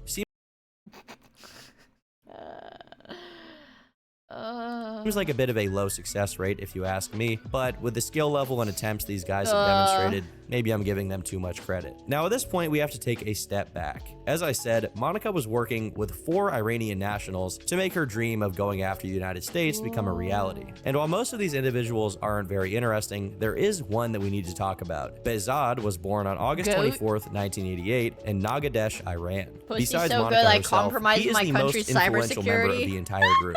After partnering up with Monica, he started a company in Iran, whose identity wasn't revealed to the public, but whose purpose was to carry out hacks. In the end, this effort didn't last very long though. In 2015, they seemingly stopped trying to reach out to more agents, likely because the failure rate was getting humiliating. For the next few years, it appears that the group didn't get up to much, but on an individual level, the members weren't sitting idly by. As it turns out, Behzad is a huge fan of Game of Thrones. Maybe too big of a fan. Dude, I thought he was gonna... I don't know. I think it's because I moused over the gotchi tab. I think it's because I moused over the gotchi tab. I thought he was... When he said get, I thought he was gonna say like something different. Sometime in May 2017, he started sketching out one of the most ambitious hacks of this generation. He began by doing a reconnaissance of HBO's... Are you kidding me? Did this genius hacker who really, really liked Game of Thrones...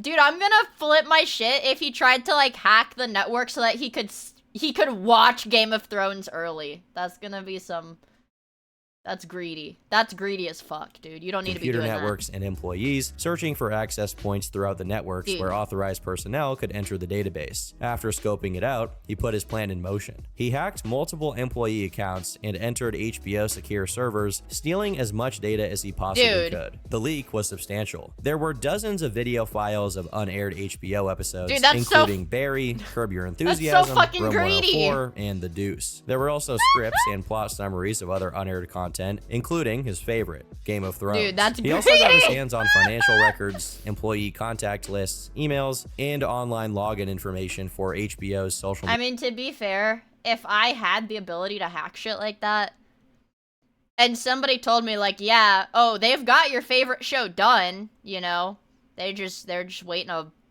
but they don't know when they're gonna release it, you know, but your favorite show, it's sitting there in their database somewhere. Like, I'd get it. Maybe.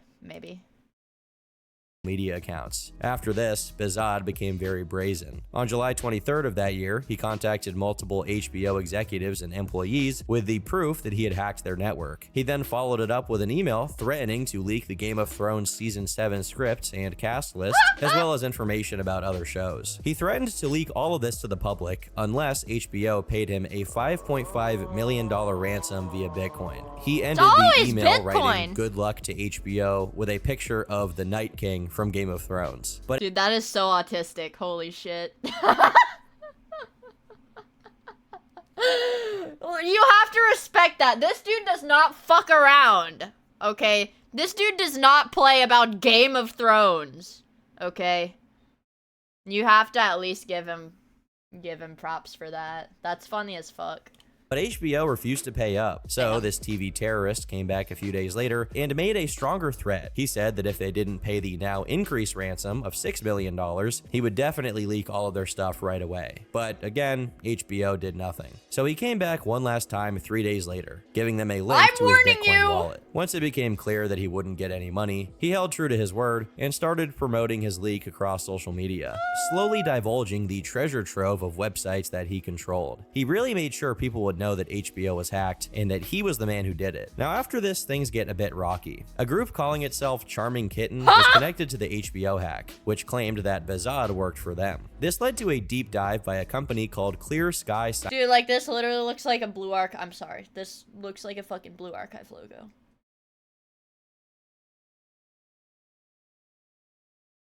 We're not done. Get back here right now, kitten. Cybersecurity, which claimed that Charming Kitten engaged in large-scale phishing campaigns to target intelligence officials and other people. They did this by creating various fake websites made to look legitimate. Behzad, once again, was connected to this group. In 2018, Charming Kitten, perhaps out of a desire for revenge, built a phishing website made to look like the official website of Clear Sky Cybersecurity. The purpose of it was simply to collect login credentials. However, the phishing site was found before it was fully finished, meaning it never had the chance to do much damage. 1 month later, they were exposed for trying to hack email accounts belonging to U.S. Treasury members. I guess they ratted him out because he was like, I did this, and they're like, well, we did it, not you, we did it, you know? He's like trying to take all the fame.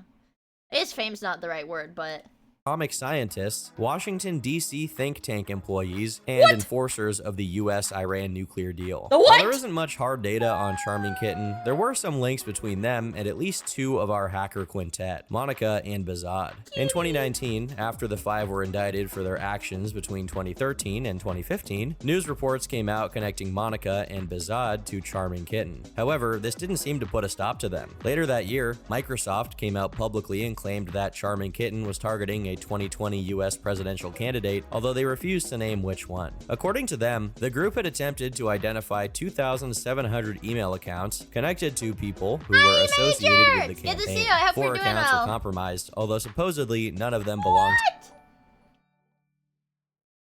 Work over. What's up, WTF? We on tonight, brothers. Thank you so much for the 2 years! What the heck, dude? That's a long-ass fucking time. To any candidate. Since then, it's not really clear if either of our quintet is still involved with them, but the group is still active to this day, creating malware and hacking tools like Hyperscrape and PowerStar. PowerStar! Oh my god. Rim Jong-hyuk, whose name sounds close to a very, sort of taboo thing, is probably the most mysterious man on this list. The only thing known about him is that he's an Asian guy and that he speaks English and Korean. At some point, he became involved with a hacking group called Andariel, which is equally mysterious. Dude, see these, like, fucking sci-fi ass names, bro? Like, damn. Also, Gus, thank you so much for the 9 months. I really, really appreciate it. Thank you. They were first mentioned in 2019 as a potential subgroup of the infamous Lazarus Group. According to a report by the US Department of Treasury, they'd been operating since 2015 with the purpose of stealing money from the West to fund North Korean infrastructure. In particular, they were accused of stealing credit and debit card info by hacking into ATMs to withdraw cash and steal customer details. Later in 2016, they allegedly hacked into the computer of the South Korean defense minister, trying to steal military secrets. I also don't think I've used an ATM in, like, years. I don't know. Everything is, like, contactless now. There's very little known about their actions over the past decade, well, unlike many.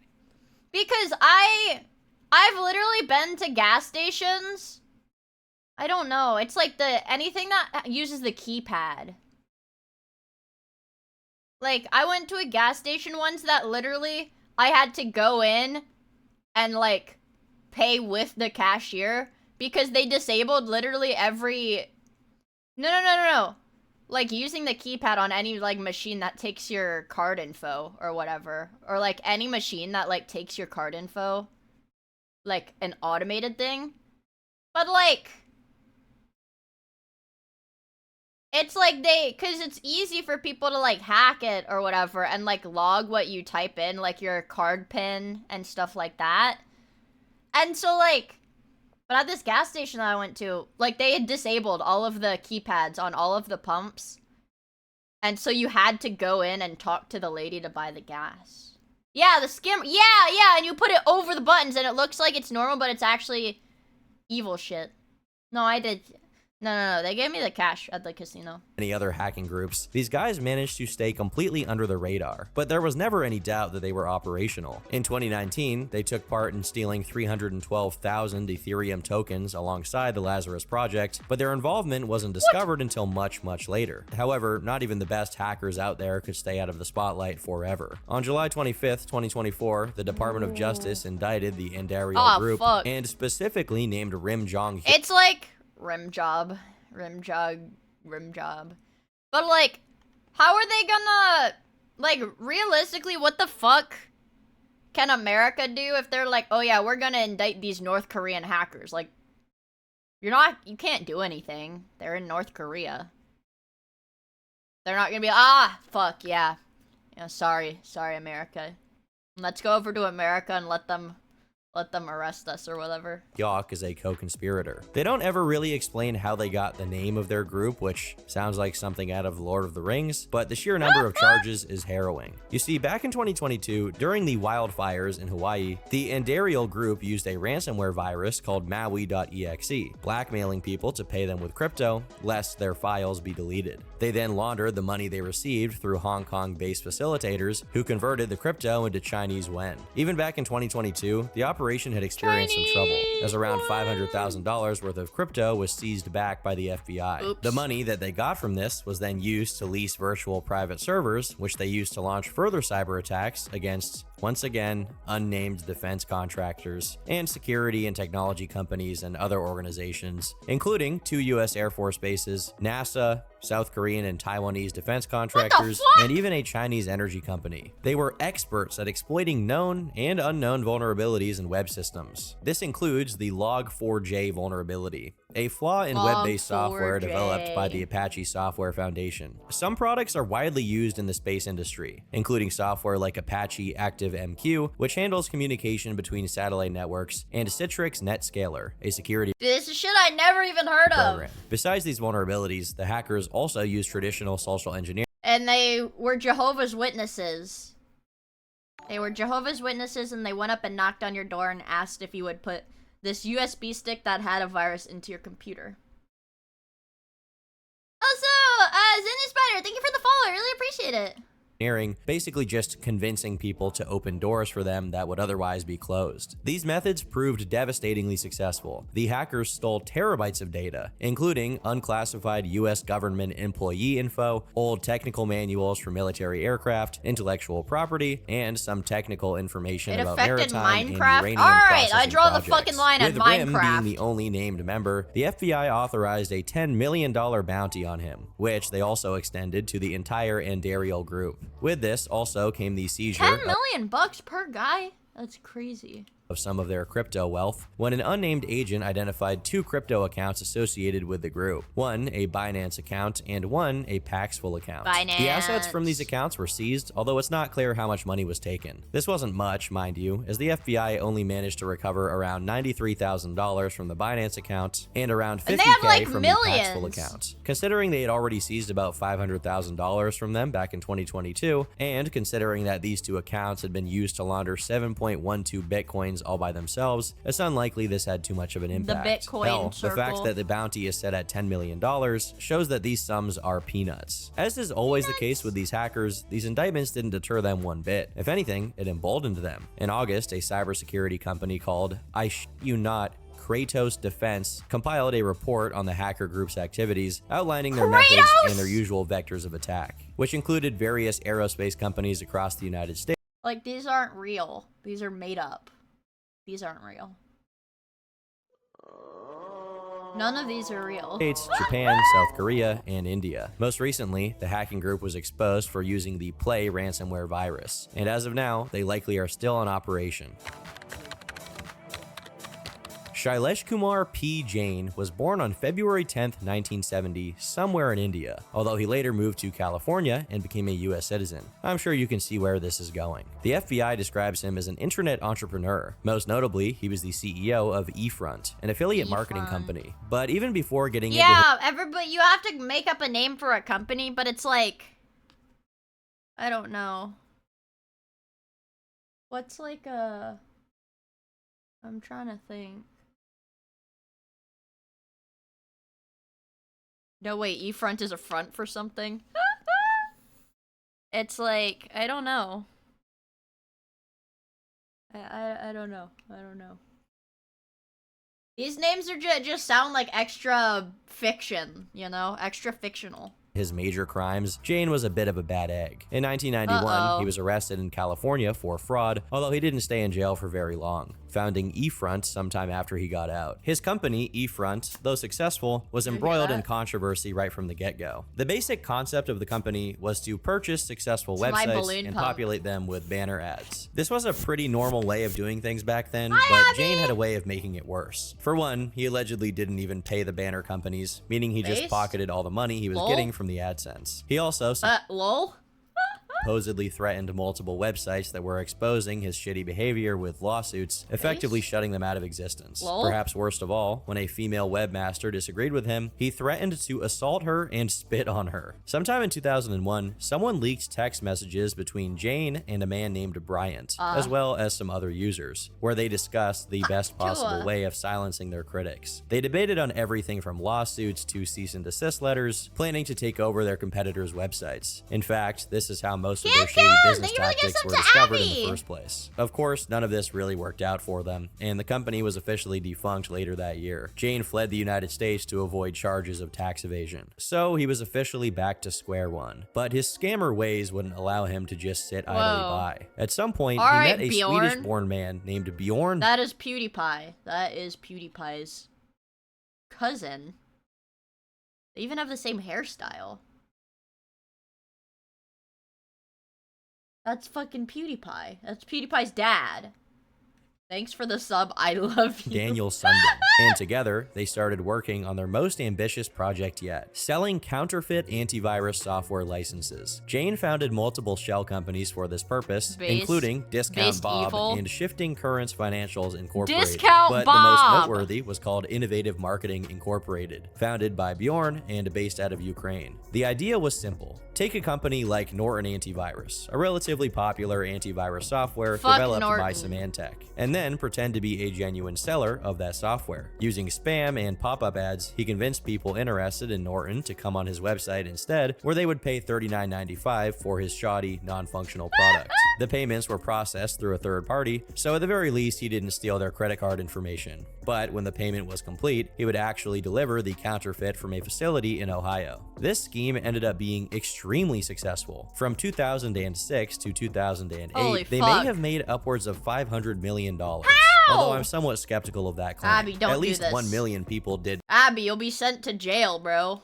buy the fake product, and they calculated that the pair should owe about $163 million in damages. Of course, this was always destined to go belly up. In 2007, ICE started an investigation into Jane, who did very little to protect himself. In March of 2008, a grand jury indicted him on charges of trafficking counterfeit goods, wire fraud, and mail fraud. A month later, the U.S. State's Attorney's Office seized about $650,000 from two East Coast investment accounts, and only a month after, he gave himself up to the cops. But after he was released and told to show up for court on January 9th, he fled and has not been seen since. Following this, there wasn't really much anyone could do.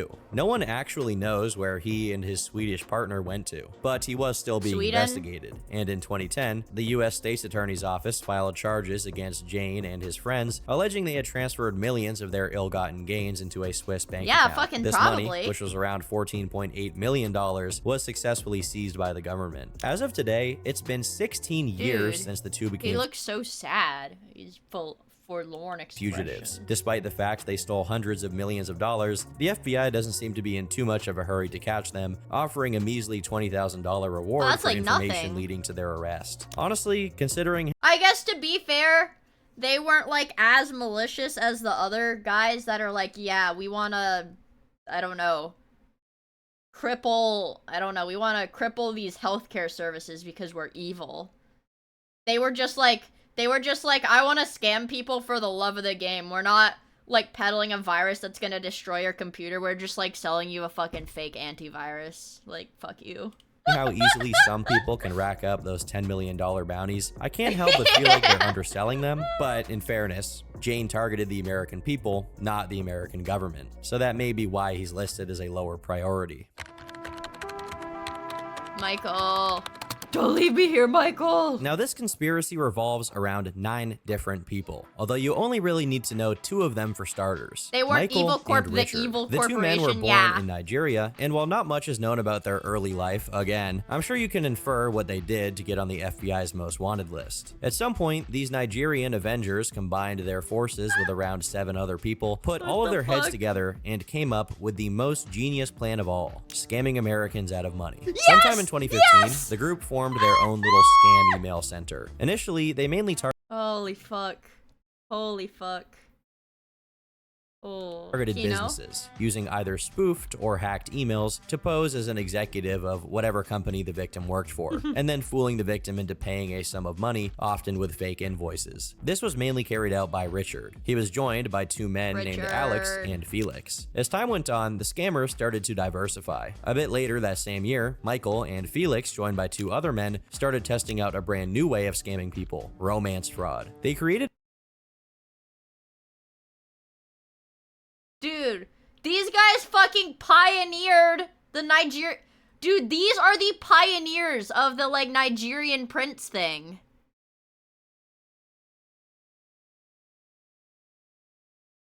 These are actually the fucking pioneers. A bunch of fake dating profiles and just continuously swiped right until someone, usually someone older or otherwise vulnerable, would respond to them. They then formed an emotional connection with their victim, at which point they would either start steering— Dude, fucking the Brad Pitt scammer, the Brad Pitt catfisher. Holy fuck. Fuck. Some of the romance scams are pretty sad, but it's like, especially like the Brad Pitt one, where the lady literally divorced her husband because she thought Brad Pitt was gonna marry her.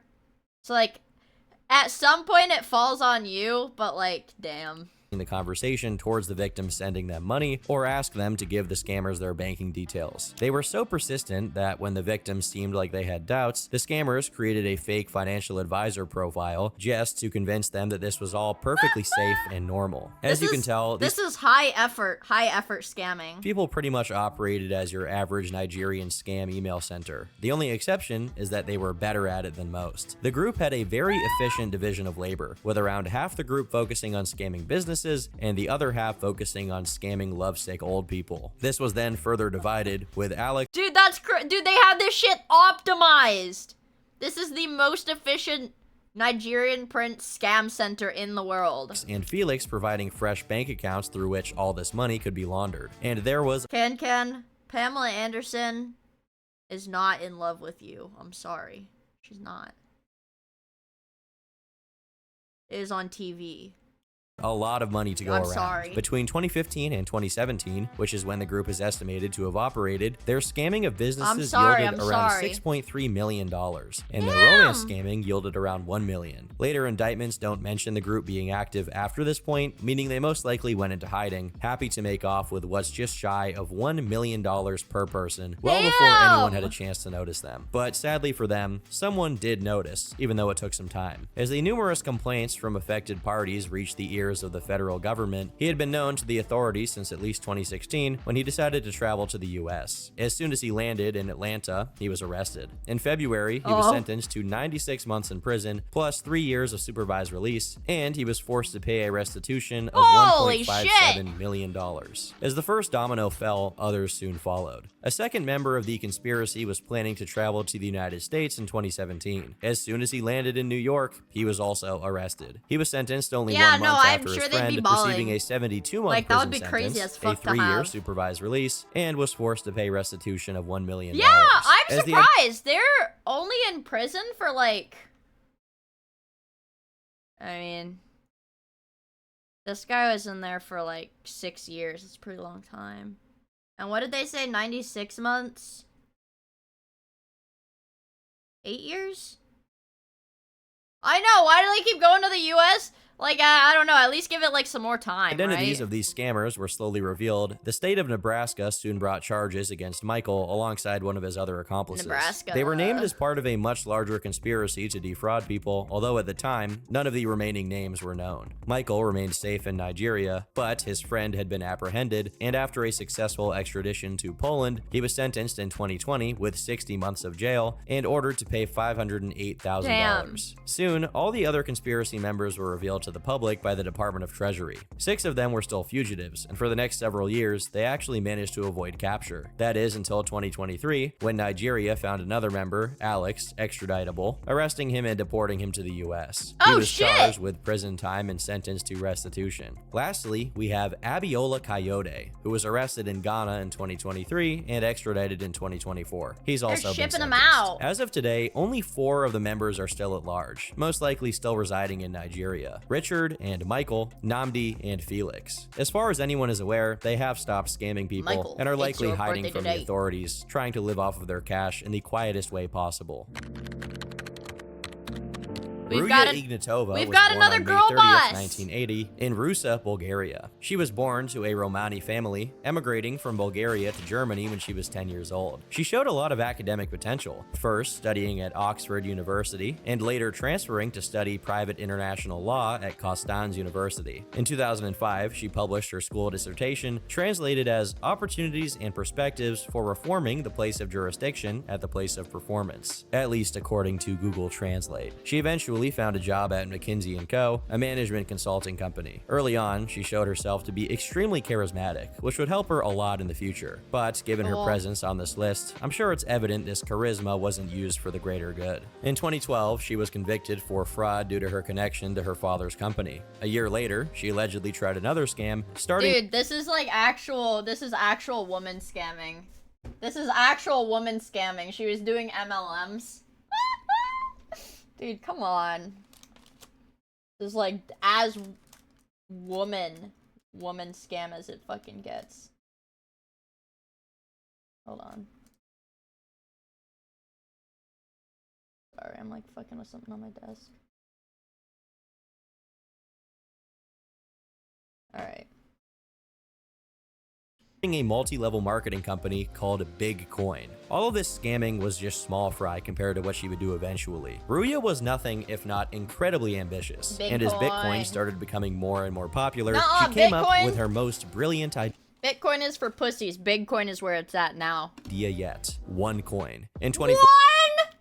I don't want 1 coin. I want like 10 trillion coins. She's fucking retarded. I want 20 trillion million. I want all coins, yeah. I'm all in on big coin. Because then Bitcoin, you can like, somebody who's like stupid and not like looking into it enough, you can like scam them because they think it's Bitcoin, but it's actually big coin. 2014, she partnered up with Sebastian Greenwood and started OneCoin as their own cryptocurrency. There were some issues with this cryptocurrency though, and they're not the ones you see with your standard shit coins. OneCoin wasn't actively traded. In fact, it was not even present on the blockchain, meaning that referring to it as a crypto at all is a bit of a misnomer. In reality, it was basically a big Ponzi scheme, where people who invested money just sent it to Ruya's bank account. The prices, which did go up consistently, were manually set by her and her programmers. She even claimed that you could mine the cryptocurrency like any other, which was obviously impossible. But wait, you can just do this? It's like, why didn't I think of that? I can just tell people I'm making a crypto, but you have to buy the crypto directly from me. And yeah, of course the price is going up, just trust me. And also, you can mine it, just trust me. Wouldn't let this... Like, what? Like, you're telling... Dude, how come people still do this? Yeah, but it's like, I should have done this when I had the chance. Damn it. Little detail stop investors from giving her money. She showed up to dozens of marketing events around the world, building a massive cult following that was dedicated to investing money in this scam. And I must emphasize the word cult here because some of her fans were pretty obsessed. She even made a YouTube channel where she reposted many of her most impressive performances in between gaudy ads and lectures on the miracles of crypto and blockchain. Kinda crazy. Again, as a reminder, OneCoin literally did not exist on the blockchain. Since the coin was entirely fake, whenever someone quote-unquote invested in it, they would receive some arbitrary amount of tokens based on whatever Ruya had set the price at. The coins would show up on their account, and the investors could watch the price go up endlessly. Wait, yeah, how does that even work? Or it's like, they would say, yeah, you're investing in OneCoin, and then they would just give them like the placeholder tokens that would be for OneCoin, but she would still set the price manually? This scheme worked for years, and in 2016, she was so successful that she was given a talking spot by The Economist. That's fucking She was insane. even invited to speak at Wembley Arena. After this little introduction, Ruya is led onto the podium with a musical backdrop, wearing a very gaudy dress. Still, she clearly makes an impression on the audience, as she makes some very, very lofty statements, and they all cheer. But we all understand that this is just the beginning. Yeah! This exchange one day will be switched on and be a global exchange for everyone. Today, you all learn to buy and to sell the coin. We learn how to do basic operations. Many of you have never traded before, have never used an exchange before. So this I guess, I guess at some point when you have enough charisma, you can just lie about stuff. That's something awesome. That's something awesome that I picked up at my last job. If you just, like... I guess, like, not everyone can do it. But if you just pretend to... I don't know. I don't know. It makes stuff a lot easier. You just have to fake... Yeah, lying gets you far if you can back up even a slightest bit of it. It's like, okay, if I had, like, a really annoying person that I had to deal with, like, I don't know. It'd be like, I don't know, they would ask for something impossible. You know, if it's like a patient asking for something impossible. Or whatever. Or, like, I don't know, just being generally difficult. They're asking me for Battletoads. I tell them, yeah, I can get you Battletoads. And then I lie to them. And then I get them the closest thing to Battletoads. And I say, well, I went and I found our Battletoads, and this is our Battletoads. You take it or leave it. That's our Battletoads. So then they don't really have, like, a space to argue with you, you know? If you just, like, act confident as fuck. Yeah, confident lies make stuff really easy. This is our chance now to learn how to do it. I'm not going to play the whole 40-minute TED Talk, but I will say that it's actually kind of impressive how confidently she can peddle her lies. Honestly, most YouTubers couldn't do better with an empty room and an editing program. Despite the success, things would soon start unraveling. A few months after her Wembley appearance, OneCoin started looking for programmers Your dad got scammed by a shitcoin company? Dude, fuck that shitcoin. I hate shitcoin. Recruitment offices. They found Bjorn Bjerk, a blockchain expert, and offered him a salary of $250,000 as well as an apartment and a car. They admitted outright that they needed to design a blockchain. When they revealed the name of the company, he didn't take the job. With this in mind, people really began to suspect that OneCoin wasn't all it was cracked up to. He was like, they hired him and they're like, we need you to make a blockchain for our crypto. And he's like, what do you mean make?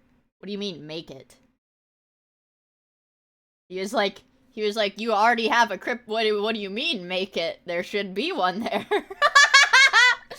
But she was still getting tons of attention, with dedicated fans investing upwards of tens of thousands of dollars. But as OneCoin's reputation started to be questioned, a few individuals took it upon themselves to discourage others from investing. One such person, Timothy Curry, was a Bitcoin enthusiast and cryptocurrency advocate. He claimed that OneCoin was the biggest scam in the world, and so as a result, he contacted Jen McAdam, one of Ruya's most prominent victims. Having been utterly convinced by Ruya, she didn't take too kindly to him trying to dissuade her from wasting her money. I'm trying to help you. You're not helping me whatsoever. I made a decision. Like, if I put my money into shares, any investment, if I chose to buy... It's crazy to me that there are middle-aged people that will confidently say investing in crypto is the best thing for them to invest in. Like, that scares me when it's like middle-aged people. Gold. You have no chance in winning. This is a scam. Do you understand what I'm saying? You have no chance. I do not believe it is 100% in my heart. I do not believe it is a scam. I understand that. That's why we're talking. Right, and you have to understand. Is he fucking vaping?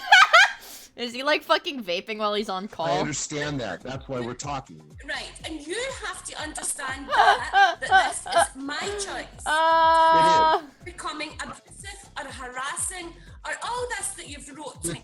I mean, the things that you've wrote to me. If I see a woman getting her purse robbed, if I see a woman getting her purse robbed on the side of the street, I'm going to tackle the guy that's robbing her purse.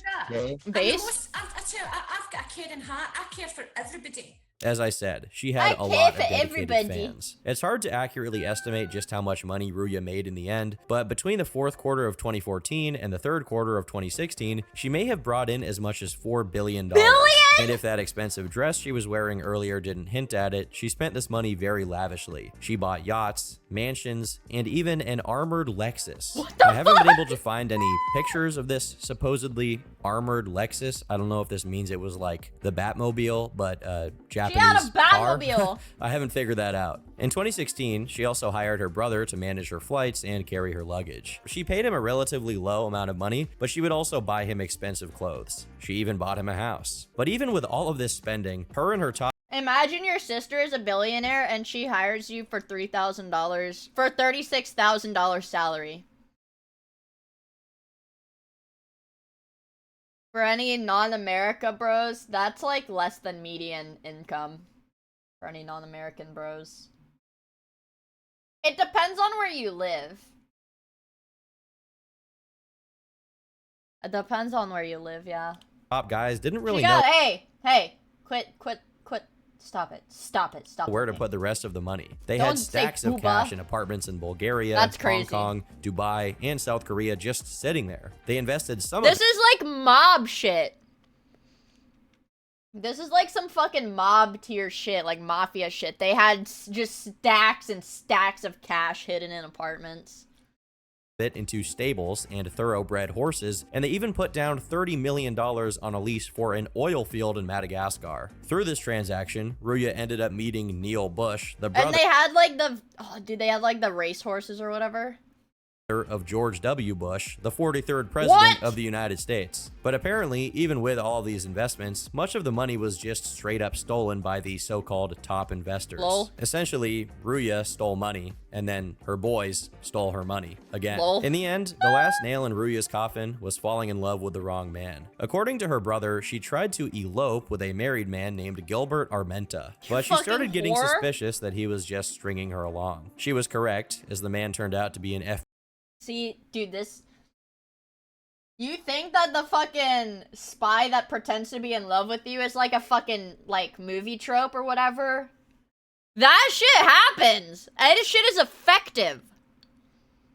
It's effective. In real life. Never fall in love, it's always gonna be a fucking Fed. FBI informant after he'd been charged with wire fraud, money laundering, and other charges related to OneCoin. When Ruya found out, she canceled her plans to fly to Lisbon, Portugal, where she was supposed to unveil her plan to finally allow people to turn OneCoin into cash. Instead, she left the airport in Sofia, Bulgaria for Athens, Greece, with nothing but a bodyguard and her purse. Since then, she has completely disappeared. Oh my Understandably, god! Her disappearance And they haven't even found her.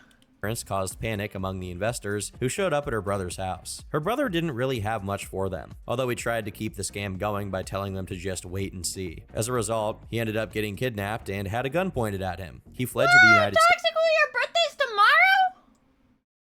Tomorrow as in Wednesday or tomorrow as in Thursday?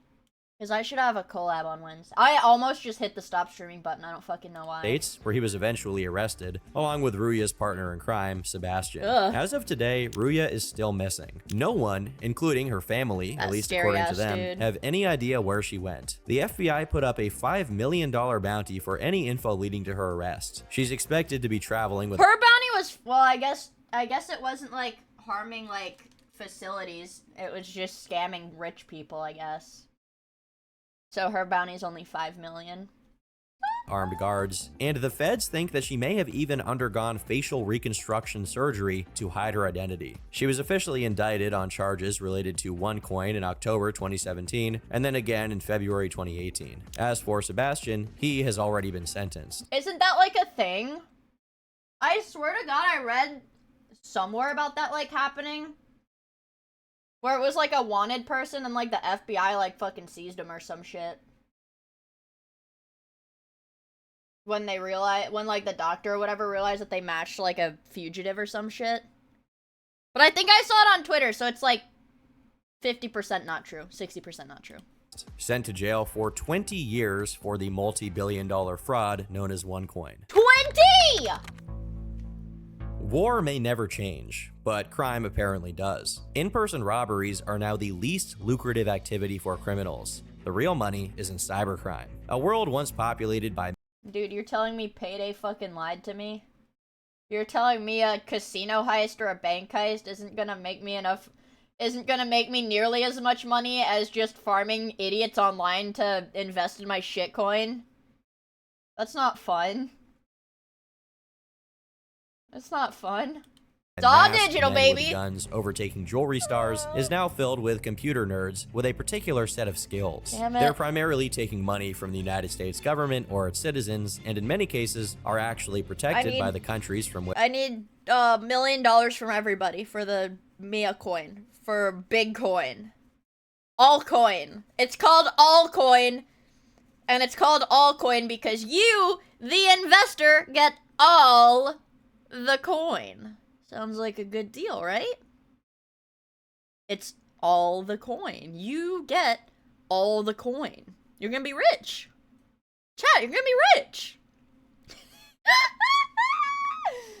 I'm in. Take my life's savings. Wow! Thank you for the 100-bit investment in Allcoin, the very real blockchain crypto coin made by me on the blockchain. And it is on the blockchain made by me. Which they hail. They made Cashing themselves out my useful, 401k but with now, so let's much heat on go! them, for many, it's only a matter of time before they're apprehended. Their next crime is likely already underway. Or it's already happened, and the FBI just doesn't know about it yet. I mean, the feds literally think that Ruya reconstructed her face. So she could be anyone. She could be your mom, she could be your dad, she could even be me. I've been Turkey Tom. She's Turkey Tom! She's Turkey Tom. Typical politician. All cock, but no cum. What? One Thanks for altcoin, watching, please. and until next time, leave me alone. Damn. Damn. What? It could be you. It could be me. It could be you. It could even be me. Did I already say me? It could be me. I wish I was like 20 years older so I could have been scamming people in the mid to late 2000s and early 2010s. It's so unfair, chat. It's not fair. I want to scam people and make billions of dollars. Dude, this fucking sucks ass. Why is the world so unfair? Well, everybody knows that everybody knows about the scams now. That's the thing. That's the problem, guys. Everybody's aware now. You scam us all the time. True, true. But I can't scam random people now. That's my issue. I can't scam random people. My God, Peter, you wore those pajamas to your pajamas? Hey, at least I'm not drinking, Brian. Yes, you call them steamed hams, despite the fact that they are obviously grilled from Black's. What? Yeah, right behind Black's hardware store. There's a white guy works song.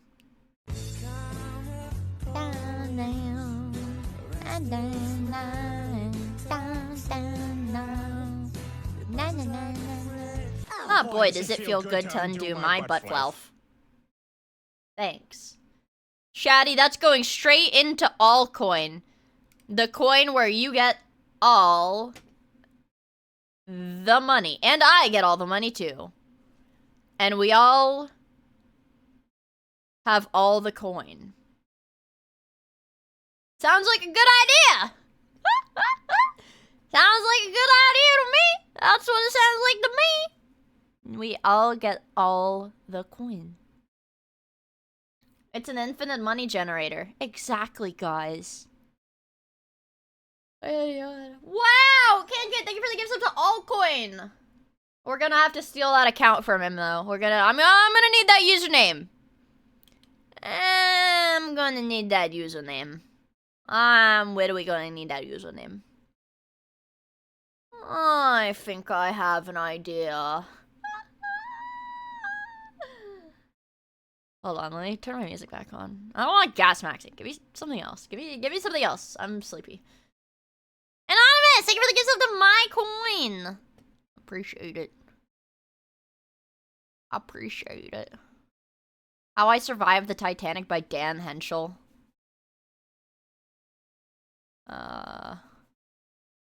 Maroon 5 moves like Anarchy.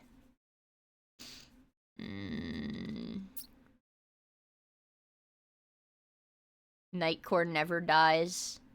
Cyrax by the Leaping Lemur. Jack Black unreleased Minecraft song. Minecraft. I am placing blocks and shit cause I'm in the fucking Minecraft. I am placing blocks and shit cause I'm in fucking Minecraft. Oh, there you go, chat. We have something relaxing to listen to.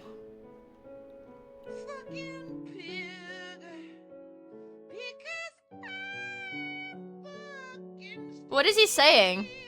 Bow, bow. I am fucking Steve. Bow, bow, bow, bow, bow, bow, bow, bow. I am building shit.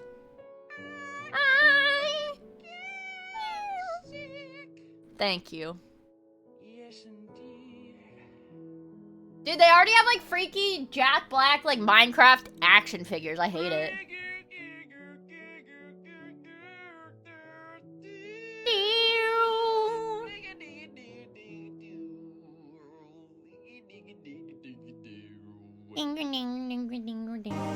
Ah! It played a much louder video. The Nether. Flint and steel. Sorry, it played a much louder video automatically. Well, let's just listen to this one then. There. There. Flint and steel.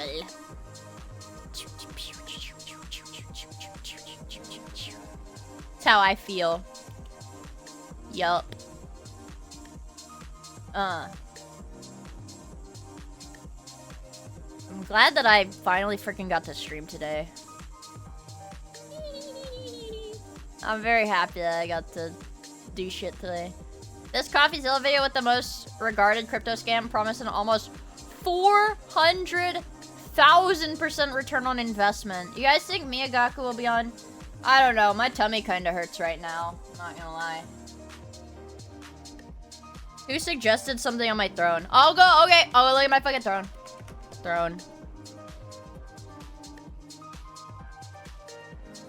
If it's not a penis pump, I'm gonna ban you from suggesting things. It's a Mattel 12-inch posable Steve action figure of Jack Black's Steve from the Minecraft movie. This is tempting, I'm not gonna lie. I'm not gonna lie, this is pretty tempting. It has a penis, does it? View product right now. It did. Oh my god. It does not have a penis, that's just his waist joint. They gave me Fat Steve. This is fucking awesome. I wish I could screen share Amazon, but it's got— Dude! My entire related to items you viewed on Amazon is now just Minecraft shit. I'm fried. I'm actually fried. It's all Minecraft. You fucked it up. You fucked it up, whoever requested that. Now my entire Amazon is Minecraft. Dude. I'm gonna— okay, here. Alright, look. How do I—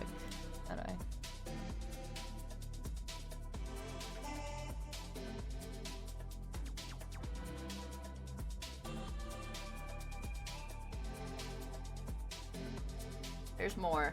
It's all Minecraft. It's Lego Minecraft, dude. You're gonna go cosplay Steve when you watch the movie? I wanna watch it with you guys if I just find a camera. In-game! That would be fun, I think, honestly. That would be fun and silly. Really silliness.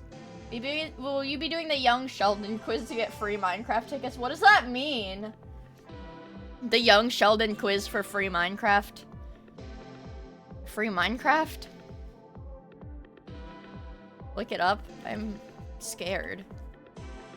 I'd be scared to look shit up now.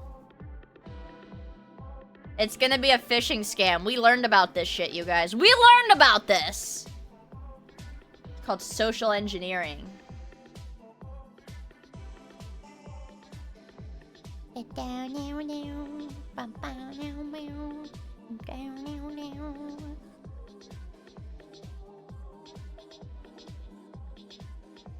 It is real. Young Sheldon of Minecraft. What the fuck? Wait, okay, I'll click the Twitter link. Young Sheldon returns to do a sweepstakes competition for the live-action Minecraft movie. Are you fucking kidding me? Why? What?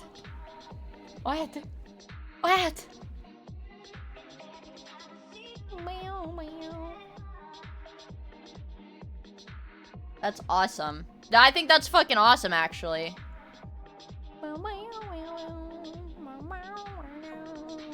Alright, guys. I'm sleepy, and my tummy hurts. I gotta go take medicine. Who's live? Tina's playing balloons! Any other suggestions, chat? I'm a sleepy Andy, unironically. Any other suggestions? I do really like balloons. Me. I do really like balloons. Yeah, me. Yeah, me. There is an e-boy with like a naked VTuber model, like, cooking. Thoughts on just raiding into this one instead? Okay. Alright, hit na bobina. Yes! Yes! Yes! Okay. Man tits. Why not? Alright, hitting this bow penis, my goat. What was I saying? What was I saying?